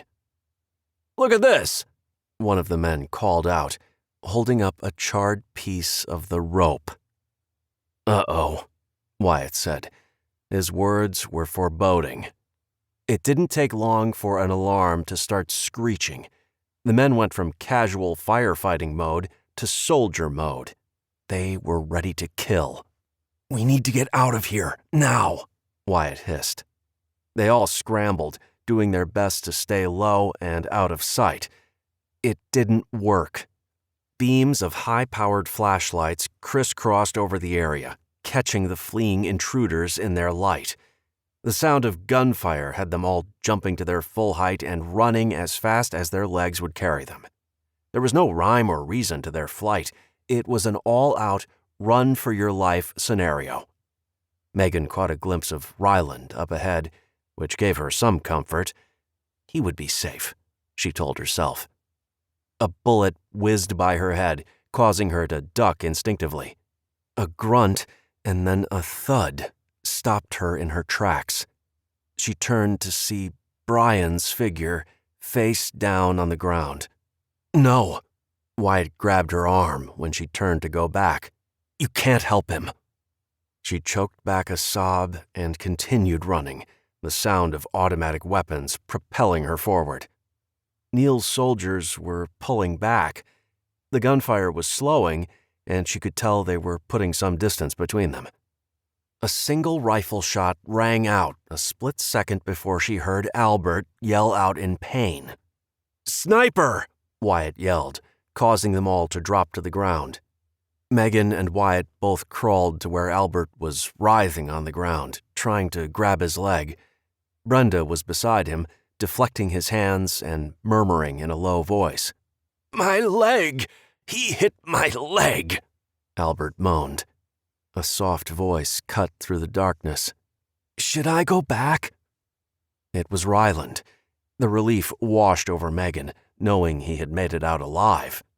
"Go! Get back to the cabin!" she ordered. "He's not going to be able to walk," Brenda said. The sound of crunching branches had Wyatt drawing his rifle up and aiming into the darkness. "It's me," Aiden said. "I tried to help him, but he didn't make it," he said, obviously in shock. Seeing Brian gunned down had to bring up bad memories of his parents being shot in front of him. Megan felt bad for the young kid. "Get over here and get down. They're still shooting." "Not all of them," Aiden said in a cold voice. "I killed one." Megan knew Aiden didn't have a gun. She didn't question how he killed the man. "We're going to have to carry him back," Wyatt said. "We don't have time to make a stretcher. I'll take his top. Megan, you hold your arms under his butt. Aiden, you grab his good leg, and Brenda, you do what you have to for the wounded leg." Brenda shook her head. "No, it's too far. We can't carry him all that way. Trust me, I know the adrenaline is pumping now, but we won't make it." Wyatt seemed a little shocked to have his order denied. He looked at Megan, who shrugged her shoulders in response. They couldn't leave him here, and she certainly didn't want to hang out and wait to see if Neil's men were still following. Brenda pulled the belt out of her pants before pulling off the plaid shirt she wore over a plain white t-shirt. She wadded up the plaid, pressed it against the injury, and fastened the belt around his leg, pulling it tight with the cloth held in place. "That should keep some pressure on it to stop the bleeding. I'll have to see how bad it is when we don't have to worry about anyone on our tail," she said, wiping her bloodied hands on her pants. "Where are we going to go?" Megan asked the question they all needed to know. "The hunting cabin," Wyatt said. Megan looked at him. "We left there because it was too dangerous. Now you want us to go back there?" "We don't have an option. We can't make it back to the cabin, and we can't stay here. Our best choice is that hunting cabin, even if it's too close for comfort," he reasoned. "What about Ryland? He went ahead," Aiden asked. Wyatt paused. "Do you know your way back to the cabin?" Aiden nodded his head. "Yes, sir. I'm real good with directions and stuff." "Get to the cabin. Tell Willow where we are. Stay at the cabin," he ordered. Megan cleared her throat. "Wouldn't it be better if we stuck together?" He sighed. "Yes, but I don't want Willow trying to get up to the cabin by herself, and I doubt Albert is going to be walking anytime soon. We'll get Albert to the cabin. Brenda can work on him. You stay and guard the place, and I'll go back for Willow," Megan said. "No, no way. I don't like that plan at all," he replied. "Can't I bring Willow to the hunting cabin?" Aiden asked. "It will be me, Jaden, Ryland, Frankie, and Willow with the baby. I'm a really good shot, and I promise I won't let anything happen to them." Brenda was holding Albert's wrist. "We need to go now. The boy can do it. I trust him," she stated. With their decision essentially made, it was time to move Albert. "We'll make a chair with our hands clasped beneath his butt," Brenda instructed. "This way, one of us gets a break while the other two carry him. I don't like his leg hanging, but it's the best way for this long-distance evacuation." Megan and Wyatt both stood facing each other, clasping their arms together to form a chair for Albert to sit in. He would be propped up on their shoulders as they walked. Brenda leaned down and ordered Albert to wrap his arms around her neck and use his good leg to push himself into the chair. Albert moaned as he was lifted off the ground. Aidan turned his head in the opposite direction. "Be careful," Wyatt said in a firm voice. "Run, hide, you do whatever it takes to stay alive. Got it?" "Yes, sir." Megan watched as the young boy ran off into the night. It felt a little strange to have only the four of them out in the forest. Their number had been dramatically depleted, and in the quiet of the night, it was very obvious. "Slow and easy," Wyatt instructed, interrupting her thoughts. Despite their heavy burden, they managed to make good time through the forest. Once again, they opted to take the long way around, back up the mountain to the old hunting cabin. Adrenaline and the fear of more men coming their way drove them on. None of them spoke as they walked. Megan was reeling with the realization another one of her family had been taken. They were being picked off one by one. When did they give up and cut their losses? She couldn't ask them to sacrifice their lives for her own agenda any longer. Her heart hurt under the immense guilt and despair she felt. She was losing everything and everyone she loved. They were fighting a battle they couldn't possibly win. It was time to reevaluate. Caitlin and Rosie could already be dead. The thought made her physically ill, and she had to fight to take a breath. "Relax," Wyatt ordered. "We're almost there." She didn't answer. She couldn't. Her throat was raw as she fought back the tears that threatened to fall. Everything was wrong. Chapter 19. It was a long walk up to the hunting cabin. While they took plenty of breaks along the way, Megan felt horrible for Albert, who was in and out of consciousness. They were deep in the trees, where even the moonlight did little to light their way, especially with the smoke filtering what did break through. Brenda kept promising Albert she would fix it once they got back to the cabin. They were afraid to use their headlamps for fear of alerting the soldiers to their whereabouts. They hadn't seen or heard anyone, but they couldn't take the risk. The smell of smoke in the air was a constant reminder of what they'd witnessed. "Do you think the fire will spread this way?" Megan asked. Wyatt tried to soothe her fears. "I don't know. It looked like they were making headway. It wasn't very big to begin with, not like a true forest fire. It would have hit the stream, and that would have helped slow it down. Plus, we're far enough away from the fire to get out should we see the glow signaling its approach." "How are you doing, old man?" Wyatt asked Albert as they changed carriers. It was Megan's turn to take a break. "I want to shoot every one of them," he mumbled. Megan smiled, glad he hadn't lost his spirit. That was a good sign. "We're close," Megan whispered, afraid they would run into Neil's men. It was nice having the distance between them when they were at Brenda's old cabin. Now they were right back where they'd started. The silhouette of the small cabin came into view. Megan rushed ahead to open the door for Brenda and Wyatt. Once they managed to put Albert gently on the floor, it was time to secure the place as best they could. "It doesn't look like anyone has been up here since we left," Megan whispered, afraid the men were nearby. "We should be okay for tonight. Hopefully, Albert's wound is minor and he can move tomorrow. I don't like it up here, and I don't want the kids or Willow here. It's too risky," he hissed. "I know, but we're stretched thin, and let's face it, Willow plus 4 boys and an infant isn't exactly a force to be reckoned with. I'd prefer to have them close so we can keep an eye on them." she explained. Plus, there's strength in numbers. Isn't that what you always tell me? Wyatt didn't answer her. Instead, he walked around the cabin, putting branches under the single window and around the door. She knew it was his alert system. Not high-tech, but all they could do for now. If only they had Duke. They went back inside. Brenda had torn Albert's pants and was doing her best to clean the wound with some of the water they'd left behind. I really need my kit, she grumbled. Anything. I have nothing. How am I supposed to take care of this when I don't even have a bandage? Megan and Wyatt didn't answer her. She wasn't expecting them to. They stood out of the way, letting Brenda do what she did best. She made small grunts and clicking noises as she used her fingers to touch his leg.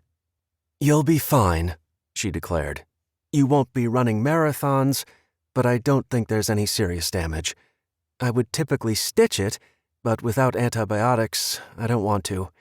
I don't know herbs like Rosie and can't offer you a tonic. Megan put a hand on Brenda's shoulder.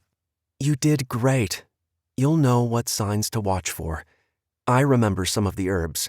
Tomorrow I can go out and look for some, Megan promised her. He shouldn't have been up here in the first place. I told him that leg needed rest, she replied. He's right here, and he's a grown man who can make his own decisions. We've all been shot before. I'll live, Albert grumbled, but there was a softness to it. Megan smiled. The two were a very odd couple and had a very funny way of showing their affection, but it seemed to work for them. He needs rest. I'll reevaluate it in the morning, Brenda said, sounding more like a doctor than a worried girlfriend. I'll stay up. You three sleep, Wyatt ordered. Megan rolled her eyes. How many times do we have to do this? We'll take shifts. We all need rest. He squinted his eyes at her, and she glared back. Fine. I'll take the first shift. She nodded, knowing he had no intention of waking any of them. That was fine. Sleeping on the hard floor wasn't exactly conducive to a restful night's sleep. She would relieve him in a bit, whether he liked it or not. As she lay on the hard wood floor of the tiny cabin, her mind raced. No one had said much about Brian's death, but she knew it was something that would have to be dealt with in the light of day. Everything was wrong. Nothing was the way it should be. Each of them had fought so hard, but it didn't matter. They were constantly on the losing end. She wanted to scream at the top of her lungs at the injustice of the world. Guys like Neil ran roughshod over people like her, and it was maddening. She couldn't call 911 and demand he be arrested. No one was there to lock him up in prison and throw away the key.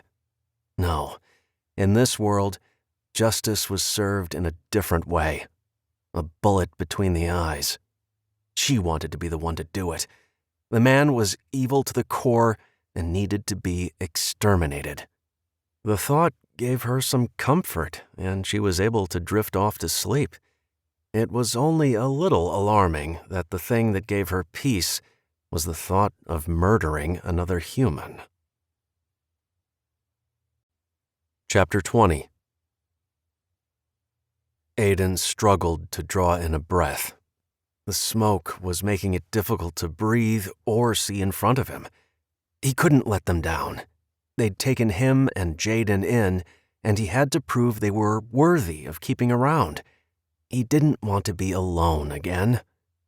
He slowed down, his legs refusing to keep up the punishing pace. His arms ached with what must have been 100 scratches and a few deep cuts from wayward tree branches that jumped out of nowhere. He was too afraid to take an actual path and preferred to stick to the thick forest, which made his journey back to the larger cabin much harder. He started to cough again. Between the lack of air in his lungs from pushing his body too hard and the smoke, he was feeling lightheaded. He wouldn't give up. Wyatt was counting on him to get to Willow and the baby. His brother was counting on him to stay alive, and that is exactly what he intended to do. His dad, before he'd been senselessly killed, had always told him to look out for his brother. Jaden may be the same age as him, but he was much more naive. He was the quiet brother who preferred reading over playing sports with the rest of the kids at school. Aiden had to step in to defend him on more than one occasion when some of the other kids bullied his brother. They didn't know him like he did. Jaden was smart, like really smart, and playing ball games was boring to him. It didn't challenge him. At least that's what their mother used to say. Aiden blinked his eyes to make sure what he was seeing was truly there. It was the cabin. The moonlight highlighted the outline of the old shack they'd been calling home. He longed for a home, for a family. These people were good. That's what he missed the most about the world before everything went dark. Good people. They were hard to find these days. He approached the cabin, weary and on alert. He had no idea if the men had found the place and had taken it over. Taking a deep breath, he pushed open the door and was met with the barrel of the old shotgun they'd been carrying with them for the past couple months. He smiled. "Hey, Jaden." His brother lowered the weapon, looked him over in the muted light from a flashlight that had been pointed down to avoid it being too bright. "Are you okay?" "Yep, a few scratches and really thirsty, but I'm fine." He looked around the room, realizing there were 2 new faces. He looked back at Jaden, questioning him without speaking a word. "That's Tara and Amy. They're 2 of the people that went missing when they fled to the hunting cabin," he explained. "What about the other 2 we've been looking for?" he asked, hoping he could tell Megan and Wyatt their loved ones were safe and sound. Jaden shook his head. Ryland was holding his baby brother with the little girl close by, touching the baby's hand. "I'm Aiden," he said, extending his hand to Tara. "Good to meet you, ma'am." Tara smiled, before looking at Willow with a peculiar expression. "They're good boys, raised right. You'll get used to the ma'am and sirs," she smiled. "Aiden, where are the others?"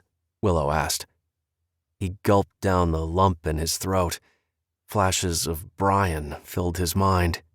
He didn't know how to tell them, but knew there was no time for weeping and mourning. Right now, they had to get ready to move to the hunting cabin.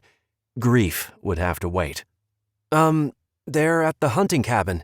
Wyatt sent me here to bring y'all up there," he started. "Is everyone okay?" Tara asked. He cleared his throat, unable to meet her eyes. "Albert's been shot and is hurt bad. They had to carry him and couldn't make it this far. That's why they had to go to the other cabin," he explained. Willow was watching him a little too carefully. "Brenda, Megan, and Brian?" she asked. He knew what she was asking. He looked at his brother, then the 3 kids huddled in the corner, playing with the baby. Ma'am, Brian was shot," he said softly. He wasn't sure how close they were and what kind of reaction there would be. Tara gasped, her hand covered her mouth. He looked at Willow, who seemed to take the news in stride. She gave a quick nod, telling him he didn't need to say the words. He didn't have to tell them Brian was dead, his body lying in the forest. "Frankie, Amy, help me pack up. We're going to put our supplies in the center of a few blankets. Then we're going to tie them up and hang them from a pole," Willow said, springing into action. "Like the hobos did?" Frankie asked. Willow smiled. "Exactly that. It's a great way to carry our supplies, and we'll have a nice stick to use if we need to." The kids unfolded the blankets under Tara's guidance and worked to put the bear meat that wasn't quite dry, along with their other meager supplies, in the center. The blankets were tied into a knot several times. Aiden and Jaden had gone out with the flashlight to collect some of the sticks Wyatt had been fashioning into spears. The sticks would serve a dual purpose as a weapon and a means to carry their supplies. "Are we ready?" Willow asked, looking around the cabin. "You want to leave right now?" Aiden asked in surprise. "Don't you want to wait until it's light out?" Willow shook her head. "No. Wyatt taught us moving at night is safer when there are bad guys roaming about. I know it's risky and we'll have to go a little slower, but I would prefer a twisted ankle over the alternative." Tara looked at her and nodded. "I agree. Amy and I have been all over this mountain in the light of day as well as the middle of the night. It's risky no matter what, but there's a little moonlight. We'll be fine. I don't want to stay here if there's a chance of those men finding us. We're no match for an army of trained soldiers." "Okay," Aiden agreed. His parents were very traditional. They'd been taught to respect their elders and women. While he knew these women were very capable, his upbringing taught him to take on the responsibility of seeing them to safety. It was archaic, but it was what his daddy had always taught, and it felt right. "I'll take the old gun," Jaden said, picking up the shotgun that had seen better days. It wasn't the most useful weapon in a fight, but it would be an effective deterrent. "I'll walk in front. We'll need to do the single file thing like Wyatt showed us on the way down. We don't talk, we use hand signals. It's going to be a long walk up that mountain." He looked around the room, taking in his charges. "Ryland, you keep Duke with you, like before." The kids looked a little scared, but more resigned to another grueling adventure through the forest. He wanted to laugh. 2 years ago, kids Amy and Frankie's age would have balked at the idea of such a strenuous journey. They'd beg for their tablets and video games. These kids had been conditioned. They didn't argue or put up a fuss. Life had changed them.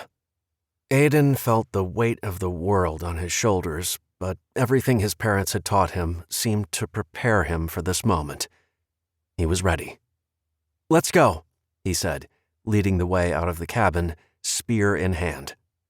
The smoke seemed to be dissipating a bit, making way for a steady stream of moonlight. It was like a beacon. His parents had been God-fearing people and raised him to be the same. The beam of light buoyed his spirits and gave him the energy to make the treacherous climb back up the mountain.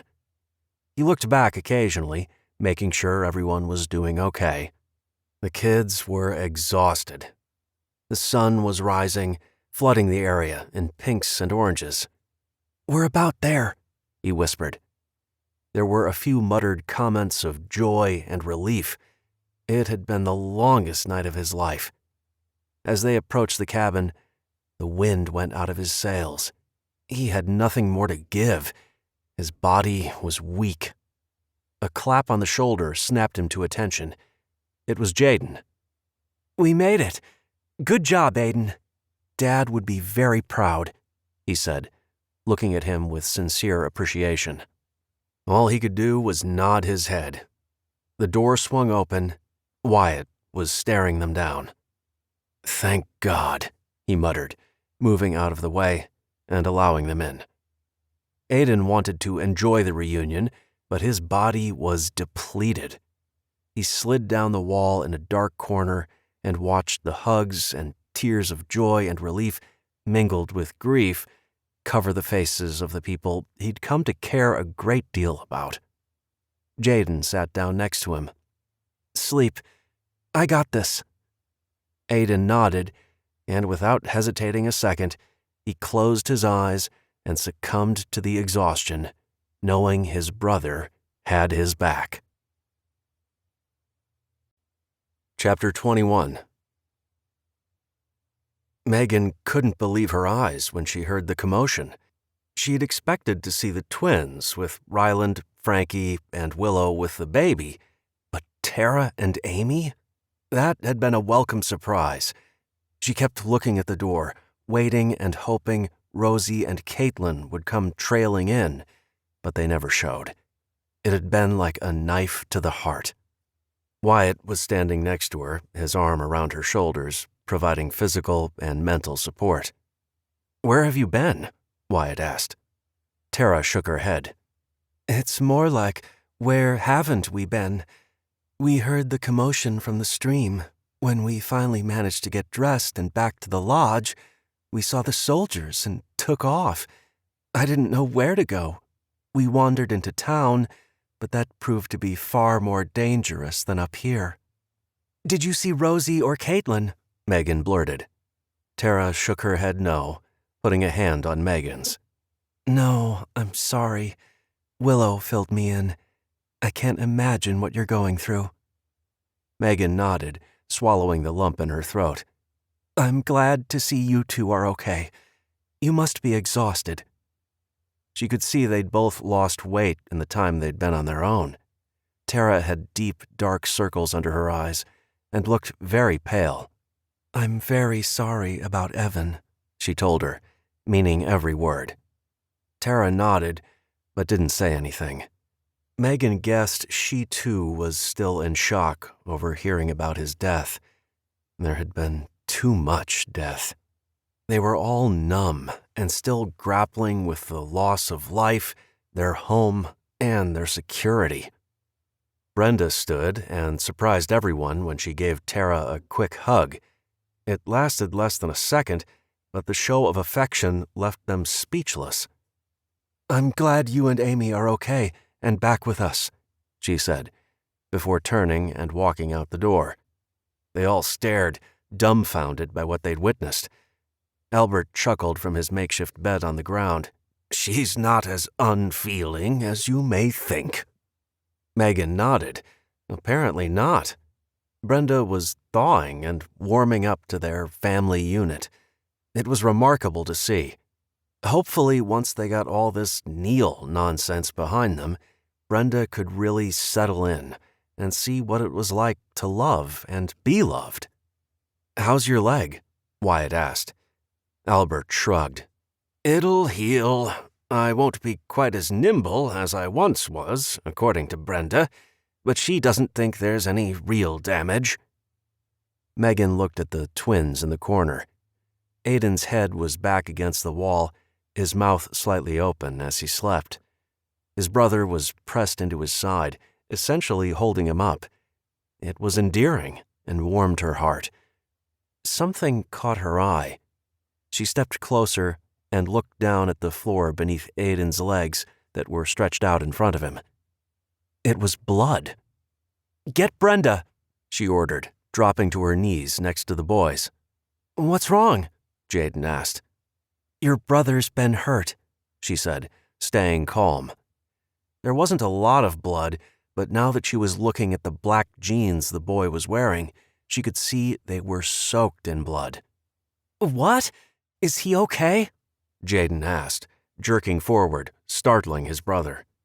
Brenda rushed over and gently pushed Megan out of the way.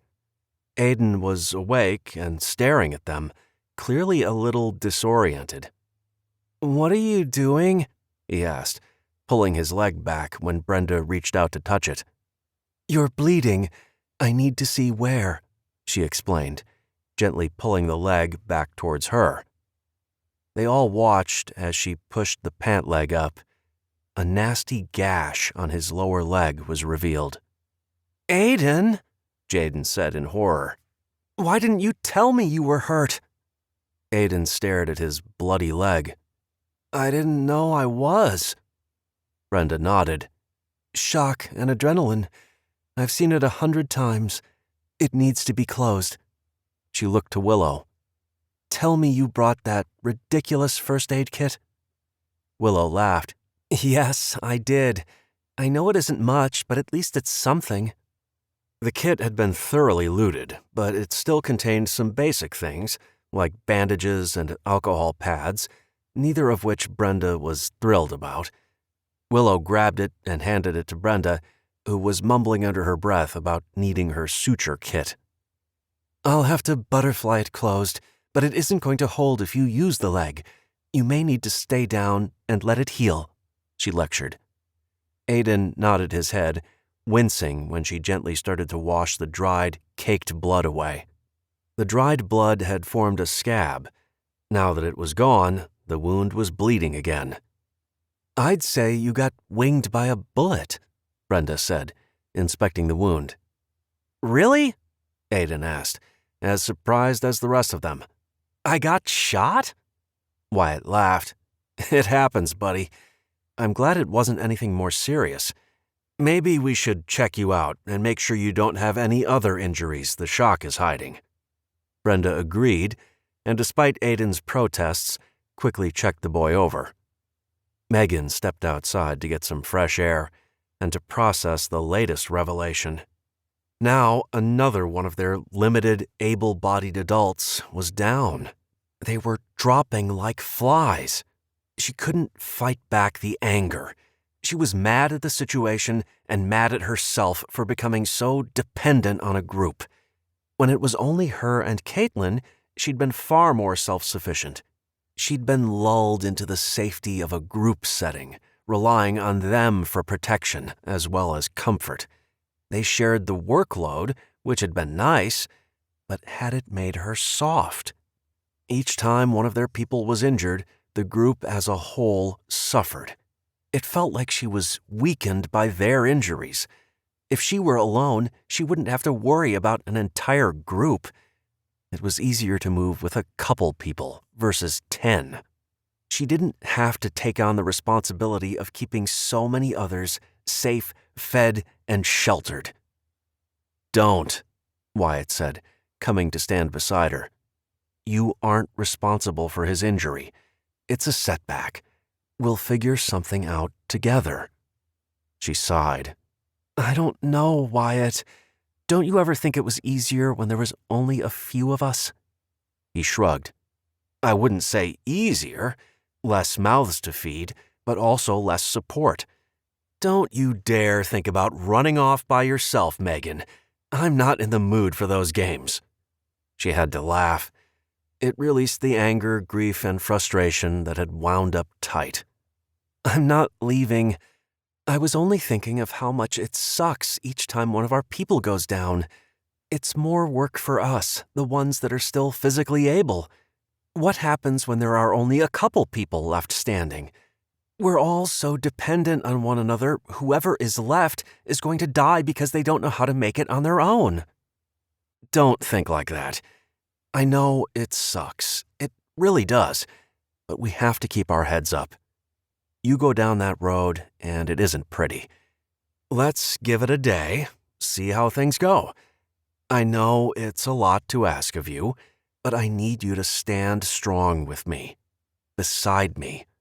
I can't give up on any of these people, and I'm asking you to stay with me, he said, grabbing her shoulders and forcing her to look at him. She looked him in the eyes. I'm here. I'm not going anywhere. Chapter 22. Get inside, Wyatt hissed, pushing her forward towards the cabin door. What is that? She asked, hearing a whirring sound in the distance. I would guess it's drones. They're getting smart and using drones to search the area instead of doing it the old-fashioned way. She wanted to shoot them down, but knew it would only give away their location. Stay in and stay away from the window, Wyatt ordered, shutting the door behind him. Megan instantly missed the fresh air from outside. The small cabin and closed door didn't mix well with a room full of unwashed bodies. She could smell blood and sweat. It wasn't a good combination and made her feel nauseated. They couldn't stay in this cabin for long. What is that? Jaden whispered, doing his best not to wake up his sleeping brother. Aiden had fallen back asleep shortly after Brenda's ministrations. Brenda still couldn't believe the kid had trekked all over the mountainside, bleeding like a stuck pig without complaining. He was tough. She was second-guessing her earlier concerns. Aiden was strong, and that was an asset she wanted in her corner. Drones, Wyatt answered. They're looking for us, I imagine. Everyone looked at each other, all of them realizing the same thing. They couldn't stay in the cabin. It wouldn't be long before the drones identified the cabin and a team was sent out. They had to move. Megan pointedly looked at Albert and then Aiden. Brenda had ordered both of them to stay down. How could they possibly move the group to safety if two members couldn't walk? She looked at the few adults capable of carrying the heavy burdens, and it wasn't enough. "Stretchers?" Willow asked. Wyatt nodded. "We're going to have to. But where? Where do we retreat to?" Again, they all were silent, staring at the walls and each other. "I have an idea," Brenda said. They all looked at her in anticipation. Anything was better than what they had, despite how unsure she seemed by the idea she'd yet to reveal. "There's an old, hollowed-out tree. I found it when we were trying to find material for the dike," she started, but stopped when everyone looked at her as if she were crazy. "A tree?" Ryland asked. Megan saw the second Brenda started to withdraw and quickly jumped in. "Is it big enough to crawl in, or does it create a nice hiding place behind it?" Brenda looked at Ryland and then back to Megan. "It's hollow, about the size of a large drainage pipe you would see in a canal. Behind the tree there's a nice little cove of sorts. It was almost completely blocked by the height of the tree and all the growth grown around it." "It's worth checking out," Wyatt said. "How far is it?" She shrugged. "I can't say for sure, but I know it isn't too far from here. I could show you." Wyatt looked at Megan, who quickly nodded. "Let's go. You guys sit tight. We'll be back soon." He paused at the door. "You know what to do if they come close." "We'll be fine. Hurry back," Albert said, propping up on his elbows. Wyatt and Brenda headed out, leaving Megan to keep watch. It was a lot of pressure. Between the young and the injured, they were seriously weakened and no match for Neil and his small army. It wouldn't take much to finish off her family. They had little resistance to offer. A noise outside startled her. She grabbed the gun and prepared to shoot. She may not be able to save her family and friends, but she would take out as many bad guys as she could. "It's me," Wyatt called out in a soft voice, knowing she'd be ready to shoot anyone who walked through that door. They came in, and Brenda walked straight to Albert. "What's up?" Megan asked. "It'll work great, and it's not that far. Brenda is going to take everyone up there. You and I will hang back and set a bomb of sorts to slow Neil's guys down," Wyatt explained. Megan was confused. "A bomb?" "Come with me," he said, heading back out the door and towards the back of the cabin. "What bomb, Wyatt?" she asked, with concern in her voice. He pointed to one of the small boxes they'd carefully stashed in the back a few months back. "Dynamite?" He nodded. "Yes. This stuff was too unstable to use for our purposes, and it isn't safe to move, but we can blow it up right here. It'll be a nice diversion and hopefully thin the numbers."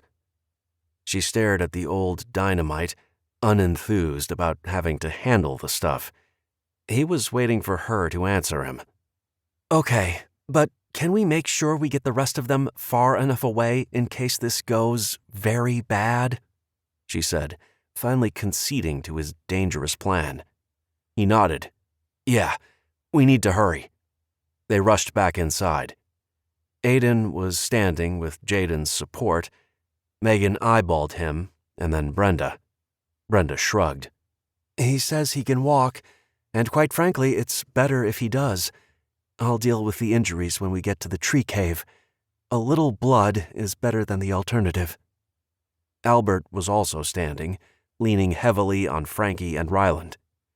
Megan looked at Tara, who was holding JJ, and nodded. This was probably one of their worst plans yet, but they were at the end of this game, and they weren't winning. This was a last resort. "Go," Wyatt ordered. Brenda went out the door first, leading the way through the trees. Megan watched for a few moments, wondering how they were going to get up the hill. Albert was in bad shape. Aiden was doing far better, but not great. "We need to move," Wyatt said, heading towards the back again. He carried the box around to the side of the cabin and began pulling out the sticks, being careful not to jostle them too much. "Do you think this is going to work?" Megan asked. It was evident the dynamite had been wet at some point, not to mention it was old and hadn't been stored properly, causing it to weep. The nitroglycerin crystallized on the sides and bottom of the box made her very nervous. He shrugged. "I honestly don't know, but what other choice do we have? We don't need it to be targeted. We only need it to explode and create a diversion." Megan nodded, but wasn't excited about attempting to detonate dynamite that may not explode. "How are we going to ignite it?" she asked. He reached into his pocket and pulled out a couple blasting caps. "With these. If not, we'll have to start a fire. I've no idea if the dynamite will blow. I'm no expert." She could tell he was irritated, but after their last use of the dynamite, she wasn't sure it would work. A noise alerted her they weren't alone. "Wyatt," she hissed. "I think they're here." He put one of the caps on the end of the string and used his teeth to crimp it down. Her eyes bugged out at the sight, but she didn't get time to say anything about his very dangerous and risky move. "Go," he whispered, standing and making his way towards the back of the cabin. She followed him, but didn't make it far. There was an explosion, but it wasn't from the dynamite. It was what sounded like 100 guns being fired all at once. "Wyatt!" she screamed, racing behind the cabin for cover. He pulled her in and pushed her behind him. He was trying to rig a battery from the flashlight to detonate the dynamite. "I'll shoot it," she said, not wanting to waste time. "We need to get up the hill," he ordered. She followed him up, thankful the shooting had stopped. Her ears were ringing. She knew the men had opened fire in the hopes of scaring them out of hiding or killing them with no effort. She was about to tell Wyatt to stop or she would be out of range when the men started shooting again. They looked down the hill and could see the men shooting at the cabin at point-blank range. "They're going to hit—" Boom! The dynamite exploded. It wasn't a massive explosion, but it was strong enough to take out the men within 10 feet or so of the cabin. She took a moment to survey the scene before Wyatt was pulling her up the hill. "We need to get out of here," he ordered. She looked back and nearly cried when she saw another 20 or so men rushing towards the cabin. "Up there!" one of them shouted. The sound of gunfire filled the air again. This time it was punctuated by the sound of bullets slamming into trees and hitting the ground around them. "Go!" Wyatt shouted. They crouched behind a large boulder. Wyatt leaned around and began taking shots. He was being methodical, not wasting the little ammunition they had. Megan leaned out on the other side and copied his actions. Between them both, they had to have taken out at least 15 men that she counted. "I'm out," he said. Megan took another shot, dropping a man who was coming up from her left side. "Let's move," she replied. They crouched low as they kept the rock between them and the men crawling up the hill. Bullets continued to whiz by. Her heart raced. She had no idea where they were going. They weren't familiar with the area, and there was nowhere to hide. They crested a hill. She quickly scanned the area, but saw nothing that would help them. "Megan, down!" Wyatt said, seconds before he pounced on her back, driving her face first into the rocky ground. His body jerked, and he grunted. She knew he'd been shot. He collapsed on her, his full weight pressing her into the ground. "Wyatt! Wyatt!" she said louder, trying to fight the panic.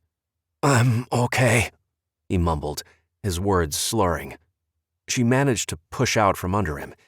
The men seemed to be holding back, but she knew it wouldn't be long before they came over the edge of the hill. Megan looked down and could see a red stain spreading across Wyatt's back. "Wyatt? How bad?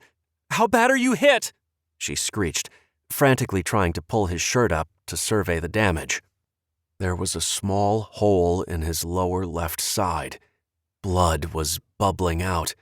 She quickly pressed her hand against the wound. He flinched. All she knew to do was apply pressure, but she couldn't sit here and wait for the men to come and finish the job. "Wyatt?" she asked again. He groaned in response. He was fading fast. She had no idea what the bullet hit, but knew it was bad. With her hands pressed into his back, she scanned the area, looking for somewhere to hide. Her ears were ringing and her body shaking with shock and adrenaline as she looked left and right. There was another rocky hill not too far away and off to her left. She blinked, focused her eyes, and realized there was a small cave carved into the rocks. It blended right into the scenery, appearing to be nothing more than a large boulder. "Wyatt, I have to drag you. I know it's going to hurt like hell, but we have to get out of here," she explained as calmly as she could. He didn't answer. "Wyatt?" Nothing. Without hesitating, Megan jumped up and rolled him over. His eyes were closed, but she could see he was still breathing. She put her gun on his chest, and that's when she noticed he was still holding his own gun in his right hand. Her heart lurched as she saw the blood covering his arm and hand. He never dropped the gun. Putting a hand under each of his armpits, she began to drag his heavy body towards the cave. It was pure adrenaline that gave her the strength to move such a heavy burden.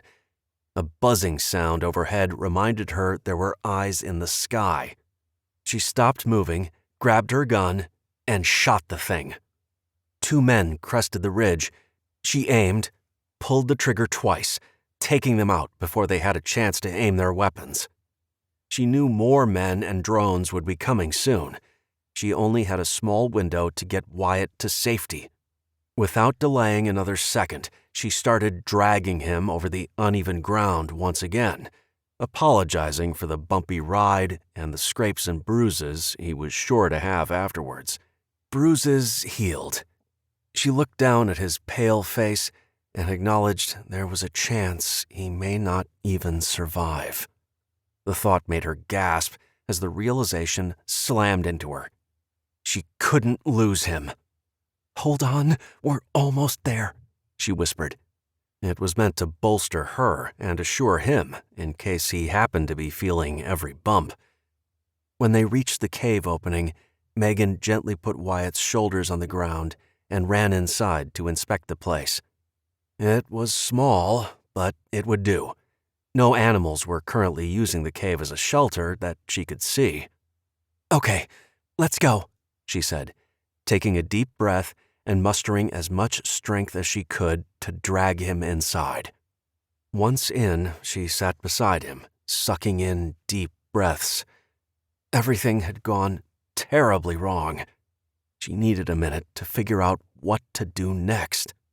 Wyatt's breathing beside her was a small comfort, but she was on her own. Chapter 23. Megan could feel fear threatening to take hold. She was scared, but she couldn't panic. If she panicked, she would only get them both killed. This was unlike anything she'd dealt with in the past. Before, she always had Wyatt or Caitlin or someone there to help her focus. Now, she felt as if she were falling apart. "Get it together, Megan," she said aloud, hoping the sound of her voice would provide some comfort. "Megan?" Wyatt's weak voice cut through the silence of the cave. "Wyatt," she said, leaning over him. "You're okay. Relax. Take a deep breath," he managed to get out. She wanted to laugh at the absurdity of him comforting her. He was the one shot in the back. She reached down and squeezed his hand. "I'm so glad you're okay," He coughed. "Did you stop the bleeding?" I don't know. Let me see," she said, gently lifting his body. "No," she said, feeling the relief of hearing his voice fade away like the blood flowing from his body. He was still bleeding. She had to stop the bleeding or he wouldn't have a chance.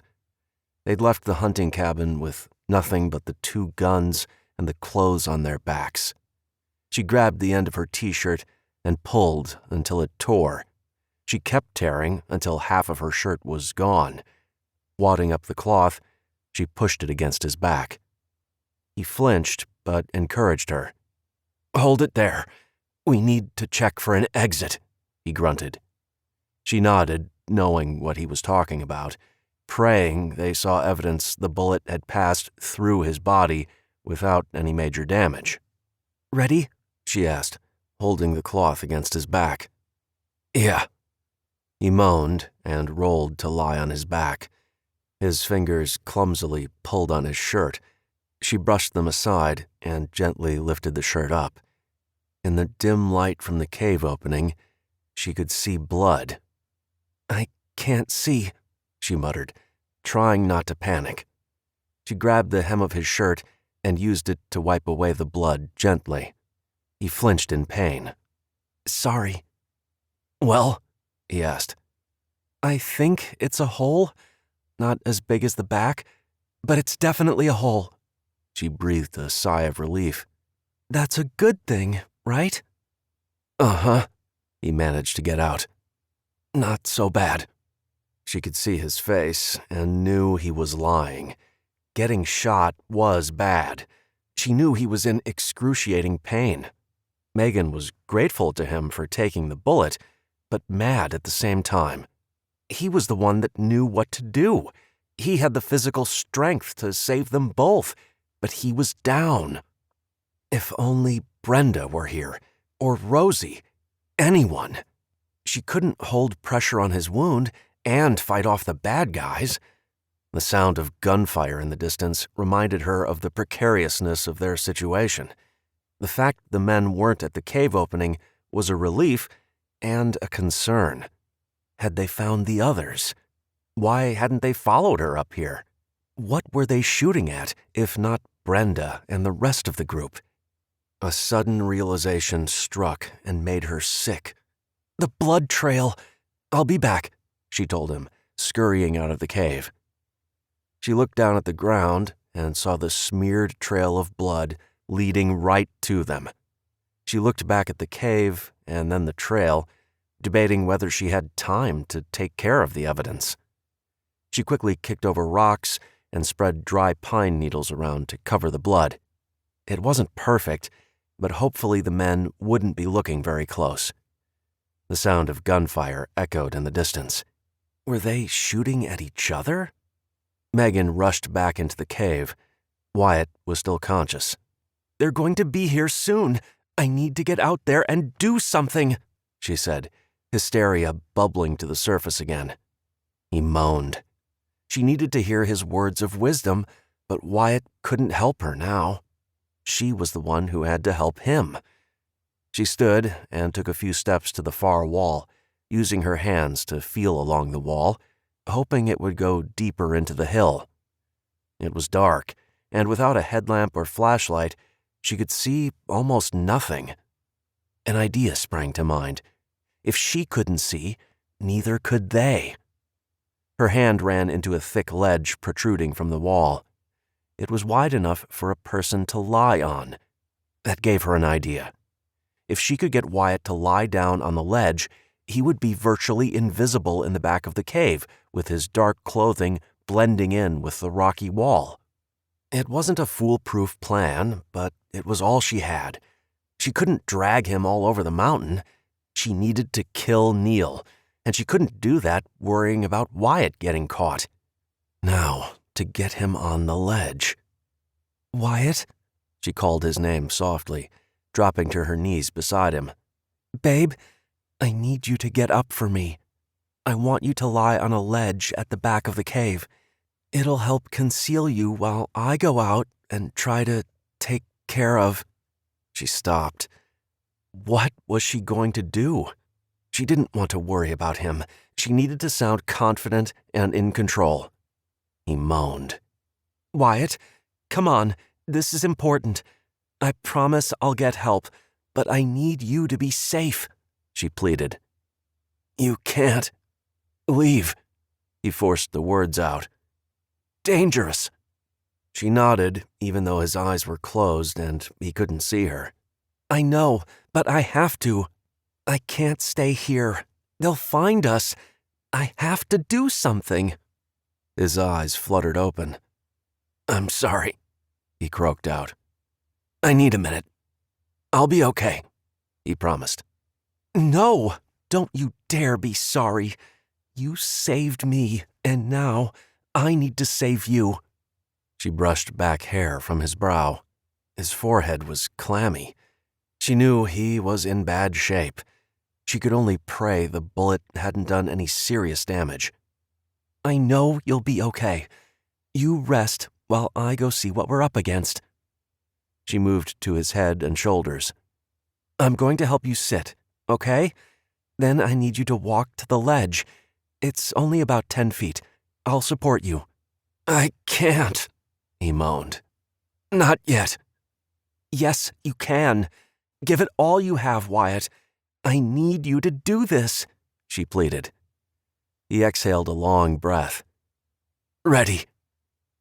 She lifted his upper body to a sitting position. He seemed to be a little more cognizant of his surroundings and managed to roll to his hands and knees. From there, it was a lot of pulling, pushing, and extreme effort, but they managed to get him to a standing position. Megan's knees threatened to buckle under the weight of his body, but she stood strong and practically dragged him the distance to the ledge. Okay, this is going to be hard, but we have to get you up there, she said, putting his hand on the ledge that was a few inches above his waist. Megan, he started. No, you will do this. Push through the pain and get your butt up there, she ordered, not giving him any room to argue. The pep talk worked, and he groaned before doing his best to climb on the ledge himself. She pushed him the rest of the way. He made it a second before he collapsed. She knew he'd probably lost more blood with the exertion, but it had to be done. A little pain and blood loss was better than the alternative. She didn't know how long it took to recover from blood loss, but she was holding on to the hope it would be soon. The wound would clot, and his body would start to repair itself, assuming no organs were hit. She was going to hold on to that. Wyatt? She whispered in the dark, running her hand over his face. There was no answer. She knew the strain had been too much, and he'd fallen unconscious again. She leaned down, brushed her lips across his, and stepped away. She didn't have time for this. She had to go if there was any hope of saving him. With the amount of gunfire she'd heard earlier, she had a sinking feeling the rest of the group had been discovered. They didn't stand a chance against the armed soldiers and would have succumbed with little fight. She couldn't let herself focus on that. Right now, she needed to channel everything she was feeling into anger and a burning desire for revenge. She was their last hope. She left the old hunting rifle next to the ledge. If he came to, he would find it, in case he needed it. Megan picked up the other gun and took one last look at Wyatt's still body on the ledge. I'll be back, she promised, before heading out of the cave and into the sunlight. She took a moment to get her bearings. It was then she heard men's voices. They were coming. Her heart raced as she took another look inside the cave. It felt wrong to leave him, but she had no choice. If she stayed, she'd be killed as well as Wyatt. It went against every bone in her body, but she walked away, fading into the tall bushes near the cave. The area was unfamiliar to her. She knew they were far above the lodge, and she knew the general idea of where the lodge was, but beyond that, she was lost. Her only thought was to head to the lodge. What else could she do? Everything Wyatt had tried to teach her about direction was floating through her mind, but none of it made any sense. It was a serious handicap to be as directionally challenged as she was, but she had to work with it. Her inability to determine which way was what reminded her of how dependent she'd been on the rest of the group, especially Wyatt. How could she have ever thought being alone was better? She was utterly alone, and it was horrible. She longed for Wyatt's strength, his ability to think through problems quickly and reasonably. The man had been beside her for so long, she couldn't remember what it was like not to have to depend on him. Even Albert's cynicism would be welcome at this point. He was surly on his best day, but he had that firm hand that each of them needed on occasion. He didn't take any crap and wasn't afraid to call it like he saw it. She wished she'd been a little more skeptical of Neil. Albert had years of experience on her, and only now she was starting to see how naive she'd been to take anyone or anything at face value. Rosie's words of encouragement and ability to make her feel better, even in the worst of times, was sorely needed. She tried to recall Rosie's warm smile and some of the platitudes she was constantly spreading about, but she drew a blank. Right now, it all felt dark. She couldn't find the silver lining. Her mind drifted to Brenda. She was easily overlooked in her room. She tended to blend in and said little, but when she did speak up, it was important. She was witty and had a keen eye. Her skills would come in handy right now. Wyatt would be patched up and on the road to recovery. Megan's stomach dropped as she thought about the what-ifs. What if Wyatt's wound was fatal? What if she never got to hear him or feel his arms around her, supporting her again? This is what Willow must have gone through, except the worst had happened. Jack had died. Willow had a quiet strength about her. Their trip to Ravenna had brought them closer together as Megan got to know her better and realized that while she tended to be malleable to almost any idea, she would fight to the death for her children. She was a tigress underneath the suburban mom mask. The fact she managed to get up every day and keep fighting was a testament to her courage. Caitlin's face popped into the forefront of her thoughts. Megan had to see her again. She had to hear her sweet voice and feel those tiny arms wrapped around her neck. Caitlin was a fighter. Megan knew if there was a chance to escape, Caitlin would find it. Her daughter was tenacious and wouldn't give up, ever. The thought brought a smile to her lips and a feeling of pride as she thought about her daughter protecting Rosie. Caitlin would scratch, kick, and scream like a banshee. Those men had no idea who or what they were tangling with if they went after her little girl. Tara had become another ally. The woman had taken grief by the horns and showed it who was boss. She'd lost her son and the man she loved, but she was still standing strong. Megan didn't know if she had that kind of strength. Tara had been so meek when she first met her, she hadn't really given her much thought at all, but the woman was a force to be reckoned with. Megan had to hold back a chuckle, remembering Tara holding the gun on Neil without him even realizing it. She was a no-nonsense kind of woman, which Megan could appreciate. She looked sweet and innocent, but that was a ruse only a select few people knew. Evan had been one of them. They seemed to be a mismatched couple, but she now knew Evan had depended on Tara as much as Tara depended on him. He had the physical strength, while she had the emotional strength. She had to fight back the emotions as she thought of all those they'd lost. Each of them had been a big part of their blended family. Chase, Brian, Garrett, and Jack had left gaping holes. Too many people she'd come to love had been taken away from her. She was sick of it. "No more!" she shouted at the sky. "No more! I'm sick of everyone dying, she said, a little quieter. You can't take my baby, and you can't take Wyatt. You can't, she repeated, hoping the message got to whoever was pulling the strings in the universe. Megan felt better after her little outburst and kept walking, being careful not to make too much noise or to leave an obvious trail. It had been a while since she'd seen or heard Neil's men. Had she lost them, or had she managed to get completely lost herself and end up miles away from the lodge? She decided to take a small break and get her head together. She had no real plan. She knew she was making her way back to the lodge via a very long way around, but when she got there, what would she do? She had one gun with very little ammunition. There was no way she would win a gunfight. Sitting on the ground, propped up against a tree, she spun the wedding ring she wore around on her finger. It made her feel close to the people she missed. It was time she started to think realistically. What were the odds Rosie and Caitlin were alive? They would have been discovered by now.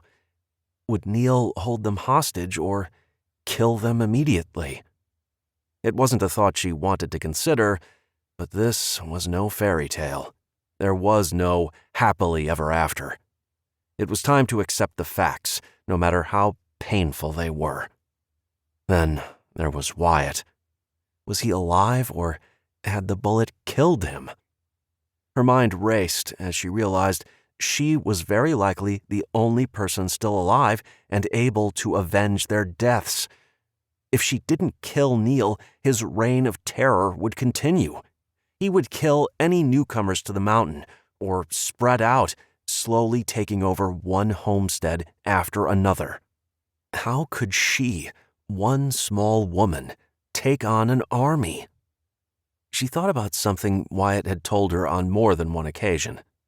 They're strong on their own, but even stronger together. She was strong. She could do anything she put her mind to. Sure, it would have been nice to have her people with her and be able to lean on their strengths, but that wasn't an option. There was no point mulling over what-ifs when it wasn't possible. As if a magic wand of courage had been waved over her, Megan could feel her strength growing. She felt stronger than she'd ever felt before. She was defiant and committed to killing Neil. It was up to her. She wouldn't fail the people who loved her and stood beside her these past 18 months. There was no way in hell she would fail them, even if it meant she died trying. How? The question loomed over her. In the past, she had a far better idea of what she was up against. This was different. This was more a David versus Goliath. This was a David versus the entire world. "Get it together, Megan," she said aloud. "You can do this." Self-talk. It was something she'd read about in the self-help books she'd bought after her divorce. Back then, she'd felt silly using the strategies, but now she realized it actually worked. This survival business was mentally taxing. It was all she could do to keep herself from losing her mind. Megan stood, brushed off her butt, and started towards the lodge. She needed to do some recon. A plan required information, and to get that, she had to get closer. The rifle felt good in her arms. It made her feel a little more confident. She ignored the fact the rifle was old and couldn't come close to competing with the firepower Neil's men had, but it was something. Again, she would rather kill a few of the men than go down without a fight. The guy had messed with the wrong people. She was going to make him pay, hopefully with his life. Chapter 24. Dusk came fast.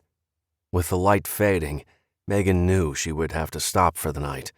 Continuing in the dark night would likely end up with her getting seriously lost or injuring herself. The thought of staying outside alone all night scared her. It was the first time she could admit she was truly terrified. Without a blanket, tarps, or other means to ward off the cold night, Megan gathered pine needles and leaves. It wasn't the best blanket, but it would provide her with some insulation. She spread a layer of needles and then another layer of leaves over the top. Using her hands to scoop more needles into a pile next to her makeshift mattress, she prepared to hunker down for the night. Already, darkness had closed in around her. Every noise was amplified in the eerily quiet forest. She doubted she would sleep a wink. Hopefully, bears and other animals would take a wide berth around her. Any soldier coming through the area wouldn't likely see her with her pine needle camouflage, but an animal would smell her a mile away. Megan lay down on her mattress under the tree and began to scoop the foliage over the top of her. "Oh!" She nearly screamed the word as she felt something crawl across her exposed stomach below the needles. Her half shirt wasn't going to do much good keeping her warm, but it was worth the cost to help Wyatt. Another tickle on her side nearly sent her into a karate kick combo. "Breathe, Megan. It's only a bug," she whispered into the dark night. She would likely be covered with bug bites in the morning. Rosie had made some bug repellent with tea tree oil that seemed to work in the early spring when the ticks and mosquitoes were out in full force. She wished she had some of it now. Instead, she would have to lie in her bed and be dined upon by a variety of creepy crawlers. The night seemed to last forever. She dozed off on occasion, but it was only in short spurts. The forest was much louder than she remembered. Being alone had a way of amplifying everything. As soon as the first rays of sun cut through the trees, she shucked her pine needle blanket and did a shimmy and shake that would make a belly dancer proud in an effort to rid herself of any bugs still clinging to her skin. Without hesitating, she started walking in what she hoped was the right direction. Her stomach rumbled and her mouth felt like she'd been sucking on cotton balls all night. She needed water, and a snack wouldn't be turned down. She did a mental physical health check and felt she was still in good shape. She wasn't too dehydrated or weak from lack of food. She could do this. If Neil killed her, she wouldn't have to worry about finding water, she mused. There was that silver lining she was looking for. As she walked, she paid attention to her surroundings, looking for traps or alarms. Assuming she managed to go in the right direction, she was in the vicinity of the lodge. She had no idea how far out Neil's security system spanned, but she wasn't taking any chances. Megan glanced around, surveying the familiar-looking area. She knew where she was. The lodge was close. She could be running into the perimeter with the security systems in place. Scanning the area, she spotted one of their primitive tin can alarm systems. It made her smile, thinking of Chase and Wyatt stringing these things up. Of course, Neil would have improved upon the line. She would have to be extra careful not to trigger the high-tech systems. Maybe, by some stroke of luck, they hadn't made it out this far. She prayed that was the case as she carefully lifted her leg over the fishing line strung between two trees. It was practically invisible, and anyone who didn't know it was there would have tripped it. Despite it being a primitive setup, it was effective. A man's voice coming towards her had her dashing into a thick stand of trees and dropping to the ground. The voices faded. She crept out of the shadows to investigate. A crunching twig beneath her foot made her sound like an elephant. "Crap," she muttered, not moving for fear of stepping on another one. "Don't move." Megan inwardly groaned. She'd made it this far only to give herself away by being careless. She raised her hands, put down her other foot, and looked up at the man training a gun on her. He was wearing the uniform that identified him as one of Neil's men. You're one of them? He asked. She looked at him and raised an eyebrow. One of whom? Don't play dumb. Are you one of the people that lived here? He growled, holding the barrel of the gun at her head. She thought about lying, but figured it wouldn't matter. Yeah, I am, or was, considering you and your boss kicked us all out. He lowered the weapon an inch. Why are you here? I thought we killed you all by now. He almost sounded relieved. She glared at him. Sorry, we aren't so easy to kill. Why do you have to kill us? Why can't you go build your own place? Clearly you have the ability and materials to do so. I don't understand why people like you have to be such... She waved her hands in the air, so frustrated she couldn't find the words. His shoulders slumped forward, and he had a look of shame on his face. I don't know. Megan looked at him, really studying his features and demeanor. He looked defeated, as if he'd given up on life. Dumb answer, she shot back. Killing innocent people demands a reason. You're cold-blooded killers, and I hope karma makes you suffer dearly for what you've done. He nodded. I'm sure it will. Megan was surprised by his acceptance of the fate he had coming. He was mentally weaker than she was, which gave her an advantage. Wyatt's voice was in her head, reminding her that it wasn't always about physical strength. Outsmarting and outmaneuvering an opponent was as effective. He appeared to be alone. Could she break him down and overpower him simply by being mean? He looked at the rifle in her hands. What are you planning to do with that thing? Shoot as many of your people as I can, she shot back, only realizing once the words left her mouth, it may not be the smartest thing in the world to antagonize the man holding a gun on her. He smirked. Effective. She looked at the ground and saw what could only be a body covered by a thin blanket. She flinched, realizing she may be dealing with a guy who wasn't stable. What she'd originally taken as a sign of weakness could actually mean he was one of those cold-blooded serial killer types that had no remorse, no emotion at all. The thought made her second-guess her strategy to break him by being harsh. My brother, he said, looking at the blanket-covered body, his voice dropping. She nodded, but didn't offer any condolences. They all deserved to die, in her opinion. You here to kill Neil? She looked at him, concerned by his demeanor. Why hadn't he shot her yet? Yes, actually, I am. Is this where you shoot me now? She asked, holding her chin up in defiance. He lowered the weapon, shocking her. Good, he muttered. I hate that man. I hope you make it a slow death. Before she knew what he was about, he tossed the automatic rifle at her. She used her free hand to catch the gun mid-air. What's this about? She asked, training the gun on him, not trusting he was going to give up so easy. He pointed to the body on the ground. That's my little brother. Neil killed him. Jason did nothing wrong except follow me. If I hadn't encouraged him to join up with that maniac, he would be alive. Megan looked at the blanket, then back at the soldier. How? I mean, we've seen Neil push a button, and a second later a soldier drops dead. He picked up the shovel and slammed it into the ground before using his foot to push it in further. Poison.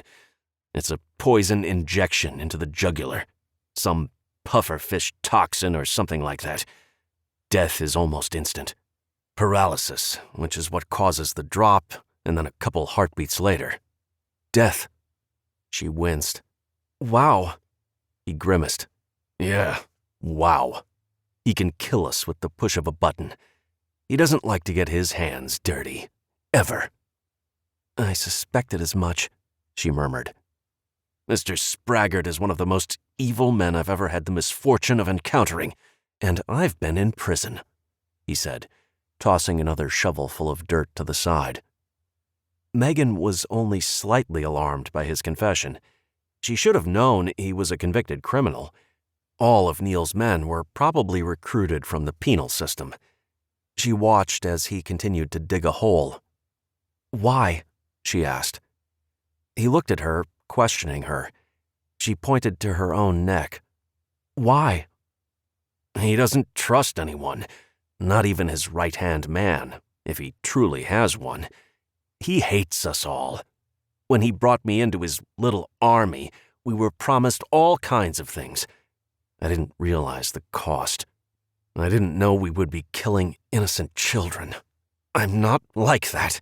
He looked her straight in the eyes. "Children?" she croaked out. "You've killed children? Here?" she said, fighting the urge to put her hands around his neck. He raised an eyebrow. "Not here. I mean in general, by taking their food and—" "Wait, what are you talking about?" She shook her head, not wanting to reveal Caitlin's whereabouts, in case there was any chance at all they were still sheltered in the root cellar. "Nothing. What are your plans after this?" she asked, looking pointedly at the body on the ground. "I'm out of here. I don't know what kind of range these things have on them." He pulled at the band around his neck. "But I want as far away from that guy as possible," he said, digging frantically. "Why not take it off?" she asked, as if it was the most obvious thing in the world. He looked at her and rolled his eyes. "I'm not an idiot. If it were that easy, all of us would have ripped the stupid things off. They're locked on. We can't cut them off or it triggers it. I have to get away. That's my only choice. I don't want anything to do with him and his plans for world domination." "Why not arrange a coup and kill him? There are more of you than him," she pointed out. He sighed. "There are some of us that hate him, but more are loyal to him for one reason or another. We'd be killed before we ever got close to him. Most of the guys have lost everything. Neil and his army are all they have.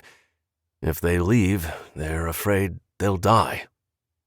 She watched as he tossed the shovel to the side and dragged the body into the hole. She felt very little sympathy for him, but it was still a sad scene. He stared down at the blanket in the hole. She considered offering condolences, but quickly dismissed it. For all she knew, the guy was the one who killed Chase. He could rot in hell where he belonged. "You can kill him," he said softly. "What?" she asked, not sure she heard him correctly. You can get to him. He'll kill me before I can get close, but you aren't wearing one of these." He pulled at the band around his neck. "He's in his safe room. There are only a handful of guards. The rest are out looking for you and your people. I'm supposed to be out there too. I managed to ditch my team so I could take care of Jason. No way could I leave him out here to rot." She nodded. "How do I get to him?" He ignored her as he started to pile dirt on the body. She figured he'd been yanking her chain and had no intention of helping her. 8928. "What?" she asked, wondering if the guy was messing with her. "That's the code to get in.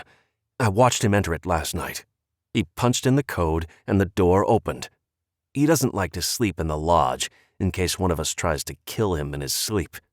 That slimeball sits in there, completely protected, while we go out and do his dirty work. I'm sick of it," he shouted. "Thanks," she said, trying to decide if she could trust him. Got any more ammo for this thing?" she asked, knowing he'd probably tell her to get lost.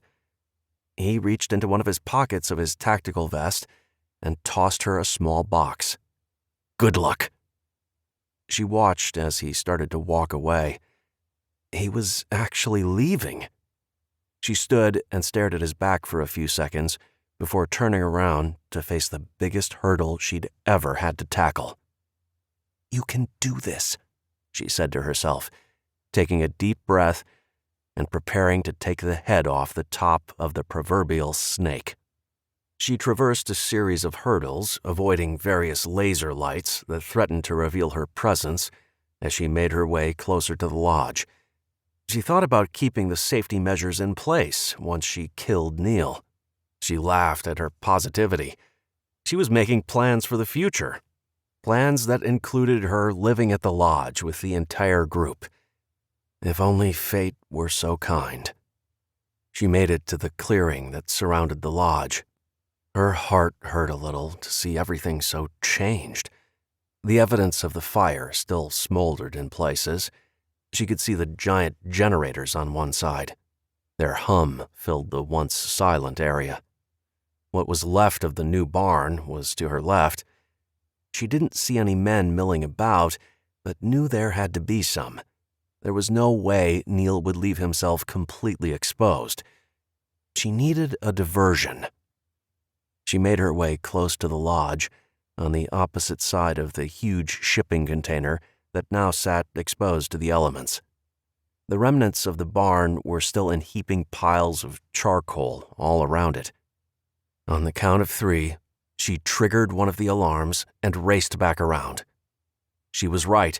Several men came out of the lodge, guns in hand. She paused, waiting to see if any other soldiers would appear. When none did, she raced to the exposed container, hoping the few soldiers would be too occupied to notice her. There was nothing to shield her from their view if they happened to look. It was a Hail Mary if she'd ever seen one. "Stop!" a man shouted. A failed attempt. "Damn it!" she cursed. Megan didn't hesitate. She didn't have the luxury of thinking about what to do. She turned and fired the gun. The force of the gun took her by surprise. It had been a while since she shot a semi-automatic weapon, let alone a full automatic. These guns were military grade. Instead of taking the one shot, she sprayed the area with bullets, taking out all 4 of the men she'd seen earlier. She dropped the rifle she'd been carrying. She didn't need it with this gun in her possession. She waited to see if any more would appear. "Coast is clear," she muttered under her breath, and turned back to the safe room door.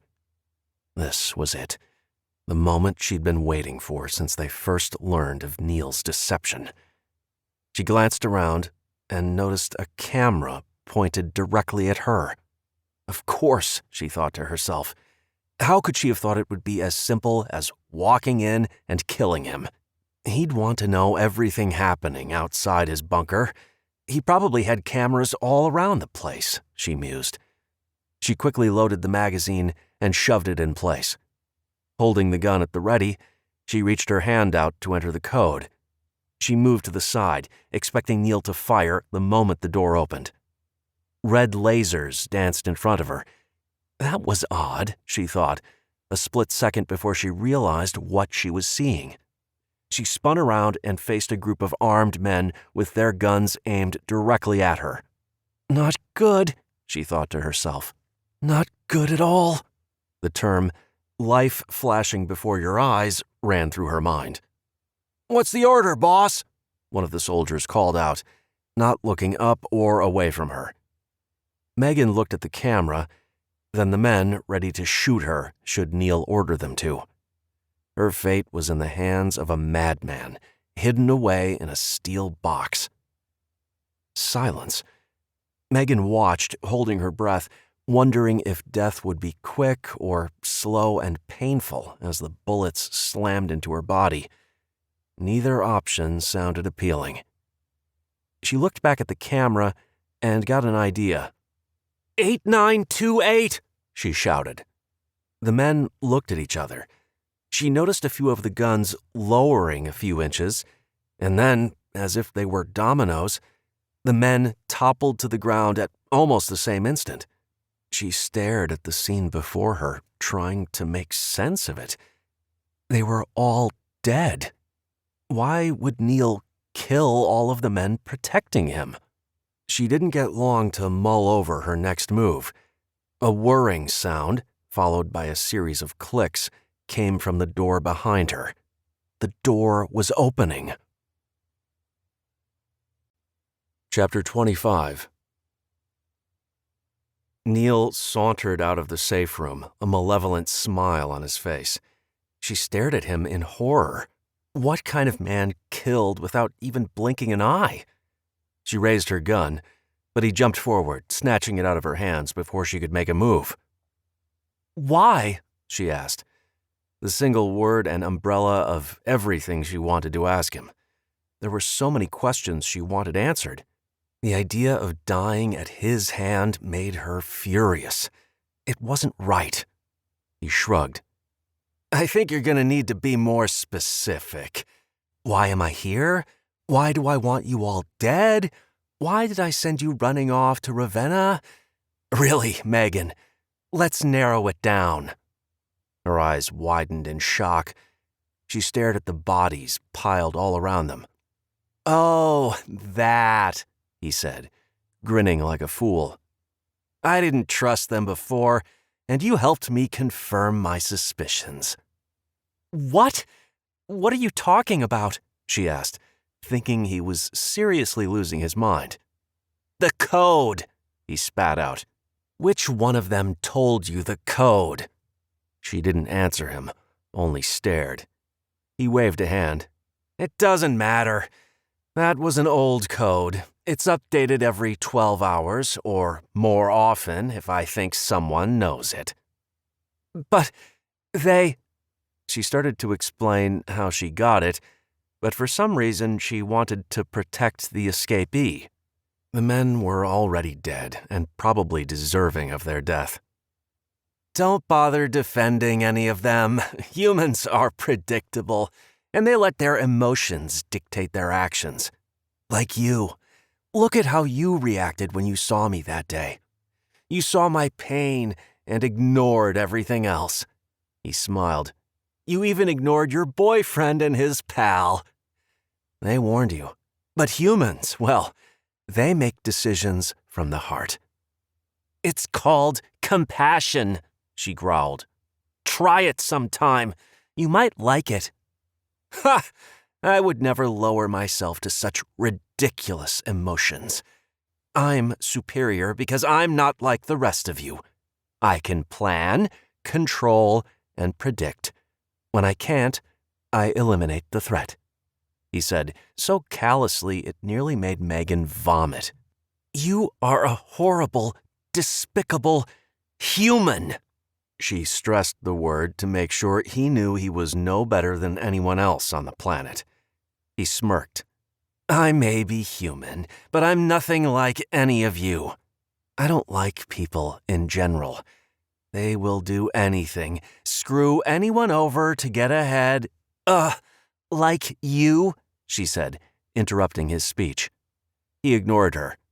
"I don't like to take risks. I don't like the unknown. I need to be in control. It's my way or no way. These men," he curled a lip in disgust. "They weren't worth my time. They served a purpose. I clearly won, and now they're dead." She shook her head, unable to believe the words coming out of his mouth. "You're insane," she breathed. "Maybe, but I'm going to be the last one standing. My men made sure of that. I can't believe how gullible they all were." "You," he said, looking directly at her. "You at least put up a little fight. Your friends did, but you believed my story from the get-go. I would say that should teach you a lesson about taking anyone at face value, but it doesn't matter now. You learned the lesson too late." Before Megan knew what he was going to do, he reached behind him. It only took her a second to realize he had a gun. As he was pulling it around, she made her move, lunging into his stomach with her head and shoulders, pushing him into the solid steel wall of the shelter. Oof! The breath was pushed out of his lungs as she slammed into him. He was far too strong, stronger than she had expected. He pushed back, sending her flailing to catch her balance. It gave him enough space to pull the gun up to a firing position. Megan bent over once again, aiming lower, diving at his knees, slamming him into the wall again. He pounded the butt of the gun into her back, causing her to scream in pain and back away. Neil was too fast. He lunged forward and tackled her to the ground. The butt of the gun slammed into the side of her head. Megan blinked away the tears and tried to focus on the face of the man intent on killing her. She couldn't see straight. There were stars dancing in front of her eyes. She raised her hands up, blindly swinging and clawing. The butt of the gun came down on her shoulder as she deflected the next blow meant for her head. "No!" she screamed. "No!" Her arms flailed, creating enough diversion for her to grab hold of the gun and toss it to the side. There was no way she would get the chance to use it on him. It was better if neither of them had it. Her victory was short-lived. His hands were around her throat. Neil straddled her, sitting on her stomach, and continued lifting her head off the ground and slamming it back down, over and over. It felt as if her brain was going to explode. Megan's eyes filled with tears as pain rocked through her. She slapped and clawed at his face. She felt skin under her nails and knew she'd gouged him. It wasn't long before the lack of oxygen impacted her ability to fight back. She couldn't seem to get her fingers to do as she was instructing. Her hands felt like giant blobs, and her arms were suddenly far too heavy to keep over her head. The stars were back in front of her eyes. Her lungs were burning, and it was then her brain put it all together. He was choking her to death. She was too weak to fight back. He was winning. She was dying. She dug deep, searching for an ounce of energy. She found it, buried in her love for her daughter. She put every bit of strength into her right fist and swung as hard as she could. She missed her mark, but hit him in the side of the head. Her world started to go dark, and she knew this was it. The lack of oxygen pulled her further under, into the abyss. In the distance, she heard him laughing. She wanted to scream and rage at the injustice of it all. Evil wasn't supposed to win. This was wrong. A loud sound rang out, and a second later, she felt Neil jerk. His hands loosened from around her throat. He was screaming. She wanted to swing and fight, but her arms refused to obey her commands. She sucked in air in big gulps, making herself hiccup and choke. Her throat burned. Megan rolled to her side, hoping it would allow the oxygen to enter her lungs faster and easier. Her vision began to clear. Neil was on the ground beside her, screaming and holding his leg. She looked up and stared into the distance. Brenda? She got up on her elbows to get a better view. The woman was on one knee, a rifle in her arms, aimed in her direction. Megan couldn't believe what she was seeing. Brenda was alive. She briefly wondered whether the others were nearby, but Neil's screaming reminded her the situation wasn't over. The man was still alive. She prayed someone else was close and would finish the job. No, it was only her. She was on her own in this fight.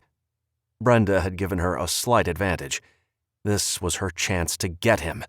She had a small window to overpower him, but she had to act fast.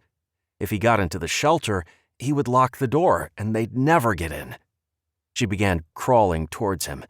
He was on the move, dragging his leg behind him as he headed towards the open door of the safe room. Megan continued to suck in air greedily, trying to catch up to him. Despite his injury, he was moving fast. She'd hoped to jump on him and beat him to a pulp, but her body had other plans. It was still weak and clumsy. Blood was dripping down her face and into her eyes. She wiped it away and gasped when she saw him slither into the room. She forced herself to move faster and managed to slip through the closing door. It slid shut behind her, making a quiet thud. "Damn it," he muttered, pulling a towel out of a basket and pushing it against his leg. She looked up and around the rectangular room. It was like one of the fancy setups she'd seen in pictures and various magazines. She remembered watching a documentary about the elaborate underground shelters that cost as much as her house. This appeared to be one of those setups with every luxury included. There was even a picture of a mountain scene on one wall, painted to look as if you were staring out a window. It was meant to prevent the cooped-up claustrophobia that would happen knowing you were trapped several feet underground. She took in all the amenities, becoming more furious by the second. Her daughter had been trapped underground for nearly 2 weeks with nothing but dirt around her. She could only imagine the terror Caitlin was going through. Her eyes moved over the furniture in the small space. There was a white couch along one wall that, from her angle on the floor, she could tell it pulled out to make a bed. There was a small kitchen, complete with a microwave. She stared in awe at the luxurious digs Neil had been holing up in. A large-screen television was on one side of the wall with a Blu-ray player on the shelf beside it. A wall shelf revealed a selection of titles for him to pass the time. She wasn't surprised to see a variety of horror films. Her inspection of the shelter was cut short when he noticed her. She scrambled to get to her feet. He was faster. She'd barely managed to stand when he punched her in the jaw. It felt like a screwdriver had been jabbed into her skull. Her instant reaction was to raise a leg and kick. She connected with his injured thigh, causing him to scream out.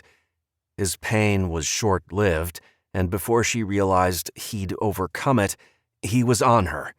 He grabbed her by both arms and physically lifted her and propelled her into a metal storage cabinet against the wall near the door. The corner slammed into her spine, making her legs tingle. She slid down the cabinet and fell to the ground. Neil lunged forward and pulled the cabinet down on top of her, slamming her body into the ground. Thankfully, her head had been spared a direct impact, but once again, she was struggling to draw in air. Megan felt the darkness pulling her under again. Every inch of her body was throbbing. She struggled to move, knowing she had to escape or all would be lost. The door was closed. Nobody could save her in here. "Other people always wreck everything," Neil screeched above her. "I hate you," he screamed, revealing how unstable he truly was. She didn't have to worry about trying to get the cabinet off herself. He shoved it away, freeing her from the heavy weight, pushing her into the floor. She got to her hands and knees and looked up to see him standing in front of a wall of guns and various weapons ranging from machetes to swords. It was a scene straight from the most frightening horror movie. "Crap," she muttered.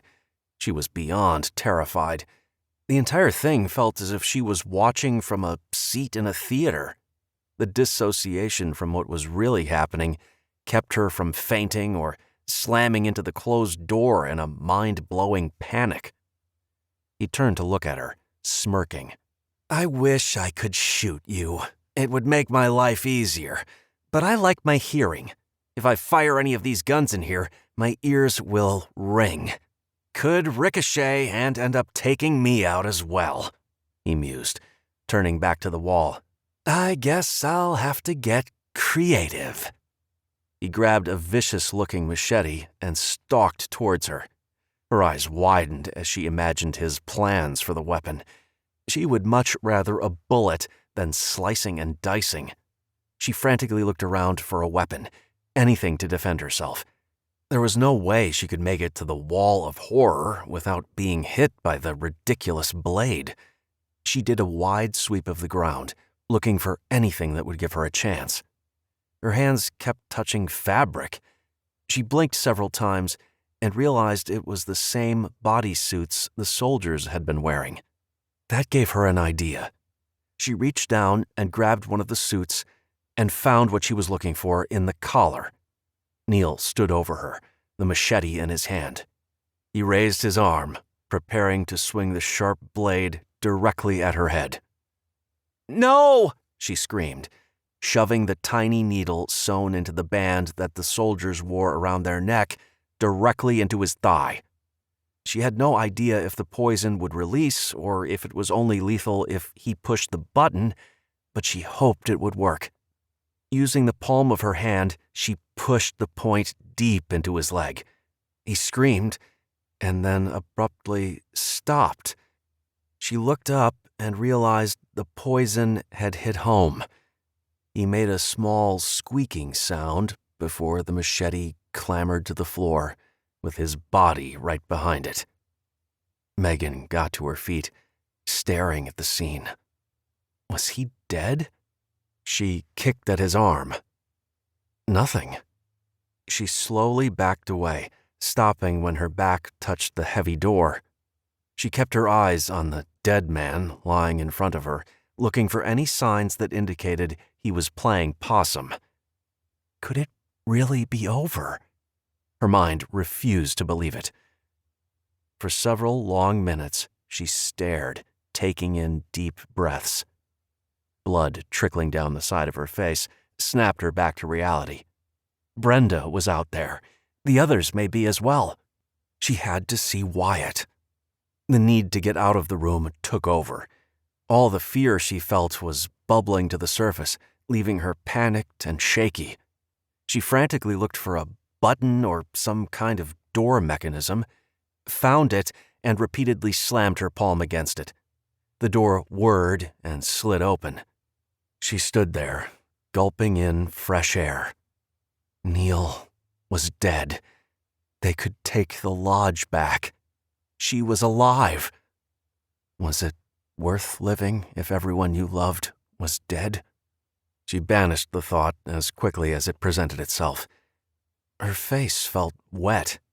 Her fingers went to her cheek, and she realized she was crying. Her tears mingled with the blood and sweat from her battle with Neil. With one last look back, she ran out of the safe room towards the root cellar. Chapter 26. Megan scanned the area as she ran towards the cellar. She wasn't sure if all Neil's men wore those neckbands. There could still be men milling about, ready to avenge their leader. Her mind refused to believe it was all over and done. It hadn't been easy, but she never imagined she would be successful taking Neil and his army down on her own. Wait, she hadn't been alone. Where was Brenda? The woman had essentially disappeared after she shot Neil. Megan started to wonder if she'd imagined it. Then she remembered the bullet wound. Someone had shot him. She'd worry about that later. Her focus was on opening that root cellar, praying her baby was safely tucked away in the dark hole. The door was well covered. Even she almost walked past it, which gave her hope. She used a hand to brush the leaves and debris away from the door she knew to be hidden below. She found the small rope and tugged it open, leaves and dirt sliding to the side. She was almost afraid to know. For so long, she'd been clinging to the idea Caitlin was in the root cellar. Now that she was staring into the dark pit, she had to acknowledge it was unlikely her daughter had survived for so long without discovery. "Caitlin?" she called out. "Caitlin, it's Mom. Are you in here?" There was silence for several long seconds. Megan felt the strength leaving her body with every passing second. "Mom?" Megan froze. It was the sweetest sound she'd ever heard. Her daughter's voice. Her daughter was alive. Her brain clasped onto the sound and seemed to send out energy to her limbs, that had felt too weak to move moments before. "Megan, are you alone?" Rosie's voice came out of the dark hole. "Yes, it's me. It's safe," she called down. Out of the darkness, her daughter's pale face emerged, with Rosie right beside her. She openly cried as she helped Caitlin out of the cellar. Rosie was next. Both were extremely pale and had lost weight. Caitlin looked so fragile, Megan was afraid to squeeze her too tight. Rosie was standing in the center of the yard, turning and staring at what had been done to her home. Megan couldn't let go of her daughter. She held her as if her very life depended on it, vowing never to be separated from her again. "Oh, my," Rosie breathed. "I don't understand." Caitlin was sobbing. Megan held her tight against her, whispering words of comfort and offering endless promises she would always be there. "Where is everyone?" Rosie asked, clearly in shock. The woman looked as if she'd aged 20 years during her confinement. Megan couldn't meet her eyes, but moved towards her, ready to envelop her in one arm, with the other securely around Caitlin.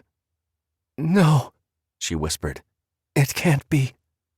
She was slowly shaking her head, staring at Megan with a look of profound sadness. Megan didn't answer her. She couldn't. They had much to catch up on, but it could wait. Right now, she needed to hold her baby. "What day is it?" Rosie asked. Megan hugged her tight before stepping away. "I don't actually know." "How long have we been down there?" Caitlin asked. The question made her flinch. Her poor little girl had been trapped underground for 2 weeks. With no way to tell night from day, Megan imagined it had probably felt like an eternity. "Too long, but we're here now," she assured her. "I can't believe any of this," Rosie was saying, her arms stretched wide. "We heard plenty of noise and felt the ground vibrating, but this... I could never have imagined all of this." "You should have seen it before the fire," Megan sighed. "Fire?" Rosie's voice went high. "You were here? There was a fire?" Her eyes went to the lodge, finding the area that had been burned. A hand went to her mouth. "Oh my, this is awful," she muttered. Megan nodded. "There's so much to catch up on." Rosie was staring at her, making her feel uncomfortable. Megan squirmed under her scrutiny, feeling the guilt heavy on her shoulders, assuming Rosie could see it as well. "Hun, we need to have you sit. You're bleeding," Rosie said, walking towards her. Megan reached a hand up to the spot on her head that was throbbing. When she pulled her fingers away, she could see the blood on her hand. She imagined there was a good-sized cut on her head from the butt of the gun. She thought she'd wiped away the blood, but imagined she only smeared it. It was no wonder Caitlin looked so terrified. "Yeah, we will," she said, acknowledging the need to clean up her bloody head. "I need to check inside and make sure everyone is gone," she said, looking around, expecting soldiers to come crawling out of the trees.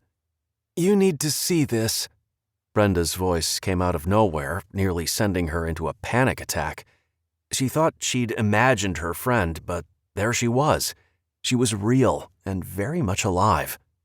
Megan smiled as she walked towards Brenda, who was standing outside the safe room. Rosie was already moving towards the room, her head moving left and right as she continued to take in all the changes. She stopped when she saw the bodies strewn about the ground. The men looked like they were sleeping. The 3 women and Caitlin went inside the shelter, stepping over Neil's body. "Good riddance, you evil man," Rosie mumbled as she walked over the dead man. Brenda walked to a desk in the corner and pointed at a screen. "I found this on the desk." She held up a scrap of paper with some writing on it. "I logged onto his computer and found this." Megan looked at the screen, but wasn't sure what she was looking at. Brenda sat down at the computer and punched in a code, bringing up a screen with a series of blueprints and lists of cities. "What is that?" Megan asked. Brenda clicked on another screen. It was an email. Megan quickly scanned the brief letter and felt her blood grow cold. Rosie gasped beside her. "A Russian attack? Neil was working with the Russians?" Rosie asked in horror. "Appears to be that way," Brenda replied. "It was scheduled to hit in 2 days. These blueprints are places Neil planned on setting up bases. Some of the buildings are occupied by the remaining military and government officials. He was going to knock out the power and send his soldiers in." "Oh my God," Megan murmured. "How are we going to stop it?" Brenda shook her head. She went back to the original screen and started clicking through the various pages in the file. "Look, this email is talking about the virus you guys uploaded to the military computers at Ravenna," she said with more excitement than Megan felt. She wasn't proud of her involvement in the takedown of the United States government. "You did what?" Rosie asked in shock. Megan shook her head, not wanting to get into the details of that very long story. She was reading the email over Brenda's shoulder. Neil was working with a much larger faction. She wasn't sure if he was the true leader. It appeared he was working for someone else. Brenda was bobbing her head up and down. "I think we can do something. Let me do some digging." "We can stop it?" she asked, unsure if she was reading the email correctly. "There's a code to basically shut it off?" she asked again, wanting to clarify what she read. Brenda nodded. "Looks to be that way. This computer is connected to a closed network. Only computers on this intranet can talk to one another." Rosie was shaking her head. "This is way beyond my understanding. I hated computers before, but I think I hate them more now." "We need to search this safe room," Megan said. "It's hard telling what other evil he was storing in here." Brenda stood, looked around the small area, and barked out orders.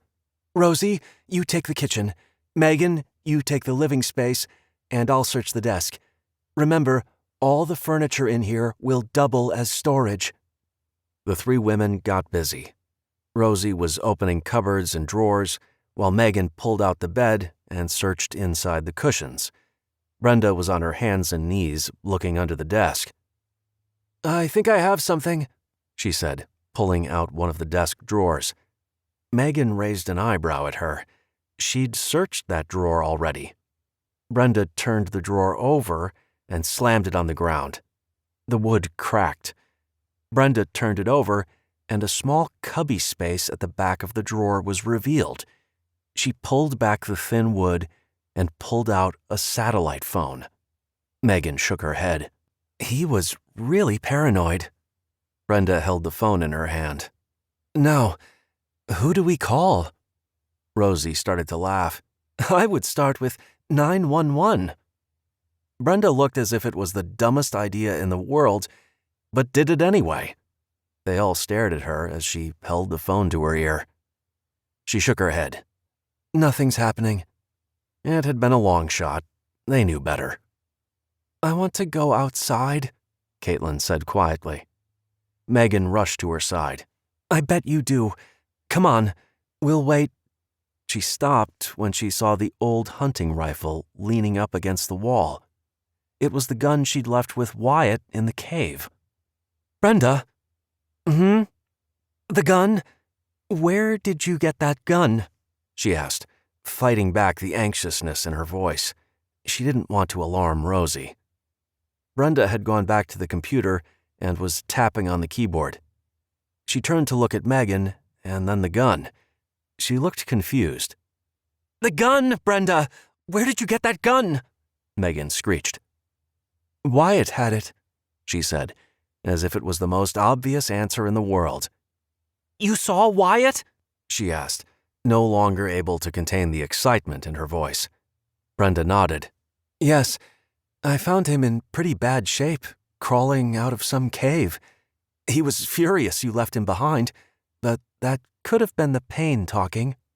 Is he alive? Megan asked, not caring to hear a long story. Rosie was holding her breath, her hands clasped together in a praying pose. Yes, of course. He's with the others. He wasn't exactly in any condition to go walking through the forest. He'd lost a lot of blood, but seemed to be recovering well when I left this morning, she explained. Megan couldn't contain the relief and joy she felt at hearing he was alive and recovering. She whooped with joy. Rosie had tears shimmering in her eyes. Megan quickly walked to her and gave her a hug. Rosie looked at Brenda. The others? She questioned in a hopeful tone. Brenda nodded, not giving any details. She looked at Megan for help. Megan put an arm around Rosie's shoulders. We should probably go outside and sit down. It's been a very busy couple weeks, Rosie. Megan watched the expression turn from one of hope and relief to one of pain. She knew they'd lost some of their friends. They slowly walked outside, and Caitlin turned her face up to the morning sun. I'll clear the lodge, Brenda said, grabbing a gun from one of the dead men, checking it for ammunition, and heading inside. The woman knew her weapons and seemed to be very comfortable with the high-powered gun. Neil had taken a lot, but he was also leaving a lot. The guns were a huge bonus. Megan knew that any of the men nearby wearing suits would be dead, but it was still necessary to check for any survivors. It was laughable that Neil had made their repossession of the lodge so easy by killing off his own army. His paranoia had made their lives a little easier. She watched as Rosie and Caitlin wandered around the grounds, taking in all the new additions. She imagined they needed to stretch their legs, breathe in fresh air, and enjoy the sun on their deprived skin. As she watched, she began to feel the effects of her fight with Neil. Standing felt like too much. Her legs were weak and shaking. When Brenda came back out, she was dragging a body. Megan walked over to help her, praying for strength. Brenda looked at her with that knowing eye. There's a few more, but they aren't going to stink up the place yet. Go sit down before you fall down. I'll drag the rest out, and then we'll get you fixed up, she said, heaving the body out the door. Megan wanted to argue, but the last bit of adrenaline had left her body. She had nothing left. She walked inside the lodge, unsure of what to expect. It looked the same for the most part. There were various laptops on the kitchen counter and some new appliances, but the rest remained untouched. It surprised her how tidy the place was. She assumed bad guys would be slobs. Apparently, Neil ran a tight ship. She slid into one of the chairs at the kitchen table and leaned forward, resting her head on the smooth surface. Caitlin and Rosie came in behind her. Rosie was making a clucking sound as she inspected her kitchen. Well, I suppose it could be worse, she said, sighing heavily. What is that noise? She asked. Megan strained her ears to listen, her mind on alert for any sounds of trouble. She started giggling when she realized what noise Rosie was hearing. Generators, she answered. Rosie was quiet for several minutes. Megan looked up to see her running her hand over the coffee maker that was plugged into the wall. They had electricity? We have electricity? She mused. Megan hadn't thought about it like that. She supposed they did. All of the upgrades Neil had made were now theirs. She thought about everything they'd been doing without. Neil hadn't been willing to rough it and had brought the lodge back into the 21st century. She tried to imagine how everything would be changed. It was too much for her brain to process in its currently muddled state. She'd deal with all of that later. I'm going to check my room, Caitlin said, bounding up the stairs. Megan smiled as she watched her daughter do something she'd done countless times before. It felt as if the pieces of her life were falling back into place one at a time. Brenda came back in, collected another body from Megan and Wyatt's room, and began the arduous task of dragging him outside. Megan thought about going into her room, but not until she saw Wyatt walk through the door. When Brenda came back in, Megan stopped her. "Where's the rest of the group?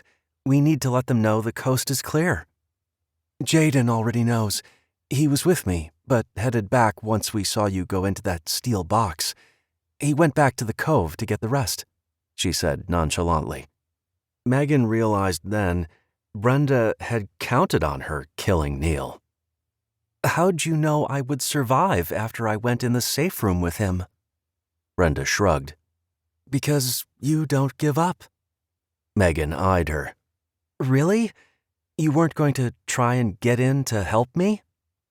Brenda leveled her gaze at her. "If he walked out of that door, I would have shot him dead, but I never once believed I'd have to do that. You're a strong, capable woman, Megan. I knew you'd kill him with your bare hands had it meant the difference between him living and your daughter's safety." Megan let the words sink in. She wanted to hug Brenda, but knew the woman wouldn't appreciate the show of affection. In her mind, it was black or white. There wasn't room for anything else. "How are they going to get down here?" she asked.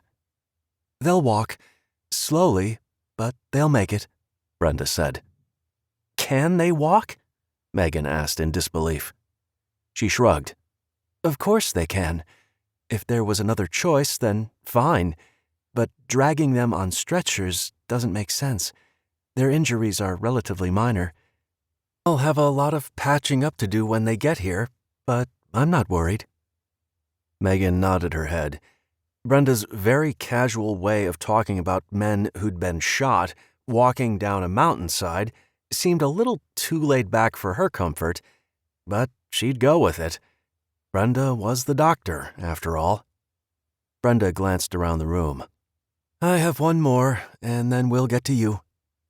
Megan had to fight back a laugh at how easy the woman spoke of disposing of dead bodies.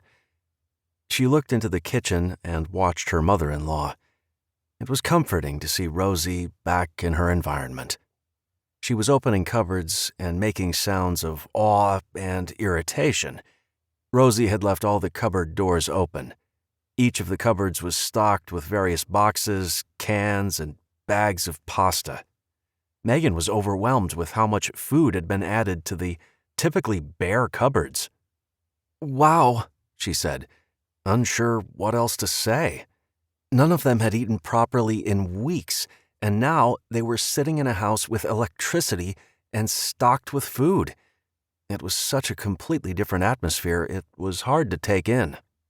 "You better believe I'm going to make a feast tonight. We're going to celebrate our victory over evil once again with a meal fit for kings," Rosie exclaimed.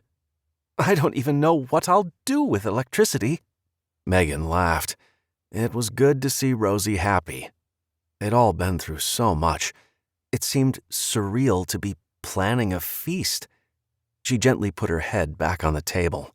Her head was throbbing, and it hurt to hold it upright. A noise drew her attention.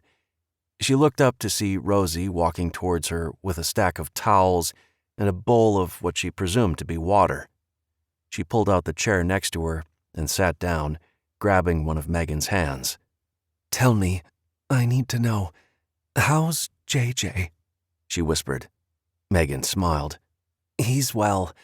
The doctors at the NRU didn't get much time to give us a real diagnosis, but we do know it's a heart defect, a murmur, like Brenda suspected. Brenda is confident she can help manage it." Rosie breathed a sigh of relief. "Thank God. I've been worried sick thinking about all of you. I was afraid to ask earlier. The last thing poor Caitlin needed was to hear more bad news." Megan looked away. Chase's death would be hard for Caitlin. He had been like an uncle to her. She imagined Rosie would struggle as well. "How are you, Rosie?" Megan asked with sincerity. "I have to thank you for keeping my little girl alive. I can't imagine what you two went through down there." Rosie smiled. "It was certainly challenging, but I can't think of anyone else I'd want to be trapped in a root cellar with." She picked up one of the cloths, dipped it in the water, and started to sponge away the blood from Megan's face. "Don't ask her to eat canned veggies ever again, though. She'll probably vomit or throw them at you." Megan laughed. "I can only imagine. Canned veggies don't make a meal." Rosie gently pulled the hair away from her face and clucked when she saw the injury. "Don't tell me. I'm going to have a scar, right?" Another laugh from Rosie.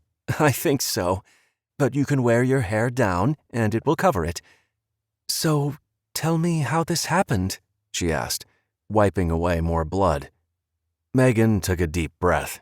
"Oh, Rosie, it's a long story." "I have time, hun," she replied. Megan told her everything from the point of Wyatt getting shot until now. When she was finished, Rosie had tears streaming down her face. "We're going to be okay, Rosie. The rest of the group will be here soon. Brenda will figure out a way to contact the government, and this nightmare will be over. Who knows, maybe they'll even get the power restored and life will return to normal. At least a new normal," Megan assured her. Rosie was shaking her head. "It's all so much. I need to see my son and grandsons." "Soon, Rosie, soon," Megan promised, determined to get them to the lodge tonight, even if she had to drag them down the mountainside herself. Chapter 27.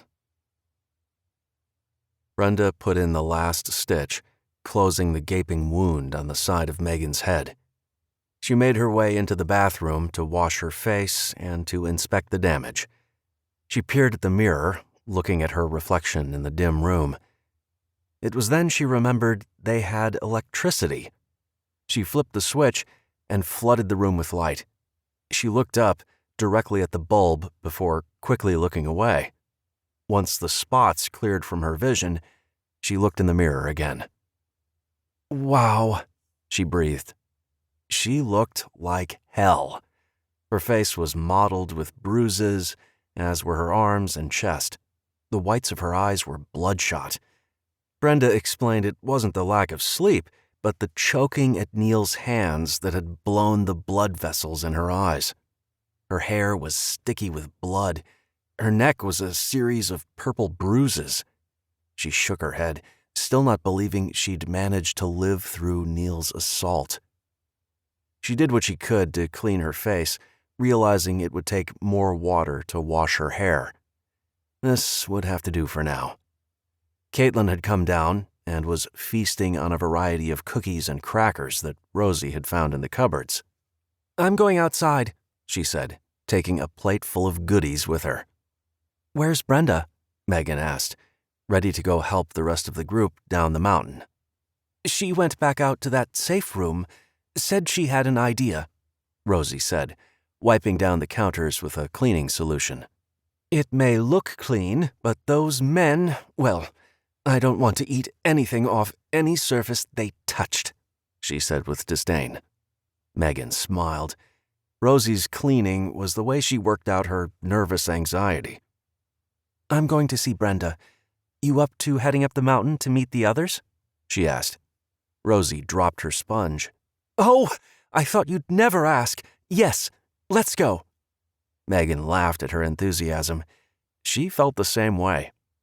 "I'll grab Caitlin, and we'll see if Brenda wants to go," Megan said, doing her best to walk out the door as if every step didn't cause her serious pain. Brenda was walking towards her, satisfaction on her face. "I did it." "Did what?" Megan asked. Brenda held up the phone. "I called General White." Megan shook her head in confusion. "You called who?" Brenda grinned, the look taking Megan by surprise. The general, one of the men I worked with many years ago. I saved his life in the field. We kept in touch. I used the phone to call his sat phone, and he actually answered." "Are you serious?" Megan exclaimed. "That's incredible." Rosie joined them. "Did you tell him everything?" Brenda shrugged. "No, didn't have time. I gave him the code, briefed him on Neil's plans, and informed him there was a network of terrorists at work against the country. They're on it." "That's amazing! I can't believe there are people out there with phones," she laughed. "They'll be sending an evac team at 0600 tomorrow," Brenda said. In unison, Rosie and Megan asked, "What?" "We'll be picked up here tomorrow morning. Wyatt, Albert, and Aiden will get the medical attention they need," she explained. "But what about the lodge? Where do we go from here? This is our home," Rosie protested. Brenda looked at her as if she wasn't getting what she said. "It's over. The apocalypse is over," she repeated. Megan doubted that, but that was a problem for another day. Right now, she wanted to get to Wyatt. He needed to hear the good news. "We'll talk on the way," Megan said, gesturing Caitlin to join them. "On the way?" Brenda asked. "I'm going to get our family," Megan said, heading up the hill. "Are they going to be coming down the normal path?" she asked, realizing they may have decided to take the long way around. Brenda nodded. "Yes." With that, they all began the arduous climb. As they walked, Megan thought back to the many times she'd climbed this same path on the way to build the trench that saved the lodge. Rosie was peppering Brenda with questions about the future, but Megan had one focus: get to Wyatt. "Shh," Megan ordered. "Take cover," she hissed. They all dashed off the beaten path into the thick trees. Megan's heart raced as she strained her ears. She'd heard men's voices. The belief their nightmare was over had been too good to be true. Snapping twigs and the thud of footsteps had her cursing herself for leaving the guns behind. It had been stupid and naive. "Well, they better not have eaten everything. I'm damn hungry."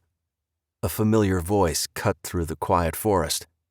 Megan's head dropped back as she looked to the sky, thanking her lucky stars. It was Albert. In typical Albert fashion, he was complaining.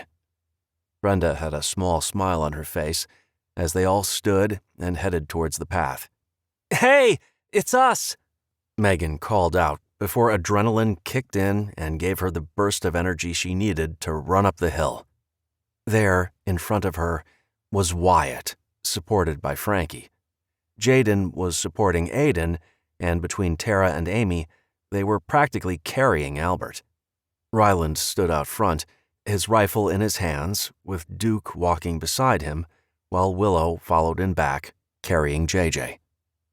The two groups stood facing each other, no one saying a word as they all stared at one another. There were tears flowing as they broke out of their stares and rushed to embrace one another. It was a moment Megan would cherish the rest of her days. She'd never felt such complete relief and sadness at the same time. Her family was back together, despite missing some important faces. Wyatt hugged her so tight she thought she felt a rib crack, but didn't say anything. He was gently moving his hands over her face and neck, apologizing for what she'd been through. Every bruise, cut, and blow had been worth it for this moment, and she'd do it all again in a heartbeat. "Who's hungry?" Rosie asked. Everyone said me, but Albert was the loudest. He demanded a real meal. As they made their way back to the lodge, they talked about what they would do first when they got to wherever it was they were going.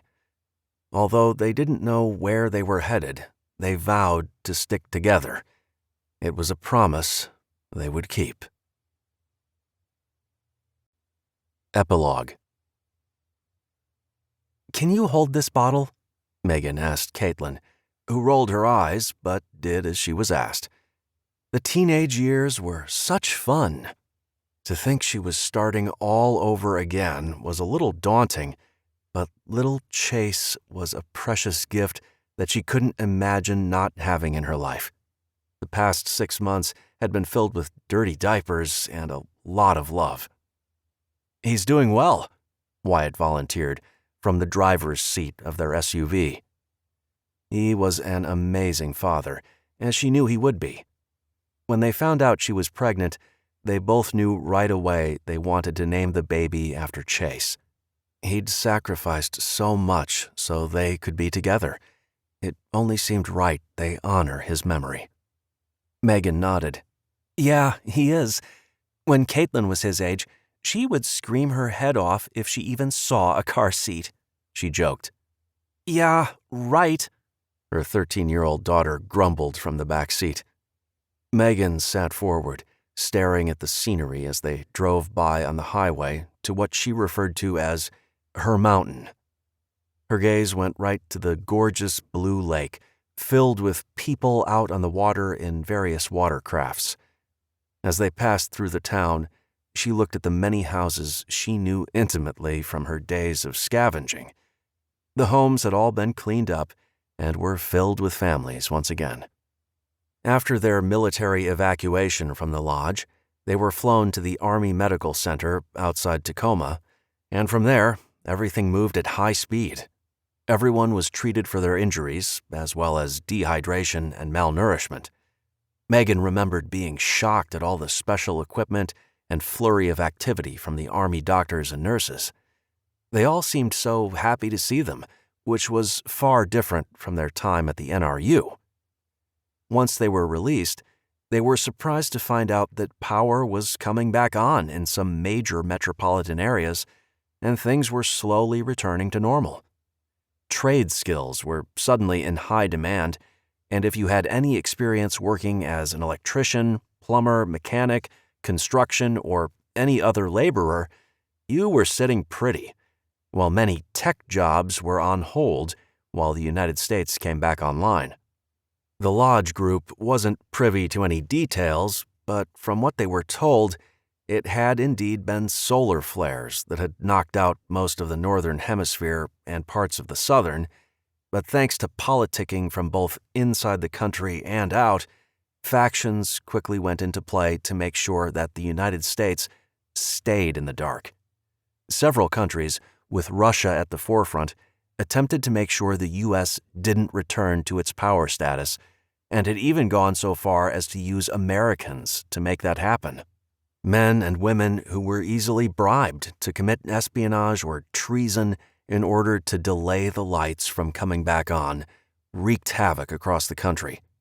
Whether it was the promise of future wealth and power or the desire for a life without the dictates of government, finding Americans willing to carry out sabotage was easily accomplished with whispers of promise or, in some cases, current means to feed their addictions. In less time than Megan thought possible, the U.S. was back up and running. There had been a large divide between those eager to return to life before the EMP and those who had grown accustomed to what seemed like the Wild West. She understood both sides of the argument. Her and Wyatt had settled on a happy medium that worked for them, while allowing them to raise their family with the creature comforts of the 21st century. "You okay?" Wyatt asked, interrupting her thoughts. She nodded. "Yes. I can't believe how much things have changed, but in a way, remained the same. Remember walking down this highway to look for medicine for JJ? And the lake. It's amazing. Why didn't we ever come down and go swimming in the lake?" she wondered aloud. He chuckled. "Those were some rough days. I never would have thought we'd be in a car driving this road. Never in my wildest dreams. I certainly wouldn't have dreamed I would be taking this journey with you and the kids." Megan's left hand went to the plain band she still wore on her right ring finger. Wyatt had replaced her wedding ring with a more traditional diamond ring, but she would never stop wearing the one Garrett had made for her. It meant something, and would always remind her of their time at the lodge. They both went silent as he turned off the main highway and onto the old gravel road that led up the mountain. It felt as if they were driving onto hallowed ground. Their lives had been irrevocably changed on this mountain. Even Caitlin recognized the gravity of the situation and had pulled off her headphones and put away her cell phone. She was now staring out the window. Another dirt road on the right came into view. Wyatt slowed to a stop, but didn't turn onto the road. "Are you okay?" she asked him. He didn't answer for several long seconds. "Yeah, it's time." They pulled onto the road and began the steady ascent to the lodge. The road was in remarkably good shape, courtesy of Albert and the fancy mini excavator he cherished so much. His knee had never fully recovered, but he insisted on staying busy and helping out. Taking care of the road and other big tasks was his way of doing that. They crested the small hill, and Megan felt as if she'd been kicked in the stomach when the lodge came into view. While she would have loved to have met him, she wondered if Wyatt's father ever anticipated how important their home would become to so many people. Memories, both good and bad, flooded her mind. Her breath hitched in her throat when she saw Rosie walk out of the lodge, waving her hand. 5 years was a long time, but for her, it felt like yesterday when she saw the lodge for the first time. Caitlin had been clinging to life, and the lodge held promise for what she needed to save her. "She looks happy," Caitlin said. "Can I get out?" Wyatt parked the black SUV, and Caitlin jumped out, running towards Rosie. "Grandma!" she shouted.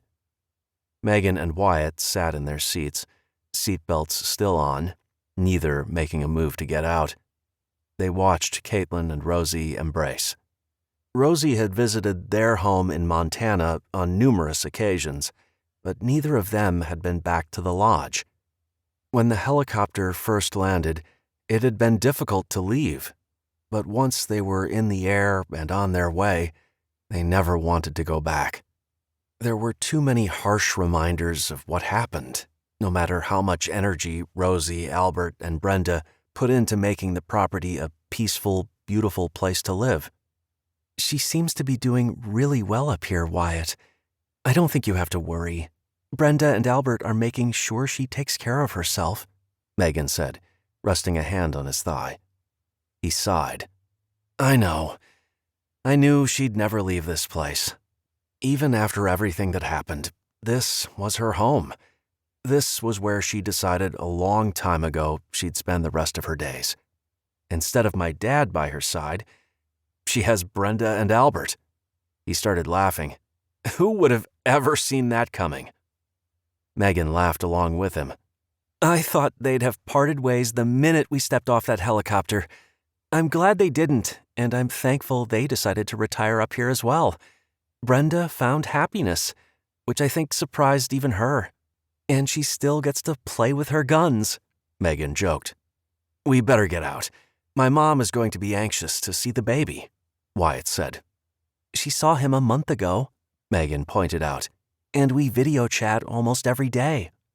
He shrugged. "You know her. Video chats aren't the same thing." They climbed out of the SUV, Wyatt opening the back door and removing Chase from the car seat. Rosie was on him in seconds, taking the baby and slathering him with kisses. "Anyone else here yet?" Wyatt asked. Rosie nodded. "Willow is inside cooking, and JJ is by her side as usual. Ryland should be here soon. His leave is only for 3 days." Megan smiled with pride. Ryland had early enlisted with the Marines his senior year in high school. He'd been in for nearly a year and was excelling, which was no surprise to any of them. He had a lot of experience to fall back on. Wyatt was staring at a large rock waterfall. Megan grabbed his hand. "Let's go. It's time you saw it in person." He took a deep breath and walked towards the birch trees that had been Megan's favorite place when they'd lived here. The pretty granite rock monument stood about 7 feet high. Water flowed down the rock and into a beautiful pool surrounded with flowers. Megan studied the gold plaque on the magnificent rock. Jack Morris, loving brother, husband, father, son, and friend. Forever in our hearts, and we will always be eternally grateful for his ultimate sacrifice. It was better than any tombstone in a cemetery. Wyatt sat down on the bench facing the waterfall, holding her hand and bringing her with him. Together, they sat in silence, staring at his brother's memorial. It was beautiful, and so true to what Jack would have loved. On either side of the massive stone, there were large black ceramic pots in varying sizes, filled with flowers. Each pot bore the name of someone they'd lost during their time at the lodge. It was a touching tribute to those they'd come to know and love, and ultimately lost in the fight to keep the lodge and the people who occupied it alive. Before Megan knew it, her vision blurred with tears again. The sound of a car engine interrupted the moment of solitude, snapping Megan out of her reverie. She looked up to see Tara behind the wheel of a 4-door white car.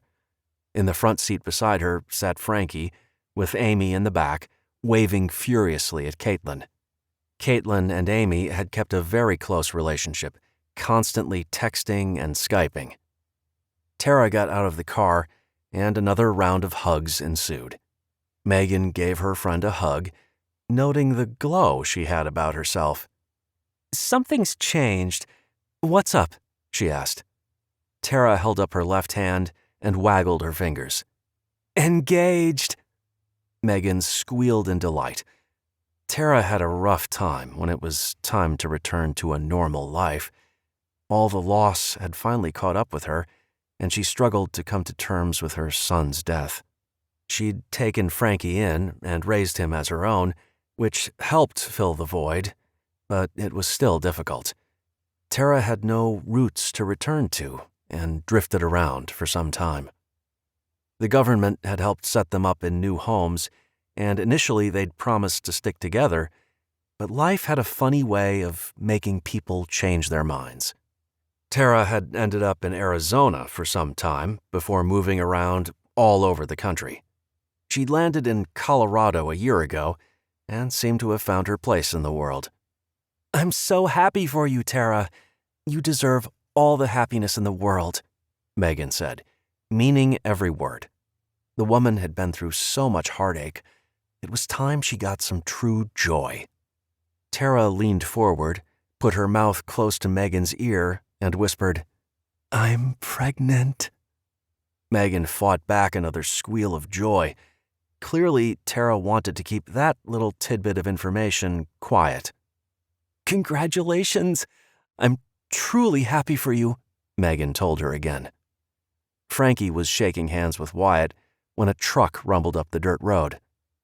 "I start in the fall," he was saying. Megan couldn't help but eavesdrop. "Where are you going to school, Frankie?"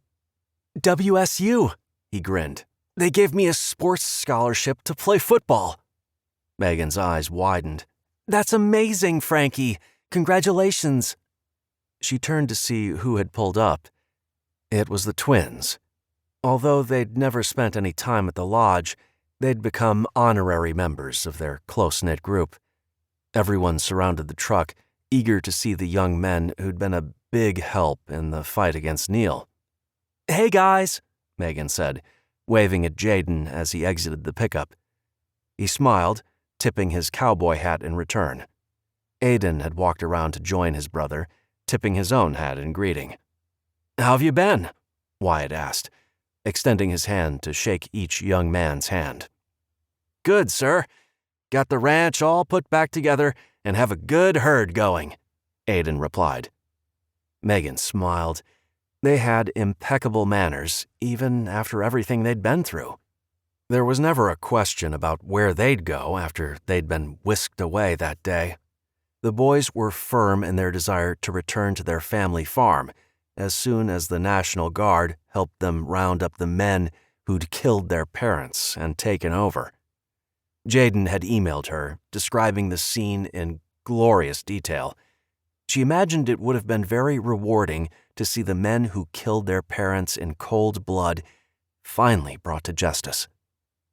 There was a tug on Megan's shirt. She turned around and smiled. "Hey, you! Look how big you are!"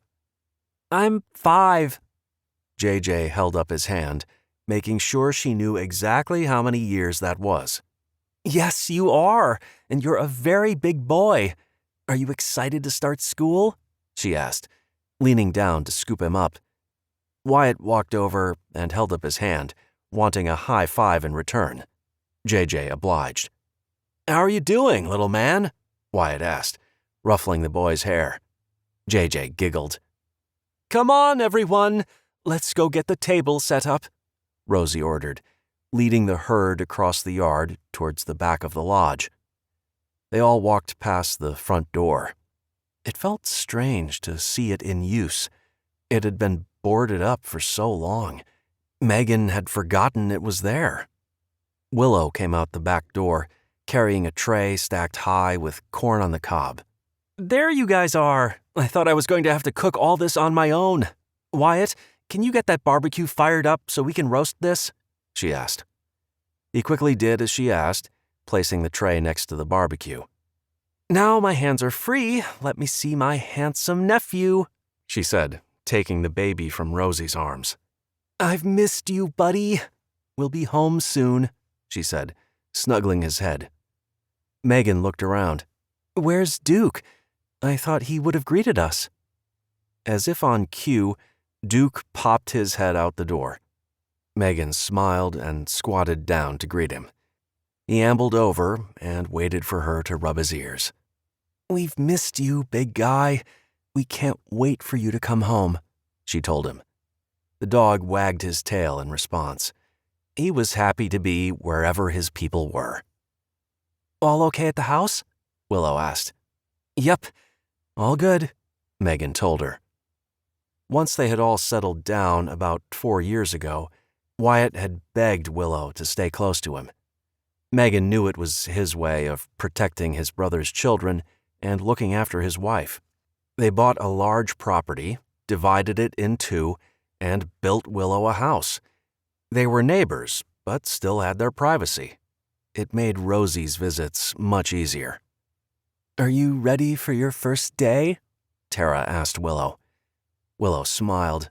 "I am crazy nervous to start teaching again, but my job will put me in the same school as JJ.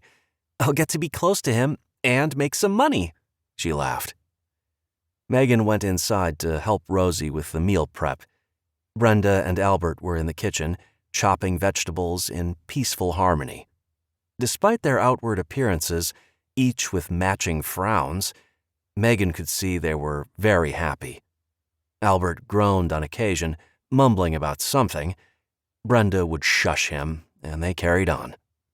It wasn't long before their meal was ready. The kids set the table. Everyone took a seat at the long table set up outside. Ryland had arrived only moments before the meal was served. "I will never miss a meal," he joked. He'd grown into a fine young man that would make Jack very proud. He bore a strong resemblance to his father as well. Megan got teary-eyed watching him play with little Chase, knowing that one day he'd be a fantastic father, like his dad. Once the plates were filled, Wyatt stood, holding up his glass of wine. "I know everyone is busy, and I want to thank you for making the trip out here. I hope we can do this more often than once every 5 years, he joked, earning a chuckle from his rapt audience. We all went through some pretty terrible things back then, but I have to say, I wouldn't have wanted to go through hell with anyone else. Without those hard times, we would have never found each other. We're family by bond. You're all stuck with me and mine for the rest of your lives." Megan smiled through tears of joy. Looking around the table, she wasn't the only one. Everyone stood, raised their glasses, and toasted, vowing to all return again in the spring. The meal was filled with lively conversation. They talked about those they'd lost and reminisced about the celebratory meals they'd had back then. It was full circle to be back at the lodge, sitting at the table once again. As Megan and Wyatt lay in their old bedroom, she couldn't help but think fondly about that first night she'd laid in this bedroom with her sick daughter. This was where it had all began. It felt right to be back here with Wyatt. It was where she belonged, with her family. This has been Dark Revival, written by Grace Hamilton, performed by Andrew Tell,